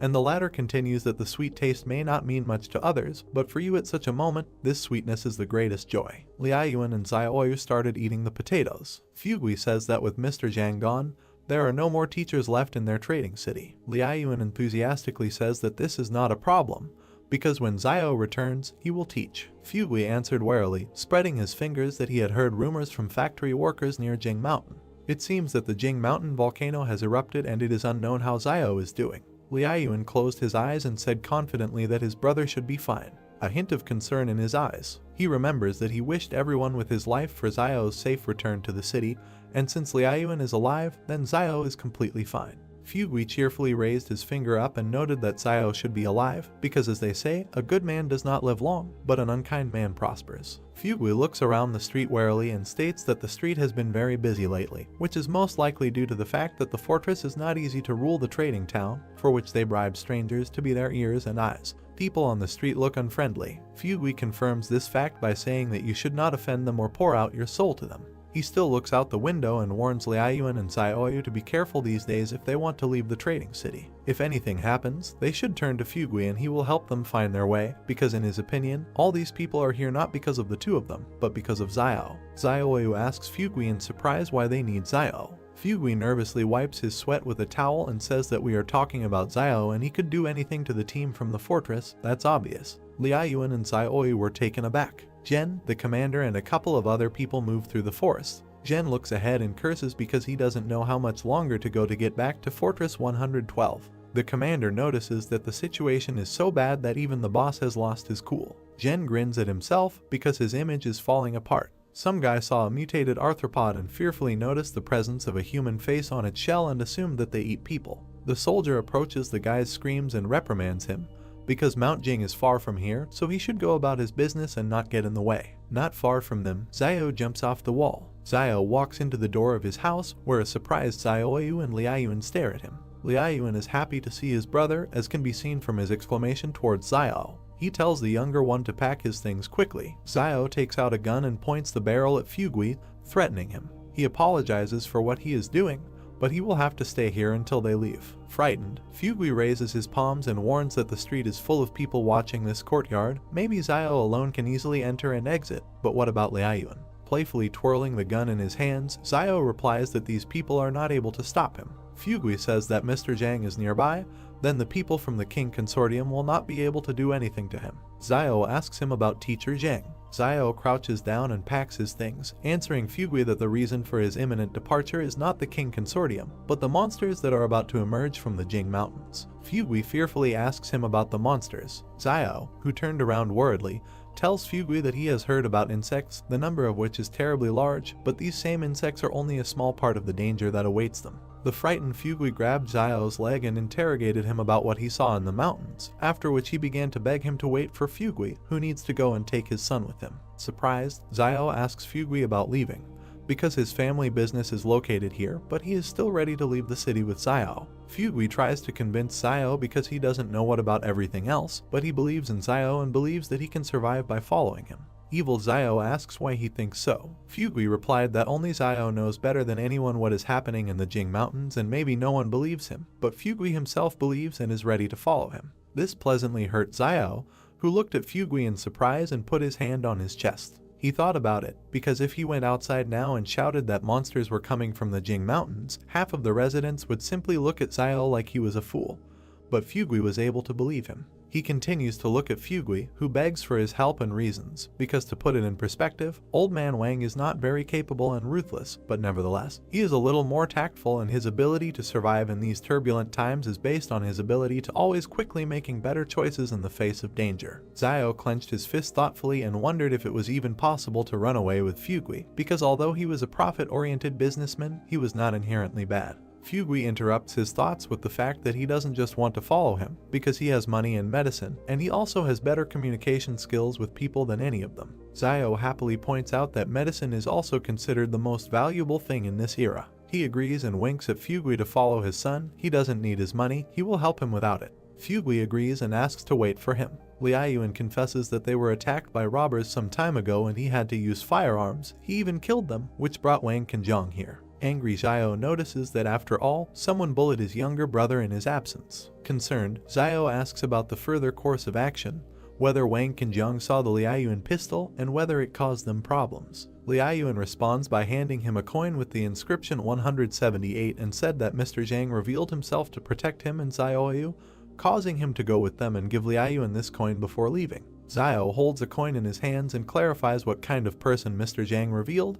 Did they say who he is? Liaoyuan raised his finger up and replied that Zhang had asked about this, but he did not answer, but only mentioned Fortress 178 and also said that if things went really badly, then Zio could head to Sebe to find him there, but clarified that it's not worth going there just like that. Liaoyuan added that the northern lands are very harsh and that most likely Mr. Zhang is an important person there. Zio clenched the coin in his fist and agreed to go to Sebe for Zhang if they were driven into a corner. Zioyu intervened in the dialogue, saying that the things had been collected because there was nothing special to collect. Zio sees a full bag of cabbage behind a satisfied Zioyu. He was taken aback and realized that she had simply collected all the cabbages that Mr. Zhang had planted in the backyard of the school. Provocatively rubbing his chin, he noticed that this behavior was very similar to himself. Satisfied, Zio points his finger at the cabbage, but Zioyu is not very happy with what is happening, because Zio said that there is no need for cabbage. Zioyu can take bread with him, but cabbage is not needed because you can find wild vegetables on the road.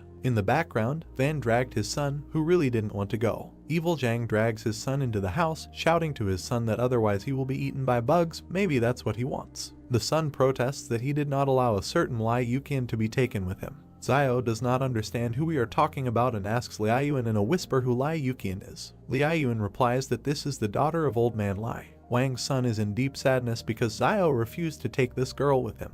The son replies that Zio is a substitute teacher at the school and cannot just leave the students. He desperately tries to convince Zio because if Zhang were here, he would not have left her. Zio jokingly tells Wang that his son is very worried. It looks like this is love. They could make a great couple. Wang, Zioyu and Liaoyuan were taken aback because this was not the right time for such jokes. Van's hand grabs the wall. Zio sits Wang down and simultaneously tells Liaoyuan and Zioyu that the best way to avoid being seen is to climb over the wall. Zio climbed the wall himself, but then someone noticed him and called him by name. He looks at the startled people who are shouting for Zio's return. Wang turned out to be right. They were waiting for Zio to appear. Zio picked up a gun and opened fire while his opponents asked for help to capture him. The guy is knocked down by a bullet in the chest. Zio jumped back down. Smirking, he asks them to step back. Residents of the city do not listen to him and run into a frontal attack. Zio hits all three hard, killing them. He rushed after the others, who had retreated. Zio raises the gun and asks if they really want to call for help. He shoots the fleeing rioters in the back. Zio stands in front of the corpses, and behind him, Zioyu, Liaoyuan and Wang stand in shock, silencing their son. He turns his gaze to those standing behind him and says that it's time to run away. In the southwest there is Fortress 109. Some people who came to the wall are perplexed because they are fools if they hope that they would just get to the wall and be accepted. Their home is no longer there. Zio's team is running not far from them. One of the residents decides to eat a mutant arthropod. The girl with the child in her arms is also eaten by another arthropod. Zio was taken aback because he felt an earthquake. From them to the wall, the ground forms a large crack. Huge pieces of soil fly out of their usual position. The crack has reached the wall. All 5 of them look in shock at the collapse of the wall. Zio announces the fact of the collapse. The wall began to collapse. People fled towards Zio and Zioyu. The main character began to run while he was thinking about what Yuan had asked him earlier about what would happen if the wall protecting humanity collapsed. And now suddenly the wall actually fell. Zio remembered the monsters and thought that the wall could collapse at any moment. But now is the worst time for this because monsters have appeared behind the wall. Old Man Wang shielded the boy with himself and called for help while a huge insect approached them. The main character turned and shot the monster with a pistol. He looked at the old man and the child next to him and told them to speed up. Zioyu was running next to Zio and the others when she asked him if the city's inhabitants would survive if the wall collapsed, and Zio, without stopping, replied that it was enough for them to survive. Yuan turned to his brother and pointed his finger to the side when he said that some strange light had appeared near the walls. A bubble appeared above the wall, and Zio and his brother looked at it, while the main character thought that this ball looked familiar, and then remembered that this was the same bubble that Baojin had blown out at one time. The guy wondered if he was alive. The monsters began to flock towards the bubble as someone shouted about a Superman. Suddenly the ball began to burst. The city's residents continued to run until one guy stopped and was glad that this was the work of a Superman. Numerous bubbles began to appear among the monsters hovering above the wall, and people froze on the ground and watched what was happening. Bubbles began to explode around the monsters again. One insect quickly flew away from danger. A bald guy with a bat in his hand turned to an older man and asked him to run before these bugs dared to fly at them, and the man told him to run and find a place where they could survive. Old Man Wang pointed his finger at the wall and turned to Zio, saying that thousands of people were running towards them. The main character took his brother's hand and said that in this case they will have to speed up even more because these people will most likely bring monsters with them, so they need to keep some distance from them, and then he added that these people may turn out to be a new danger. Zio opened his eyes wide and looked forward menacingly as he thought that he knew these people from the trading town too well and that they were capable of anything. But he added that if you point a gun at them, then rabble like them will immediately turn into a disorderly crowd. While they were running, the main character handed a firearm to his running brother nearby and asked him to hide the gun. Zio clenched his fist, turned to Zioyu, the man with glasses, and 2 boys standing behind him and said that they had broken away from the stragglers, and since it was almost dark, they would spend the night here. The boy, holding sticks in his hands, turned to his father, who was also collecting sticks behind him, and asked how he could become a Superman since they were so strong, and Van replied that he did not know. Yuan touched his hair with his hand and replied that perhaps this requires some conditions, for example, luck, pedigree, or something similar. The boy turned to him, opened his mouth and said that then his father was also not a Superman. Yuan closed his eyes, raised his hand and told the boy with the sticks not to despair, because it might turn out that Wang was not his real father. The bespectacled man rushed towards his screaming son and told Zio that he and his brother were too sarcastic. The main character and Yuan stuck out their tongues and began to tease the man, who clenched his fist when Wang asked that in their opinion, since Baojin was a Superman, then his father must have superpowers. The barefoot man was sitting on the ground when the white-haired man told him that Bond seemed to be quite intelligent and usually had a high status in the trading city, and that as a result, he was now running around behind the backs of several young guys, to which the dark-haired man replied that he had initially followed after him when they saw that he was in such a hurry because he thought that some danger awaited them, but no one was pursuing them. He then stood up, clenched his fists, and said that Wang probably carried a lot of money with him, since he had owned the store for many years, so he must have some property to escape, and the gray-haired man remembered Zioyu. Another man, sitting on the ground with his eyes closed, said that it was better to forget about it, because Zio and Yuan had weapons with them. The man with gray hair clenched his fist in front of him and asked him what he was afraid of, and how they could be afraid of guns since they didn't have much ammo. The men turned to the sides when the guy raised his finger to his face and asked which of them would go first. A crowd of people was on the plain near the forest. They jumped up when they heard a wolf howl. People began to run in one direction, shouting that they needed to leave and surprised that there really was danger, and someone exclaimed that they should have gone with Zio and cursed. The main character and his comrades were sitting by the fire. Yuan came up to him, looked at the food in the pot and said that it smelled very good, and the guy replied that he had just seen wild cilantro, which would improve the aroma of the food, so he would throw it in later. Ban stood up and clasped his hands in front of him as he said that he doesn't eat cilantro because it smells like bugs and it makes him sick. Zio smiled and replied that he said that because he had never eaten bugs. The boy clenched his fist in front of him, opened his eyes wide and exclaimed that he had never eaten them either. A crowd of people ran from the direction of the hills when Wang asked why they followed them. The main character turned away from the man with glasses and replied that these people are running for their lives, so they better leave here, and then added that they need to stay away from these people, and that, no matter how cruel it may sound, they help them avoid trouble. Zio turned to the man in the red vest and concluded that they had no choice, so they must use every opportunity to avoid danger. There were many cars driving along the trees along the road. The main character opened his eyes wide when he heard the sound of cars and wondered why they were there. Cars and people walked through the forest. Zio watched them and thought that these military vehicles must have broken out of the fortress. The main character looked forward resolutely, standing in front of Zio. While he was thinking about what Zhu had said that the King Consortium battle team in the fortress numbered 4,500 people, but for some reason they advanced with such a small number of people. A fat man in an orange shirt asked how it was that the barracks were built in this crack, and then added that he was fast asleep, but he was lucky. The doe turned to the driver and asked him how much fuel was left, and whether they could get to Fortress 109, to which the man behind the wheel told him that they were a little more than 210 kilometers from the fortress, and that they had definitely not enough fuel. The cars were driving back to back through the woods when the driver added that they could ask the guy in the SUV behind to pull up next to them so they could transfer fuel from his car to theirs. The doe looked forward with empty eyes and a wide smile. Then he touched his face with his hand, closed his eyes and replied that the cars were full of wounded and the trucks were overcrowded. The driver turned his head, opened his mouth and addressed the passenger, saying that he and the boss had been very kind to them, unlike other high-ranking people in the consortium, and that therefore they did not mind suffering a little. The man in the orange shirt spread his arms to his sides and told him to stop talking about it as if he were a good person, and then added that he was not a good person, because good people do not live long. The main character looked towards a passing car. Zio turned to the bespectacled man, clenched his fist and said that the high-ranking people from the fortress were running in the same direction, and that there should be quite a lot of people following them, and also that all these people would distract the attention of the beasts so they don't need worry. The main character looked away and concluded that even if they were attacked by a small number of wild animals, he would take care of it.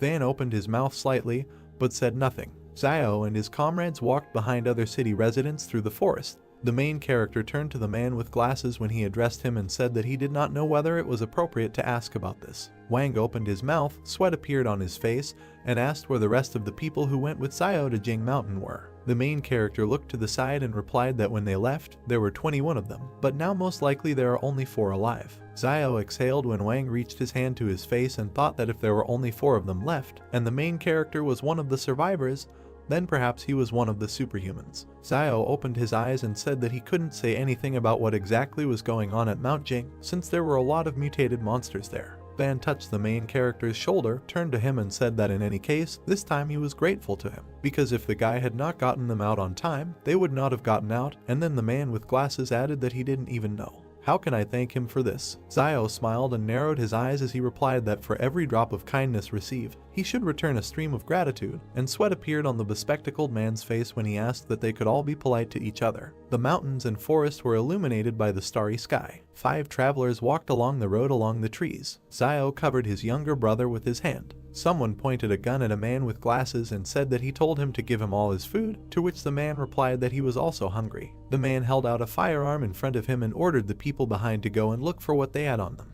The man in the blue shirt raised his hands and asked them how these tramps could touch them, the people of their fortress. The man with the gun in his hand opened his mouth and replied that back then he was still the director of the sand and gravel factory named Yen. The bespectacled man staggered and screamed when Yen shot him. The man fell to the ground when the plant director said that Fortress 113 had disappeared, and that in Fortress 109 everyone was starting over. Yihan smiled and added that the one with the gun was now in charge, and that he was not the type to kill innocent people indiscriminately, so if they behaved well, he would let them live. The director of the factory pointed in the direction of the 3 men and told them to go and search all the people one by one, and then bring him everything of value that they had.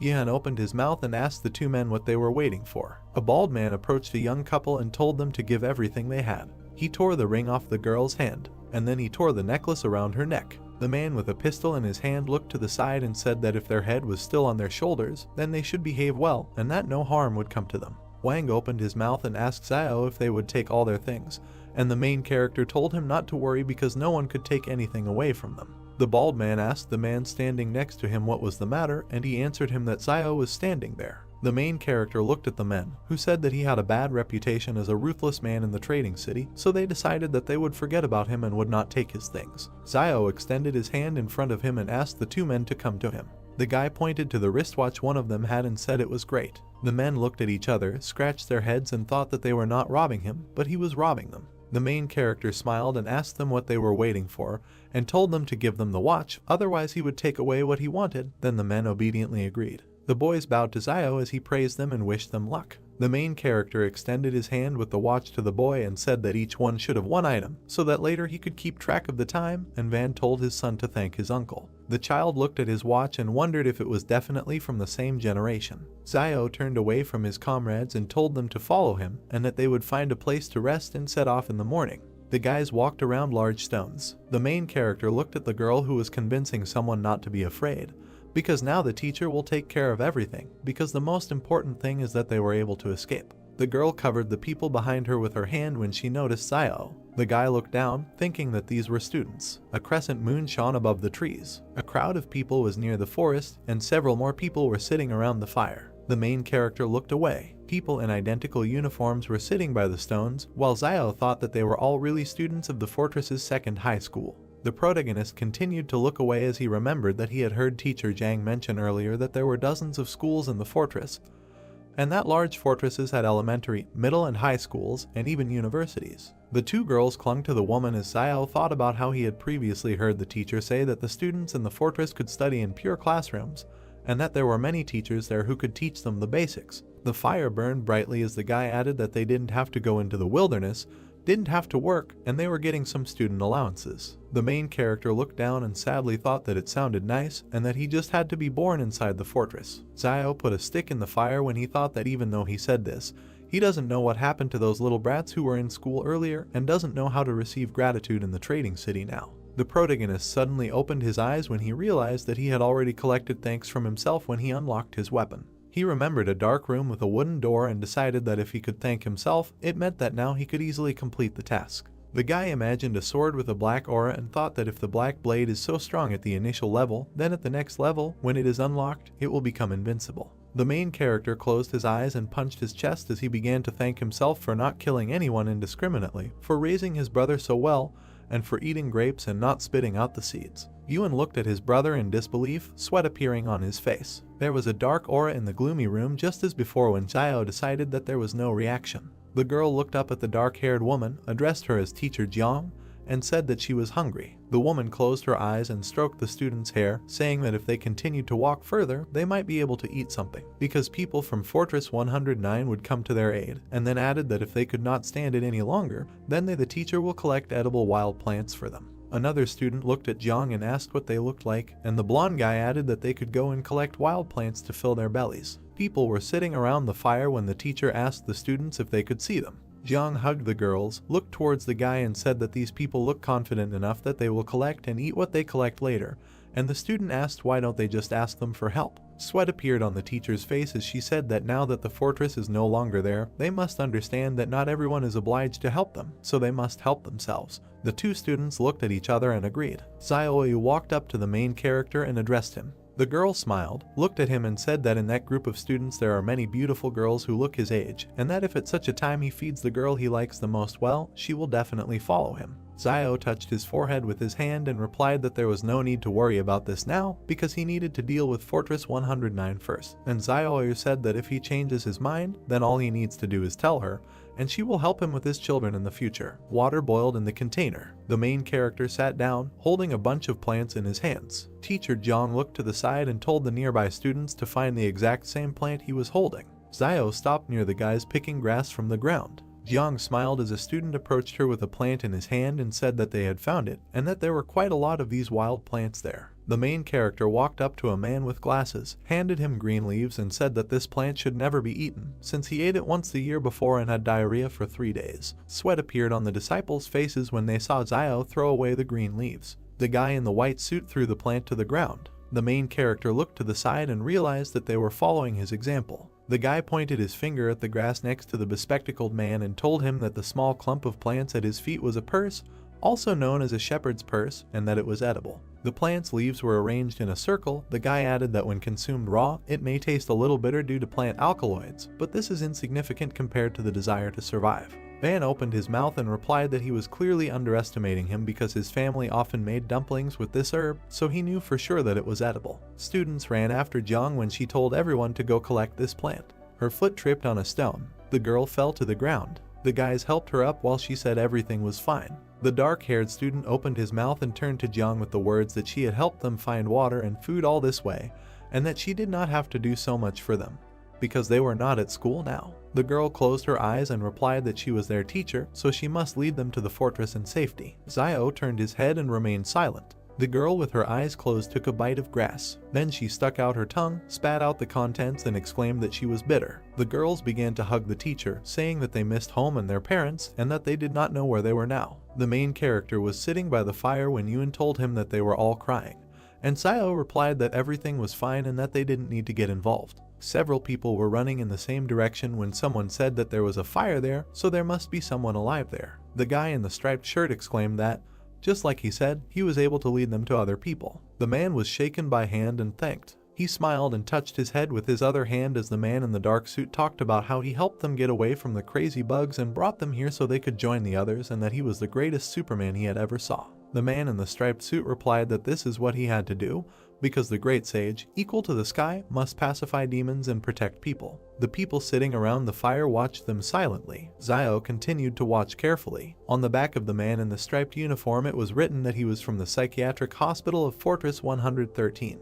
The main character looked forward emotionlessly and thought that the guy had a mental illness. The men standing behind their savior were talking about how he was an escapee from a mental hospital and not one of those whom the King Consortium had captured some time ago, and that he was still a superhuman who could summon a stick and become physically very strong. People surrounded the guy in the striped uniform and kept talking about how he claimed to be the reincarnation of a great sage equal to the sky and that they didn't know if it was true or not.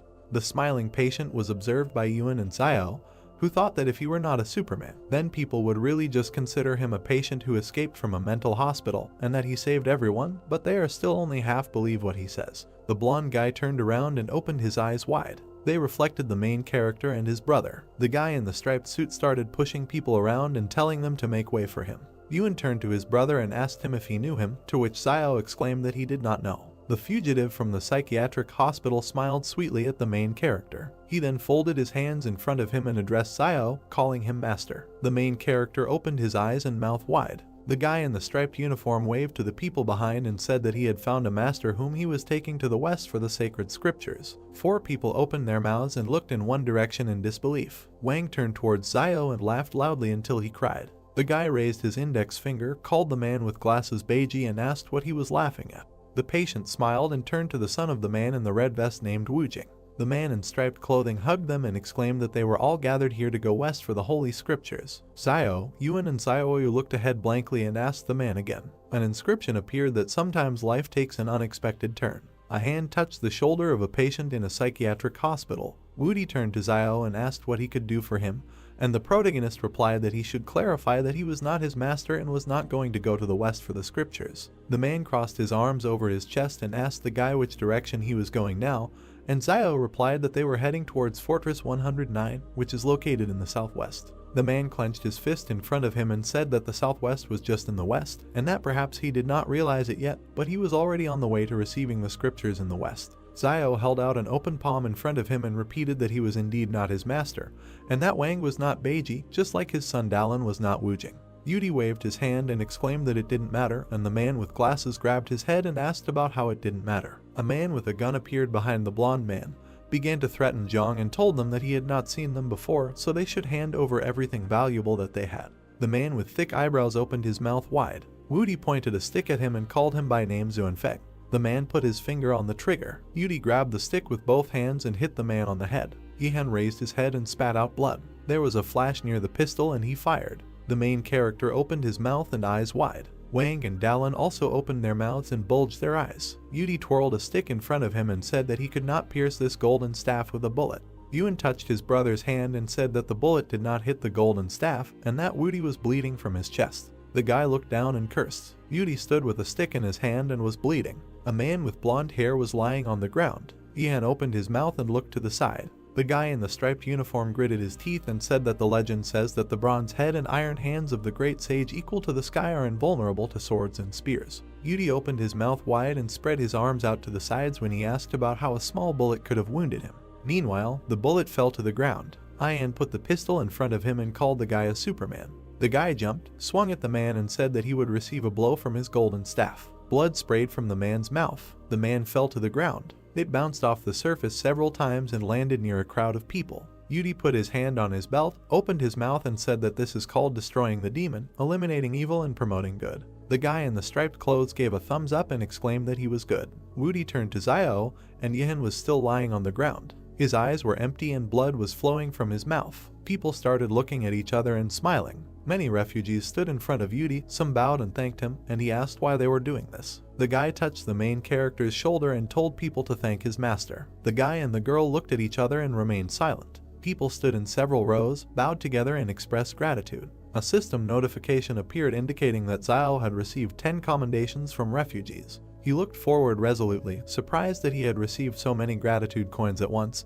and thought that usually he had to work hard to get them, but now he did it without difficulty. The main character touched Yudi's hand, called him his student and asked if his wound hurt, and then offered him his medicine for external wounds. Xiaoyu, Yuan, Wang and Dallin looked ahead blankly, thinking that going west to get the scriptures was foolhardy. Xiao put out his hand, smiled and asked the man with glasses to bring his older brother something to eat. Van clenched his fists and exclaimed that he himself is Beiji. Everyone was sitting around the fire when the main character turned to Yudi and advised him to eat more slowly, despite the fact that he was very hungry. The guy closed his eyes and thanked Xiao and Beiji, who were sitting next to him, when another gratitude notification was displayed, and the main character thought that this relationship between master and student seems very good. Woody touched the back of his head with his hand and told his master that he was still hungry, and Xiao thought that he was a good fighter, but he eats a lot. The main character closed his eyes and asked Woody if he knew what alms were. The guy replied that he knew. The master looked the student in the eyes and said that he was sending him to some people to ask them to prepare some lean rice and then return. He pointed his finger at some people sitting on the ground and said that they had all helped the man with the gun in robberies before, and that now they most likely had a lot of things left. Woody put his palm to his forehead. The guy jumped high and told Xiao that he was going. The main character turned his head, smiled and said that this man was quite funny. The hand took the food. Xiao took a small bite while he thought about how recently, more and more, it seems that everyone's unusual abilities are more or less related to spiritual power. He remembered the lieutenant and thought that there was a direct relationship between the Shadow's combat power and his spiritual power. Xiao looked at Woody and decided that he expressed this even more obviously, since he imagined himself to be a great sage equal to heaven. His golden staff had actually appeared, and he himself was gradually approaching an inhuman state in his physical qualities. Sitting by the fire, the main character looked sternly ahead and thought about his spiritual strength, but realized that there was no clear answer yet. Feet walked on the ground. Jiang touched her hair with her hand and asked Xiao if she could take some fire. Jiang timidly asked to exchange some fire for their dry firewood. The guy looked up and agreed. The girl leaned towards the fire and thanked him. The hero received thanks from her and the tramps. They leave, saying that they now have fire. The guy thought sadly that for people who have no experience of surviving in the wild, it is very difficult to survive in such conditions. Woody with bags of food hands Xiao a bar. He replied that he is not hungry, he got it himself, let him keep it for himself. Heroes at the campfire, Woody said that then he would not be polite. Xiao replied, what is the point of being polite? They are all on their own. Woody took out a pistol. Van catches the weapon. The guy told him to take it for his protection. The gun is in the hands of the old man. He thanked the guy. He makes hoarse sounds. Wang with a questioning expression on his face. Woody closed his eyes. Saliva came out of his mouth. The man was surprised, so calmly he took it and fell asleep. Xiao looks at the guy thoughtfully, thinking that although he looks pugnacious, the thought that he is deceiving him is not very pleasant. They say that fools are lucky. One might say this is his gift. Yuan approached his brother and invited him to go to bed first, since he was also tired today, and he would watch the first half of the night. The boy extended his hand to the hero, who was sitting with his back. He objected. Yuan will go to bed first and will be on duty in the second half of the night. He tried to object. Xiao looked around and said angrily, let him go to bed quickly and not waste time. Beads of sweat on Yuan's face, thoughtful. He leaves, lowering his hands, sighing. The boy went to sleep on the ground. The hero frowned, sat by the fire, thought that they were halfway to Fortress 109. It would be great if they could take advantage of the chaos and get there. Behind the hero are gold coins and jars. He thought that the gold he hid in the palace and the medicine should be enough to keep them afloat. In the background are the shadows of people in front of the fortress. The guy thought that if they couldn't get inside, it would be worth settling in a trading town outside of Fortress 109. Beauty stretched, surprised that the hero was not yet sleeping. He scratched the back of his head. Zio asked, "He fell asleep not long ago. Why did he wake up?" He laughed. It seems he doesn't know yet. Next to the guy is a monkey in traditional clothes. He explained that since he learned that he is the reincarnation of a great sage equal to heaven, he sleeps 3 to 4 hours a day, and this is enough for him, as if he slept as usual all night. Zio was confused whether this was even possible. They were sitting by the fire. The hero bowed his head, asked how old he was. The guy clarified how many thousands of years old, and said that no one knows how many reincarnations he experienced in past lives. With a dissatisfied grimace, Zio clarified that he was talking about this life, thinking how difficult it is not to send him away in conversation. Beauty raised his hands, yawned, replied that he was 22 years old. The hero thought that he was 5 years younger than him and somehow became his master. These are those same legendary young men. Zio raised his hand and asked, so he was taken to a mental hospital by private troops. The guy raised his fist and replied that no, he was sent there a few years ago. They did not believe that he was the reincarnation of a great sage equal to heaven. But some time ago, no one knows what happened, but suddenly he was transferred to a new hospital. They took blood and things like that. Zio asked if he knew Baojin. Beauty put his hand on his chest, leaned over, and asked if this was the bubble blower. He knew him. He was lying in the next room. He raised his index finger and added that before that, there was another patient, who then disappeared somewhere. The hero raised his fist to his chin and thought, Woody really came from a mental hospital and lived next to Baojin. Zio thought that the people in the fortress were dissecting such people, but now it looks like they are just taking some blood from them. He froze in surprise. According to Yudi, there were originally 3 superhumans imprisoned together, but one disappeared. He was worried about where the third had gone. Zio glanced gloomily at the guy and asked if he had any plans for the future. He rose from his seat, clenched his fist, proudly said that he would accompany the master to the west. The hero asked what if he did not want to go to the west. The guy shuddered, his face changed. Stuttering, he asked if he didn't want to. He got down on all fours, dropped the stick, said in frustration that all these years he had been thinking about this day and night. This is what kept him from sleeping peacefully at night. He wanted to find his master and go to the west together to get the sacred scriptures, to pacify demons and eliminate violence along the way. But now his master said he did not want to go west. He crawled to the hero, grabbed the half of his robe and said that he had to go. Zio pursed his lips, looked down, thought, just look at this face, it looks like I'll have to go there. It won't hurt to learn about the West. Teacher Zhang also mentioned this. Yudi looked at the guy. He took him by the hand and asked if he knew where this Western paradise was. He replied that he didn't know. The guy turned away, raised his fists, and thought with a grin, if he doesn't know, that's good. Woody raised his hands contentedly when Zio told him not to worry and leave the rest to his master. Trees with green crown, rays of sun. The hero looks at the refugees, they cough. Zio's thoughtful look. Ewan, with a backpack on his back, looked back and noticed that his brother had woken up. A serious face, looking at a man choking from coughing. The hero thought what was wrong with everyone. Did the long journey and lack of sleep provoke the flu? No, something is wrong. The guy looked at his comrades and said that they needed to hurry. An infection zone had formed here, and if they did not leave quickly, they could also become infected. Wang raised his hands in fear and asked, is the infection zone? Then of course we need to go. The hero and his team leave. The old man hurries everyone forward. Woody extended his palm to the departing Zio and said that it is better to save a person's life than to build 7 floors for the monastery.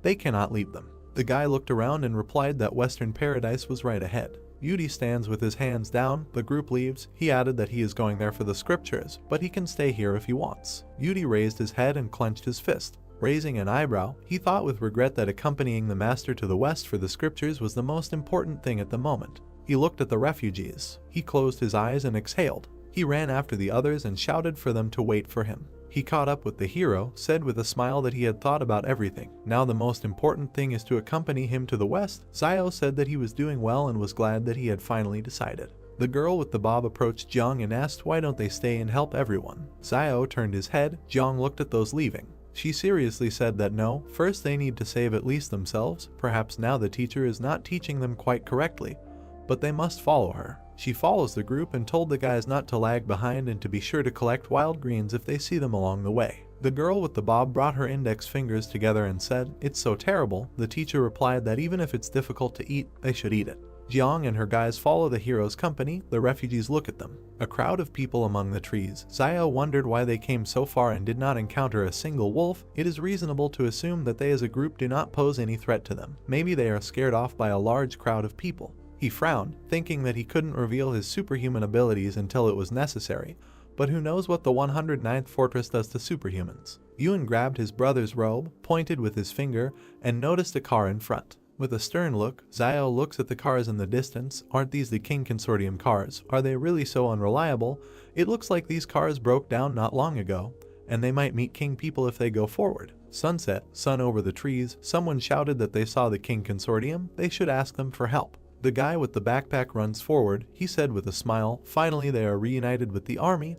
They are saved. Xiao clenched his fists. Yuan looked at him questioningly. The guy told them to wait and not go there. At the car's land and his soldiers, Xiao wondered why this fat man was moving so slowly. The soldiers were sitting on the ground, talking, but he was surprised that he did not leave the wounded soldier to go on his own. The doe, with a cigar in his teeth, raised an eyebrow. The man stood up. The hero thought that this fat man was funny and put the seat cover on himself when he got out of the car. Refugees stand in front of the army with clenched fists. The doe shuddered and shouted that they should quickly take away all the weapons, if they had them, so that these refugees would not make a noise in their camp. The soldiers load their weapons. The doe turns away. The guys stopped, scared, walked next to the hero, looking forward. Two soldiers approached the hero. The military men were near the fire. The refugees were sitting to the side. Yuan is sitting on the ground. Xiao approached his brother and said that it was already late. He needed to find a place to stay somewhere nearby. Wang approached the hero and whispered whether it was dangerous for them to be so close to the people from the King Consortium because they killed several pursuers when they fled. The guy looked back. He looks towards the camp and replied that everything should be in order. They can stay here with peace of mind. If something bad happens, they will simply run away into the wasteland again. The heroes are sitting by the fire. Xiao said that in the current state of affairs it is better for them to follow the main group for now.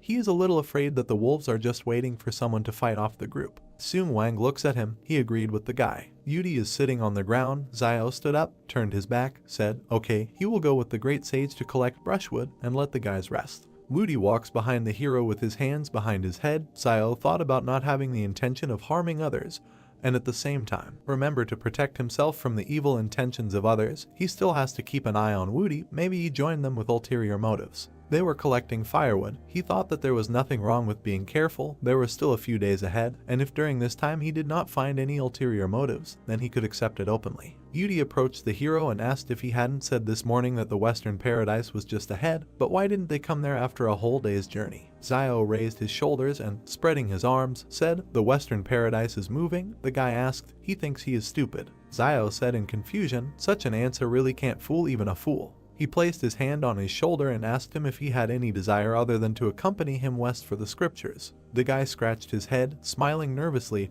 replied that indeed there was another desire. The hero asked what. Drops of sweat on Xiao's face. Surprised, the guy replied that he was looking for a girl named Zixia. Wudi sternly said that after his reincarnation, there are two things he must do. The first is to accompany the master to the west for the scriptures, and the second is to find Zixia. He raised his fist. There was a glow all around. Xiao doesn't understand. This is also something from the plot of Journey to the West.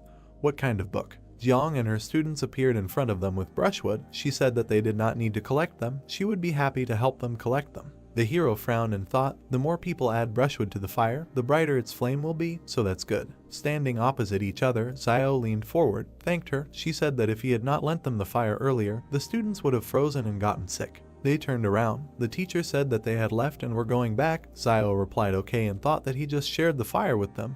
Nothing complicated, but he didn't expect that they would want to repay him for this. A girl with long hair with brushwood in her hands approached Yudi. She closed her eyes, smiled, and shyly said that he was so handsome. The guy opened his mouth in surprise and remained silent. He folded his hands and said, thank you, parishioner. The girl exclaimed, parishioner. Xiao waves his hand. He told them to come here. He found something good, and he needs to call the students for help. Saliva coming out of his mouth, the hero looks at the brown fruits on the ground, thinking that it looks like they won't be hungry today. Tree, starry sky. People are divided into groups, sitting around fires. Yudi sits with potatoes in his hands by the fire. I ate them with pleasure. Heroes at the campfire. Xiao looked at Wudi suspiciously. A guy with his mouth full, perplexed. Xiao, with a potato in his hand, closed his eyes. Wudi looked at him and asked him what he thought. Their team was still missing something. The hero didn't understand what that meant. Hand on forehead, looking at Yuan and Xiaoyu, said that the white dragon horse is also missing. Picking his little finger in his ear, he said that there is no need to look at him like that, none of them are white dragon horses, and he will not mistakenly identify them. The brother and sister breathed a sigh of relief. Sun Wang asked him in fear, he meant that they were definitely Beiji and Sha. The hero is eating. Behind, Jiang tells the students to hold on. They will soon arrive at Fortress 109. Xiao thinks that he did not expect that Woody has his own internal logic despite his madness. The teacher held vegetables in her hands and told the students that they should take the sweet potatoes they dug with them. It was better to be tired on the road than to be hungry. A guy with white hair eating potatoes asked Jiang if they could really get to the fortress safely. She replied that it should be possible. They just have to follow that young man and they will succeed. He mockingly called the teacher. Pointing his finger to the side, Jiang asked what happened. He was not feeling well. The guy asked her to look there. Hand on chin, Jiang looking to the side, Xiao turned around. She put her palms to her cheeks and said why the guys didn't warn her. The students laughed and the teacher blushed. The soldier approached the boss, who was sitting under a tree eating, and asked if he thought his brother would send someone to save him. Lan looks at his lunch, replied that he was a little worried about him. He was still there when something went wrong with Mount Jing, and now he is not sure whether he is alive or not. The soldier said that he thinks that King will be fine. He is a person who is always confident in what he does. Cracks in the ground, Lan objected, so sure, this time this is not an ordinary emergency. This earthquake and volcanic eruption are a natural disaster and anything can happen. Food on a stick, Lan looks to the side, said, they are so close to Fortress 112, if something went wrong with their fortress, he is afraid that 112 will also collapse. He is afraid that his brother will face a very severe punishment within the consortium, since the consortium lost 2 fortresses at once. The soldier put his hand on his chest and said, but it's not their fault, any fortress would not withstand it. A drop of sweat on his temple, Lan said thoughtfully, in the past, his brother made too many enemies in the consortium. Sitting with his back explained, since he killed so many people from other consortiums a while ago, the consortium will be worried that he will be difficult to control and they will ask him to clear his head for a while. But this is all temporary, since they still need that for Zheng to do his job, because others will not do it as well as him. A month in the sky, the man added that they would not be as ruthless as him. A bald man approached a guy in a white suit with a blue tie, told the boss that the consortium bureau wanted him to answer the phone. The guy asked him to tell them that he didn't have time. The man with the phone to his ear said that he understood and would definitely convey it. He put down the phone, followed the guy, said that fortresses 112 and 113 were no more. He replied that he had guessed. The man looked to the side, with regret on his face, and began to convey what else they said. The guy looked back thoughtfully. He stepped forward and added that they wanted him to proceed to Fortress 111 for investigation as soon as he got off the mountain, and that without permission he could not leave the confines of Fortress 111. He extended his hand to the leaving guy and asked if we were talking about house arrest. He remained silent. Mouth open, the guy replied that it had been a long time since he returned to Fortress 111. He put his hands in his trouser pockets, said to call Lu from Fortress 109 and asked him to send someone to look for Lan. The man replied that this fortress is controlled by the Lai Consortium and Lu, as its manager, may not have much say in the matter. The guy looks ahead and noticed that there is always the opportunity to send several private troops. He pointed his finger forward and sternly told him to tell him that if he did not find the dough, he would die. A doe opposite the refugees sitting around the fires, chewing his food, smelling the potatoes, thought that these poor people know how to be practical in everyday life. A stick with a piece of food in his hand, closed his eyes, called Tang and said that he would go there and buy fried sweet potatoes and come back. Beads of sweat on his face, Tan raised his palms and asked if they couldn't just take some from them. The doe jumped up, hit him on the head and shouted that he wouldn't bat an eyelid if he had to kill someone from the flame source.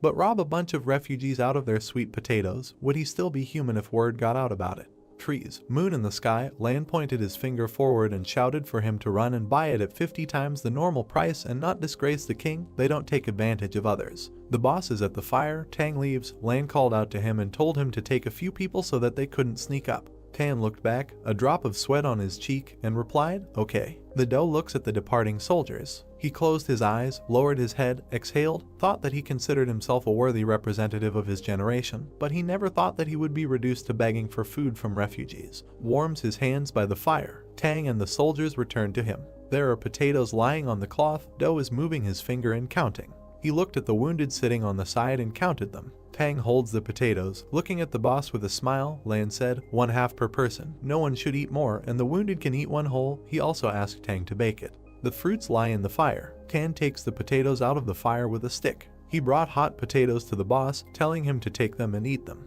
The doe divided the fruit in half. He handed one half to the soldier, said, "Here, half for one." Tan said that he didn't have to do this, asked how he could take only half. Lan said to close this topic already and take it, he's hot. The soldiers gathered around the boss. He said that now he does not have time to tell them about all this, but when they get to Fortress 109, he will invite them all to enjoy life. He pounded his chest with his fist and said with a smile, all of them who escaped this disaster will be blessed after it. The soldiers raised their fists up, smiling. Tang said, "That's right, even in a great disaster, blessings can be found." Birds flew up from the trees and a cry was heard. The man hit the woman on the cheek and she fell. He said irritably, "What's the point of pretending to be innocent after she ate the sweet potato he dug up? Her man had long since died in the fort. If he hadn't pulled her out, would she be alive now?" The girl was crying, covered her face with her hand, and said that she would give him money for the sweet potatoes when they got to 109 strength. He grabbed her face with his hand and said angrily, "What can she give him? They will all have nothing when they reach Fortress 109. He pulled her by the hair, shouting to the men standing nearby to come with him. The refugees silently look away. Xiao was frightened. Behind him, with his hands on his hips, stood Yudi. He shouted, "Stop." He ran forward and shouted menacingly, "So it is he, the king of leopards, who is muddying the waters here." He grabbed the smoldering stick. The man looked around in fear. Yudi swung his stick and the man ran away. "I hit him and he fell." The girl ran up to the beaten man, shouted what he had done, "Let them get out of here." Hand to temple, the guy is perplexed, pursing his lips. Having lowered his hands and head, he returns to the heroes sitting by the fire. He sat down on a log and lowered his head into his hands. Xiao looked at him gloomily and thought, "This man is really funny." He put his hand on his shoulder, the guy raised his head. Xiao thought that he was just making up a magical name for anyone he wanted to beat. He was a great sage equal to heaven, so he had to fight demons. He asked what if in the future he faced hundreds of enemies one after another, and he doesn't have enough names of demons. Heroes in traditional clothes, Woody with a rod crouched in front of Xiao, replied that everything is fine, the names of the demons can be repeated. The hero kicked him, asked if he was faking or stupid, what happened to the promise not to make mistakes in personalities. Plant in hand, resting his head on his hand, asked Xiao why he thought that woman told him to get away when he defeated the Leopard King. Yudi rests his head on his hand, a tired look. The hero looks at him, he thought, because human nature is so complex that some people are better off not being saved. He didn't want to talk to him about it. He seems to be fine without it.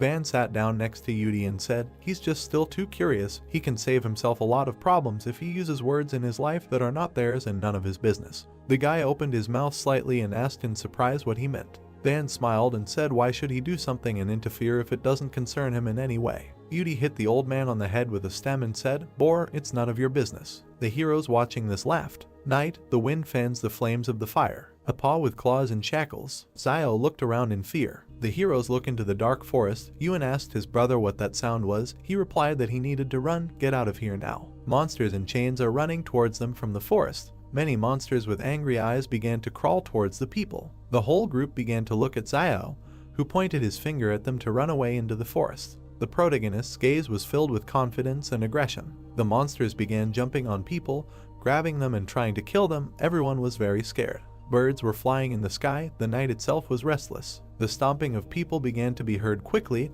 Everyone ran as fast as they could. The group quickly ran to meet some people who began to look at them. The two men looked at the group. One was calmly silent, and the second was pointing a weapon at them, gritting his teeth. Xiao began to scream in fear and try to calm the men, telling them not to shoot and to run too. The man began to tell his assistant not to shoot and to follow them, so that they would first listen and then move away as far as possible. The main character began to grit his teeth angrily, saying that if the guy had opened a weapon, there would have been much more losses and it would be better to run away with the troops now, since at least they have firearms and this is better than revealing their abilities. One of the soldiers was wounded in the leg and held on to the second, slowly limping. The troops quickly ran behind the group, shouting for everyone to move. The soldiers and the group began to stand opposite the monsters. The monsters began to open their mouths wide and look at people with red, bloody eyes. The main man began to scream in fear about what kind of monster he was and who he was. The monsters began to jump on people with anger. The child began to hold on to his father, crying and screaming. His dad tried to calm him down, but he couldn't do it. Meanwhile, Xiao confidently watched the monsters. The main character began to look at everyone who stood behind him and say that the screams behind them were getting closer and the test subjects could now catch up with them. Xiao began to look askance at all the people, telling them that they could no longer retreat and that first they needed to look at King's reaction. The main man began to look at Xiao in fear, telling his assistant to take a team of people and go with the wounded, and when they get to Fortress 109, they might ask him to come and help. The assistant began to grit his teeth, telling his boss that he would not leave him. The man grabbed the weapon from the assistant and pointed it at everyone and began telling them to behave without arbitrariness and just get out of this situation alive.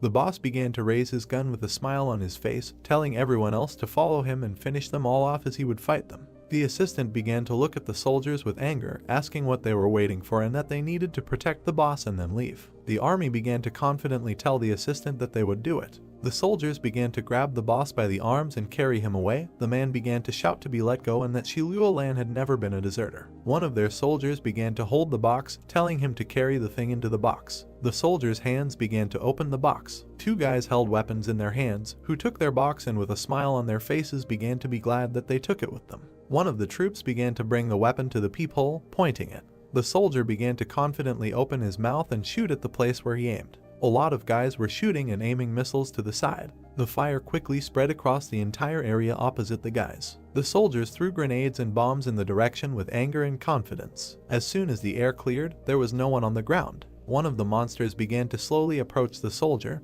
who was throwing grenades in the other direction. The guy wounded in the eye began to look in the direction where the sounds were mocking. The wild monster aimed its bloody teeth at the soldier's neck, killing him completely. The guy clenched his teeth and began to look at the monster out of the corner of his eye. The man's hand began to quickly open the grenade. There was a huge explosion on the spot as everyone else looked on. Xiao looked to the side through the smoke, gritting his teeth. One guy's foot began to move towards the monsters. The guy with white hair and a golden wand began to open his mouth wide and tell the brave demons to see where they could run now. The main character began to confidently look forward, telling his assistant Yudi to go in the other direction. Xiao began to look at the monsters, holding his sword tightly. Yudi with a smile on his face began to look at the main character, telling him that in this life he is more deadly and much better than in his previous life when they were indecisive. Xiao began to cut the monsters in half with quick movements. The guy began to look at the people looking at him and shouted at them to run away. Old Man Wang, Yuan and Xiaoyu began to look at the main character in fear without doing anything. Xiao began to glare at the people, shouting at them to run away. Yuan began to hold the girl by the hand, taking her away from Xiao. Wang rushed after them, looked at the guy with fear. The brother began to look askance at the main character, saying that now they would only interfere with them. Xiao stood looking at the monsters and called out to Wudi, who was next to him. The main character and his assistant immediately rushed towards the monsters, quickly running towards them. Xiao killed the monsters with deft movements, leaving behind a cloud of dust. The guy began to look to the side, watching something. With his golden wand, Yudi began to hit the very heart of the monsters who were trying to jump on the guy. The guy jumped high into the sky, pointing his weapon at the monsters who were looking at him. Yudi began to quickly swing his stick, killing several monsters at once. The guy stood confidently on the bodies of the monsters, putting his weapon behind his neck. Xiao stood there in shock and looked at Wudi, saying that it was unexpected that this guy's strength was much higher than Xiao himself thought. The guy began to point his finger at himself and, with a smile on his face, tell the monsters that from now on they would call him, but Yudi did not have time to say. Xiao kicked the guy, telling him not to waste time. The main character and his assistant began to run towards the people. Yuan began to look at Xiao, asking if he was okay. The main character answered his brother that he was fine. Xiao began to fearfully look into the depths of the forest, where they were shouting and calling for help. The main character and the others ran towards the sound and saw an overturned car. The boss began screaming from the window, closing his eyes and asking to be pulled out. Yudi hit the car with quick movements, opening the door. The guy stood near the car and told the boss that now 2 of his soldiers were gone. The man stood on his knees, saying nothing. Xiao began to take the boss by the hand, telling him to move and follow him. Lao began gritting his teeth and closing his eyes to tell the main character that he could not leave, even though they saved him. The depths of the forest were black and scary. Xiao began to run away from the soldiers who were fighting and, grabbing the man with him, began to tell him that they had to run away as a pack of wolves were coming towards them. The army covered their ears and shot at the monsters, tried to kill them, but could not, as they survived. The monsters opened their mouths wide and looked at the soldiers. People began to watch as a flock of monsters headed deep into the forest. The soldiers opened their mouths in fear, not knowing what to do. Xiao looked askance at the monsters, wondering if these test subjects were afraid of them.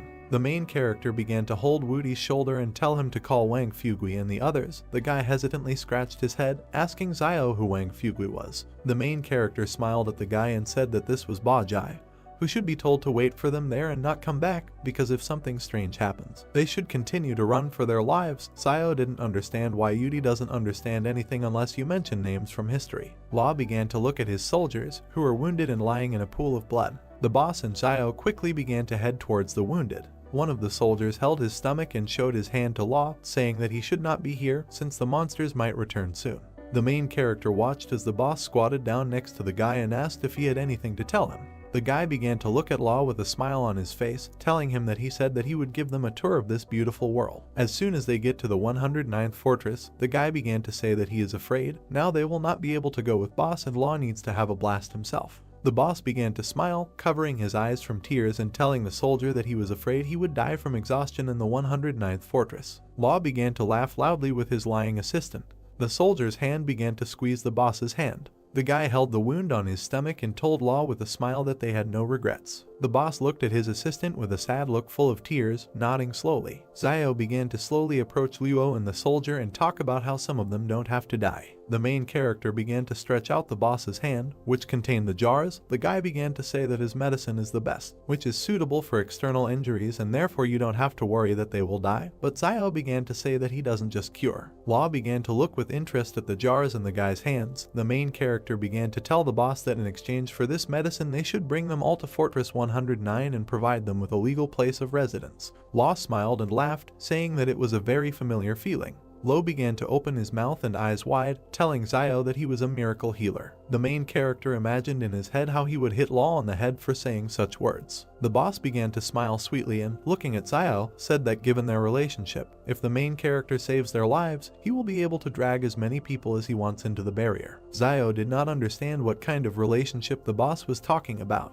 Law laughed and scratched his head from discomfort, saying that they had a relationship between a doctor and a patient. The guy looked at the boss with a smile. Xiao began to close his eyes and throw jars into the boss's hands, saying that he would remain calm and would not ask what diseases he was treating for and that this medicine should be applied to the wounds. Lo began to smile and say that he understood everything. Xiao began to look askance at Luo and holding him by the shoulders, asking if he was thinking of capturing him when he healed his soldiers. The boss held jars and said that in fact his main goal was to catch Zhu Xianchu, and the main character just his accomplice. Xiao smiled, looking at the boss and told him that this was good. Law began to approach the soldier, telling him to hold on. The boss's fingers began to apply medicine to the wounds. The guy immediately began screaming in pain, which was created by the medicine. The main character began to wave his hand at the soldier's wound, telling the boss to hurry up, finish and hit the road. A loud cry of pain from wounds began to be heard from the mountains. Yuan began to look at Xiao with a smile. The main character began to tell all the guys that everything was fine with him and they should move on.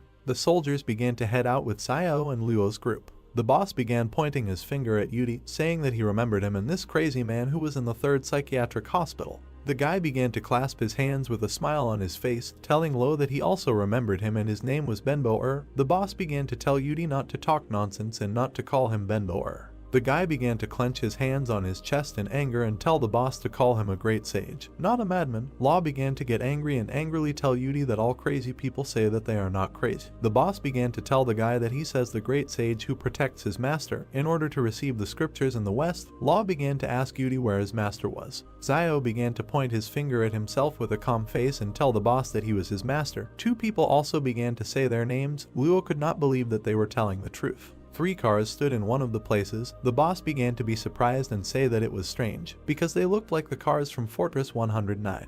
Law began to point his finger up, smiling and saying that most likely they were saved. Law began to sit on the edge of the car seat and hold the walkie-talkie. Questions began to be heard from the walkie-talkie about who he was. Lo began to smile and shout, saying that he was Lolan and he needed to be connected to his brother. The guy at the end of the walkie-talkie began to ask Lo where he was and whose walkie-talkie it was. The guy asked the boss if Lu Yun's people had taken him. The soldier began to talk on the walkie-talkie that on the way he met the vehicles of the 109th fortress and they were probably Lu Yun's men who were attacked along the way. The man began to look ahead confidently, holding the walkie-talkie and telling Luo to take a break when she reached Fortress 109 and not to return to the King Consortium for a while, as the people were going to put him under house arrest for a while and the boss would probably have to suffer a harsher punishment when he returns. The guy began to sigh and tell Luo that when he gets to the 109th fortress, tell Lu Yuan that Ren Xiaosu, Zhu Xianchu, Yang Xiaojin and Luo Zhenyu are wanted, and especially Zhu Xianchu. The boss began to sit in the car, telling the guy that he had one thing,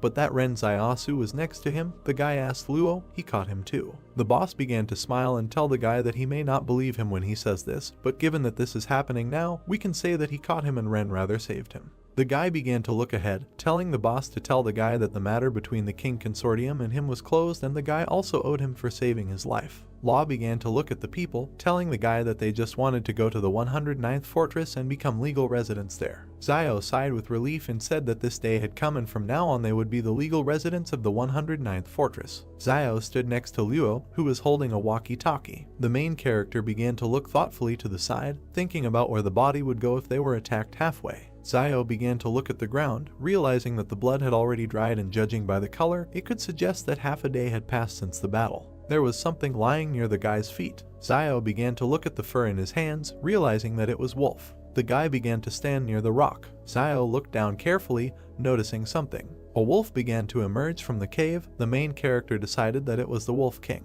The animal began to look at the guy carefully. Zio looked confidently at the wolf, deciding that they had been chasing him all this time. The guy looked at the wolf, who was slowly walking away from Zio, doing nothing. The main character did not understand why he did this. The boss began to raise his hand high, telling everyone to climb in, since now they have a car and everything will be faster. All the people began to look at Zio with a smile, and Yuan began to shout to his brother to sit down and they would leave. The main character began to look at his brother, smiling sweetly. The car began to drive away. Yuan began to ask Zio if they could overcome the barrier. The main character began to say that if they arrived, they would not have to be careful while resting. Zio patted his brother on the head and with a smile on his face told him not to worry and from now on their life would only get better. Van lowered his eyes and sadly began to say that some things were too difficult for him to achieve, but for people on the other hand, they were absolutely familiar. The boss began to pull a cigarette to his mouth, telling everyone not to take it so seriously about what they promise. Luo began to add and say that the kin people can still fulfill their promises and their association will not lie, since this is not, it will make sense. Van's eyes began to look surprised. The man began to smile and tell Luo that Zaiasu saved his life. The boss began to ask Wang if this was true. Wang began to smile and talk about how it was not enough to simply overcome the barrier, and if anyone heard about this, they would think that the kin association was stingy. The gentleman began to look thoughtfully to the side, realizing that when he left the city with Zaiasu, he had already told him what it was worth, so the time had come to prove it. Wang began to look askance at Luo, telling him that he had never shone, so it was difficult for him to participate in negotiations with Luolan, and the guy might even laugh in his face because Van had no pride. The gentleman began to look into the distance, filled with determination and telling himself that there was nothing terrible in this and that he was a grateful person and that his life had been saved. He would do everything in his power to help him. The boss began to look at the man with confusion, holding a cigarette and telling him not to be greedy. Wang began to come too close to Luo, that he was very scared. Wang put his finger in the boss's face, telling him that the kin association has a lot of property in the 109th barrier and it would not be a problem for Luo to give them a store. The boss became scared to say that his life is not worth the store. The man began to look at the boss with surprise and incomprehension,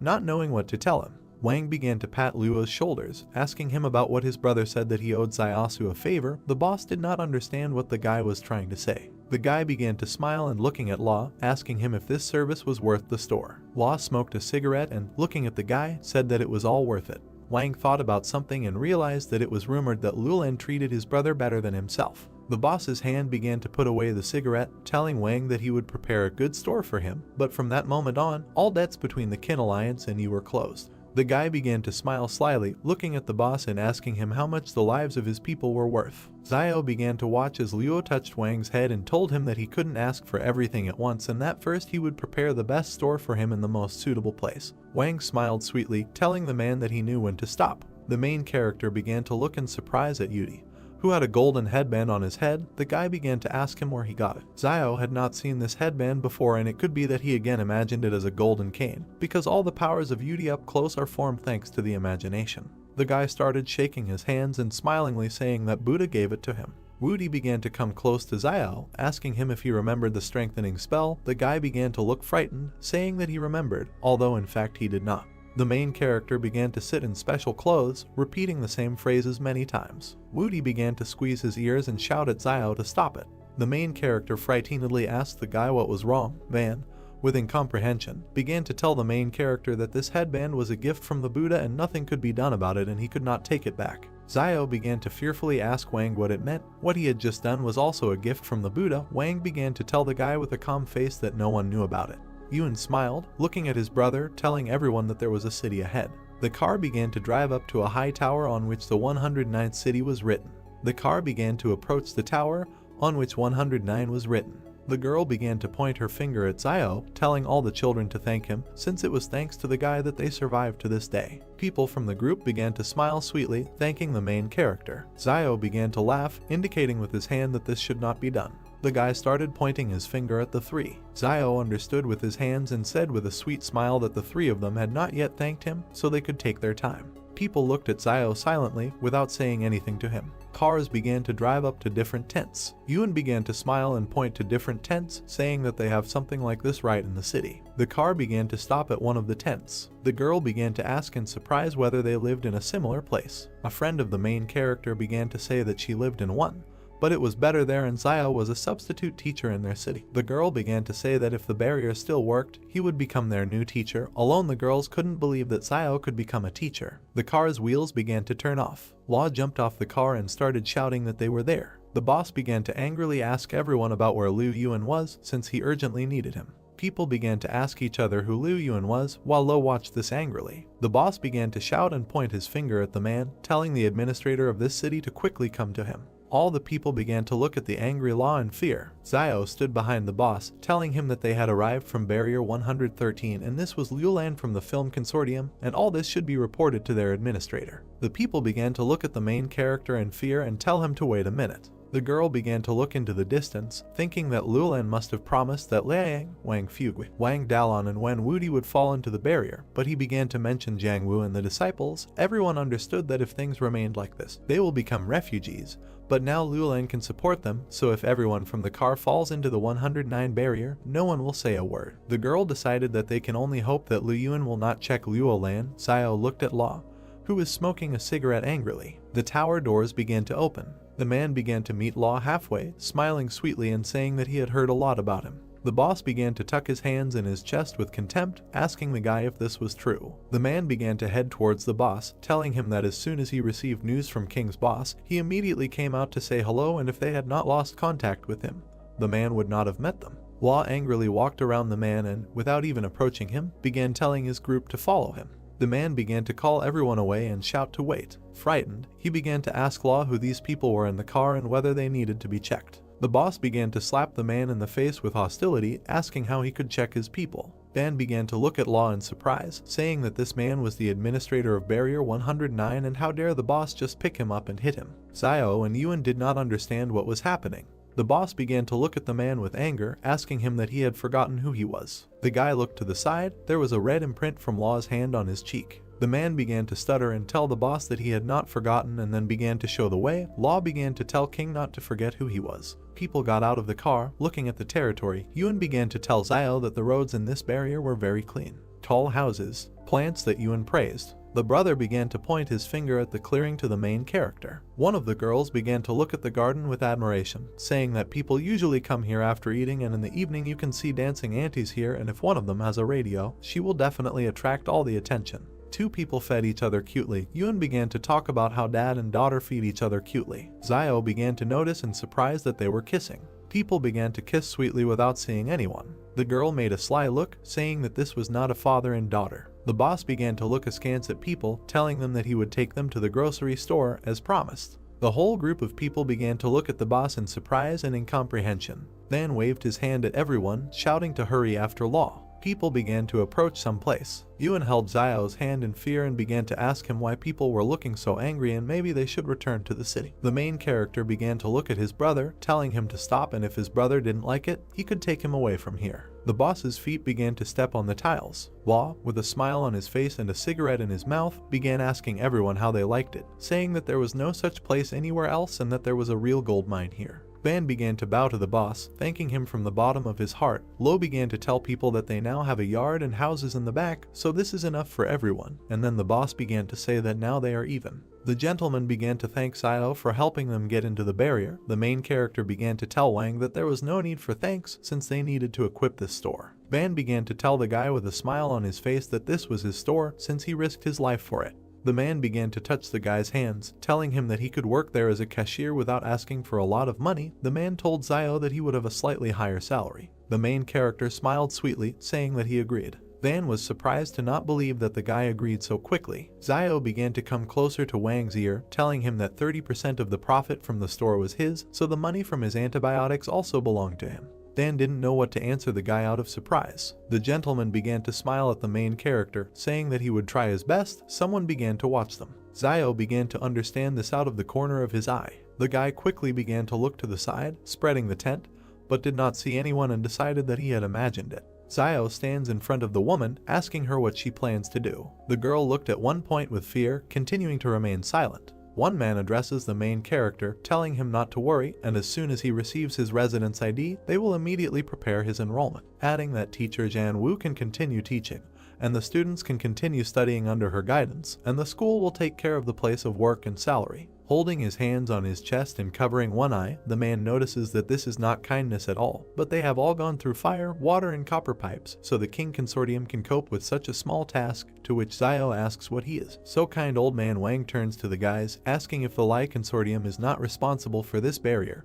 and whether he will keep his promise, to which the man replies that the Lai Consortium will not bother with them over such a trifle. Friendly patting the old man's shoulder, he tells him that matters between the consortiums can be both complex and simple, and if there is no money involved, then everything is fine, to which the man Wang says that he understands him. The main character begins to think that it costs the consortium nothing to enroll a couple of students. Moving quickly and holding his hand on his chin, Zio with a gentle smile asks the uncomprehending guy how much pocket money the school gives to its students, to which the man replies that about 900 per month, and it all depends on the barrier, because the student receives as much as needed to survive for a month. Suddenly, someone grabs Yuan by the shoulders. Zio, towering over his blushing brother, says with a smile that he and Yuan also want to go to school, and money is not a problem, because they just want to study. Holding the other characters, hugging them on his shoulders in front of the shocked man, Zio reveals that not only he, but also Wang Fugui, Wang Dalong, little sister Zioyu, and Chen Wudi, all six want to visit the school, to which the man asks him that Wang Fugui is already over 40 years old and he will also go to school.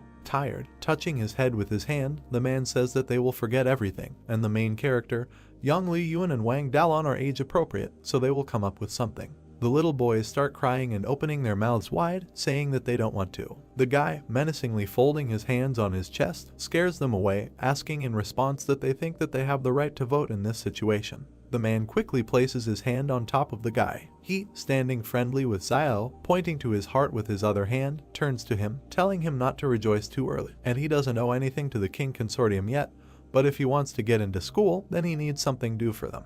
The main character passes the bottle to the man, noting that he knows that Luo needs it. With incomprehension and contempt, the man looks towards the main character leaving with his younger brother, asking himself in his head that he also calls him a fat Luo man. The hero's boots walk briskly across the square among the city houses. Their whole group ends up in a beautiful room with a Chinese concept. The brothers look around. Yuan with interested eyes says that this store turned out to be much better than his expectations, to which the elder tells him that now their lives will be much better. Old man Wang, peeking around the doorway with his son, tells Zio to go and look at something. He points his finger at a building with rooms and a corridor to his team, informing them that there are 3 rooms there and they distribute them in the same way as Sister Zio. There will be a separate room. Uncle Wang will be in one room with Dalon, and he, Lai Yang, and Woody will be in the third. A girl with a pretty look, tucking a strand of hair behind her ear, replies that she understands. The old man pats Dalon on the head, answering the hero with a smile that they all obey him. The girl's hand washes the glass with a rag, as does Dalon on the other side of the same window. Zioyu takes the laundry to other rooms while old man Wang and Yuan clean the house. The character Paley presses the flush button,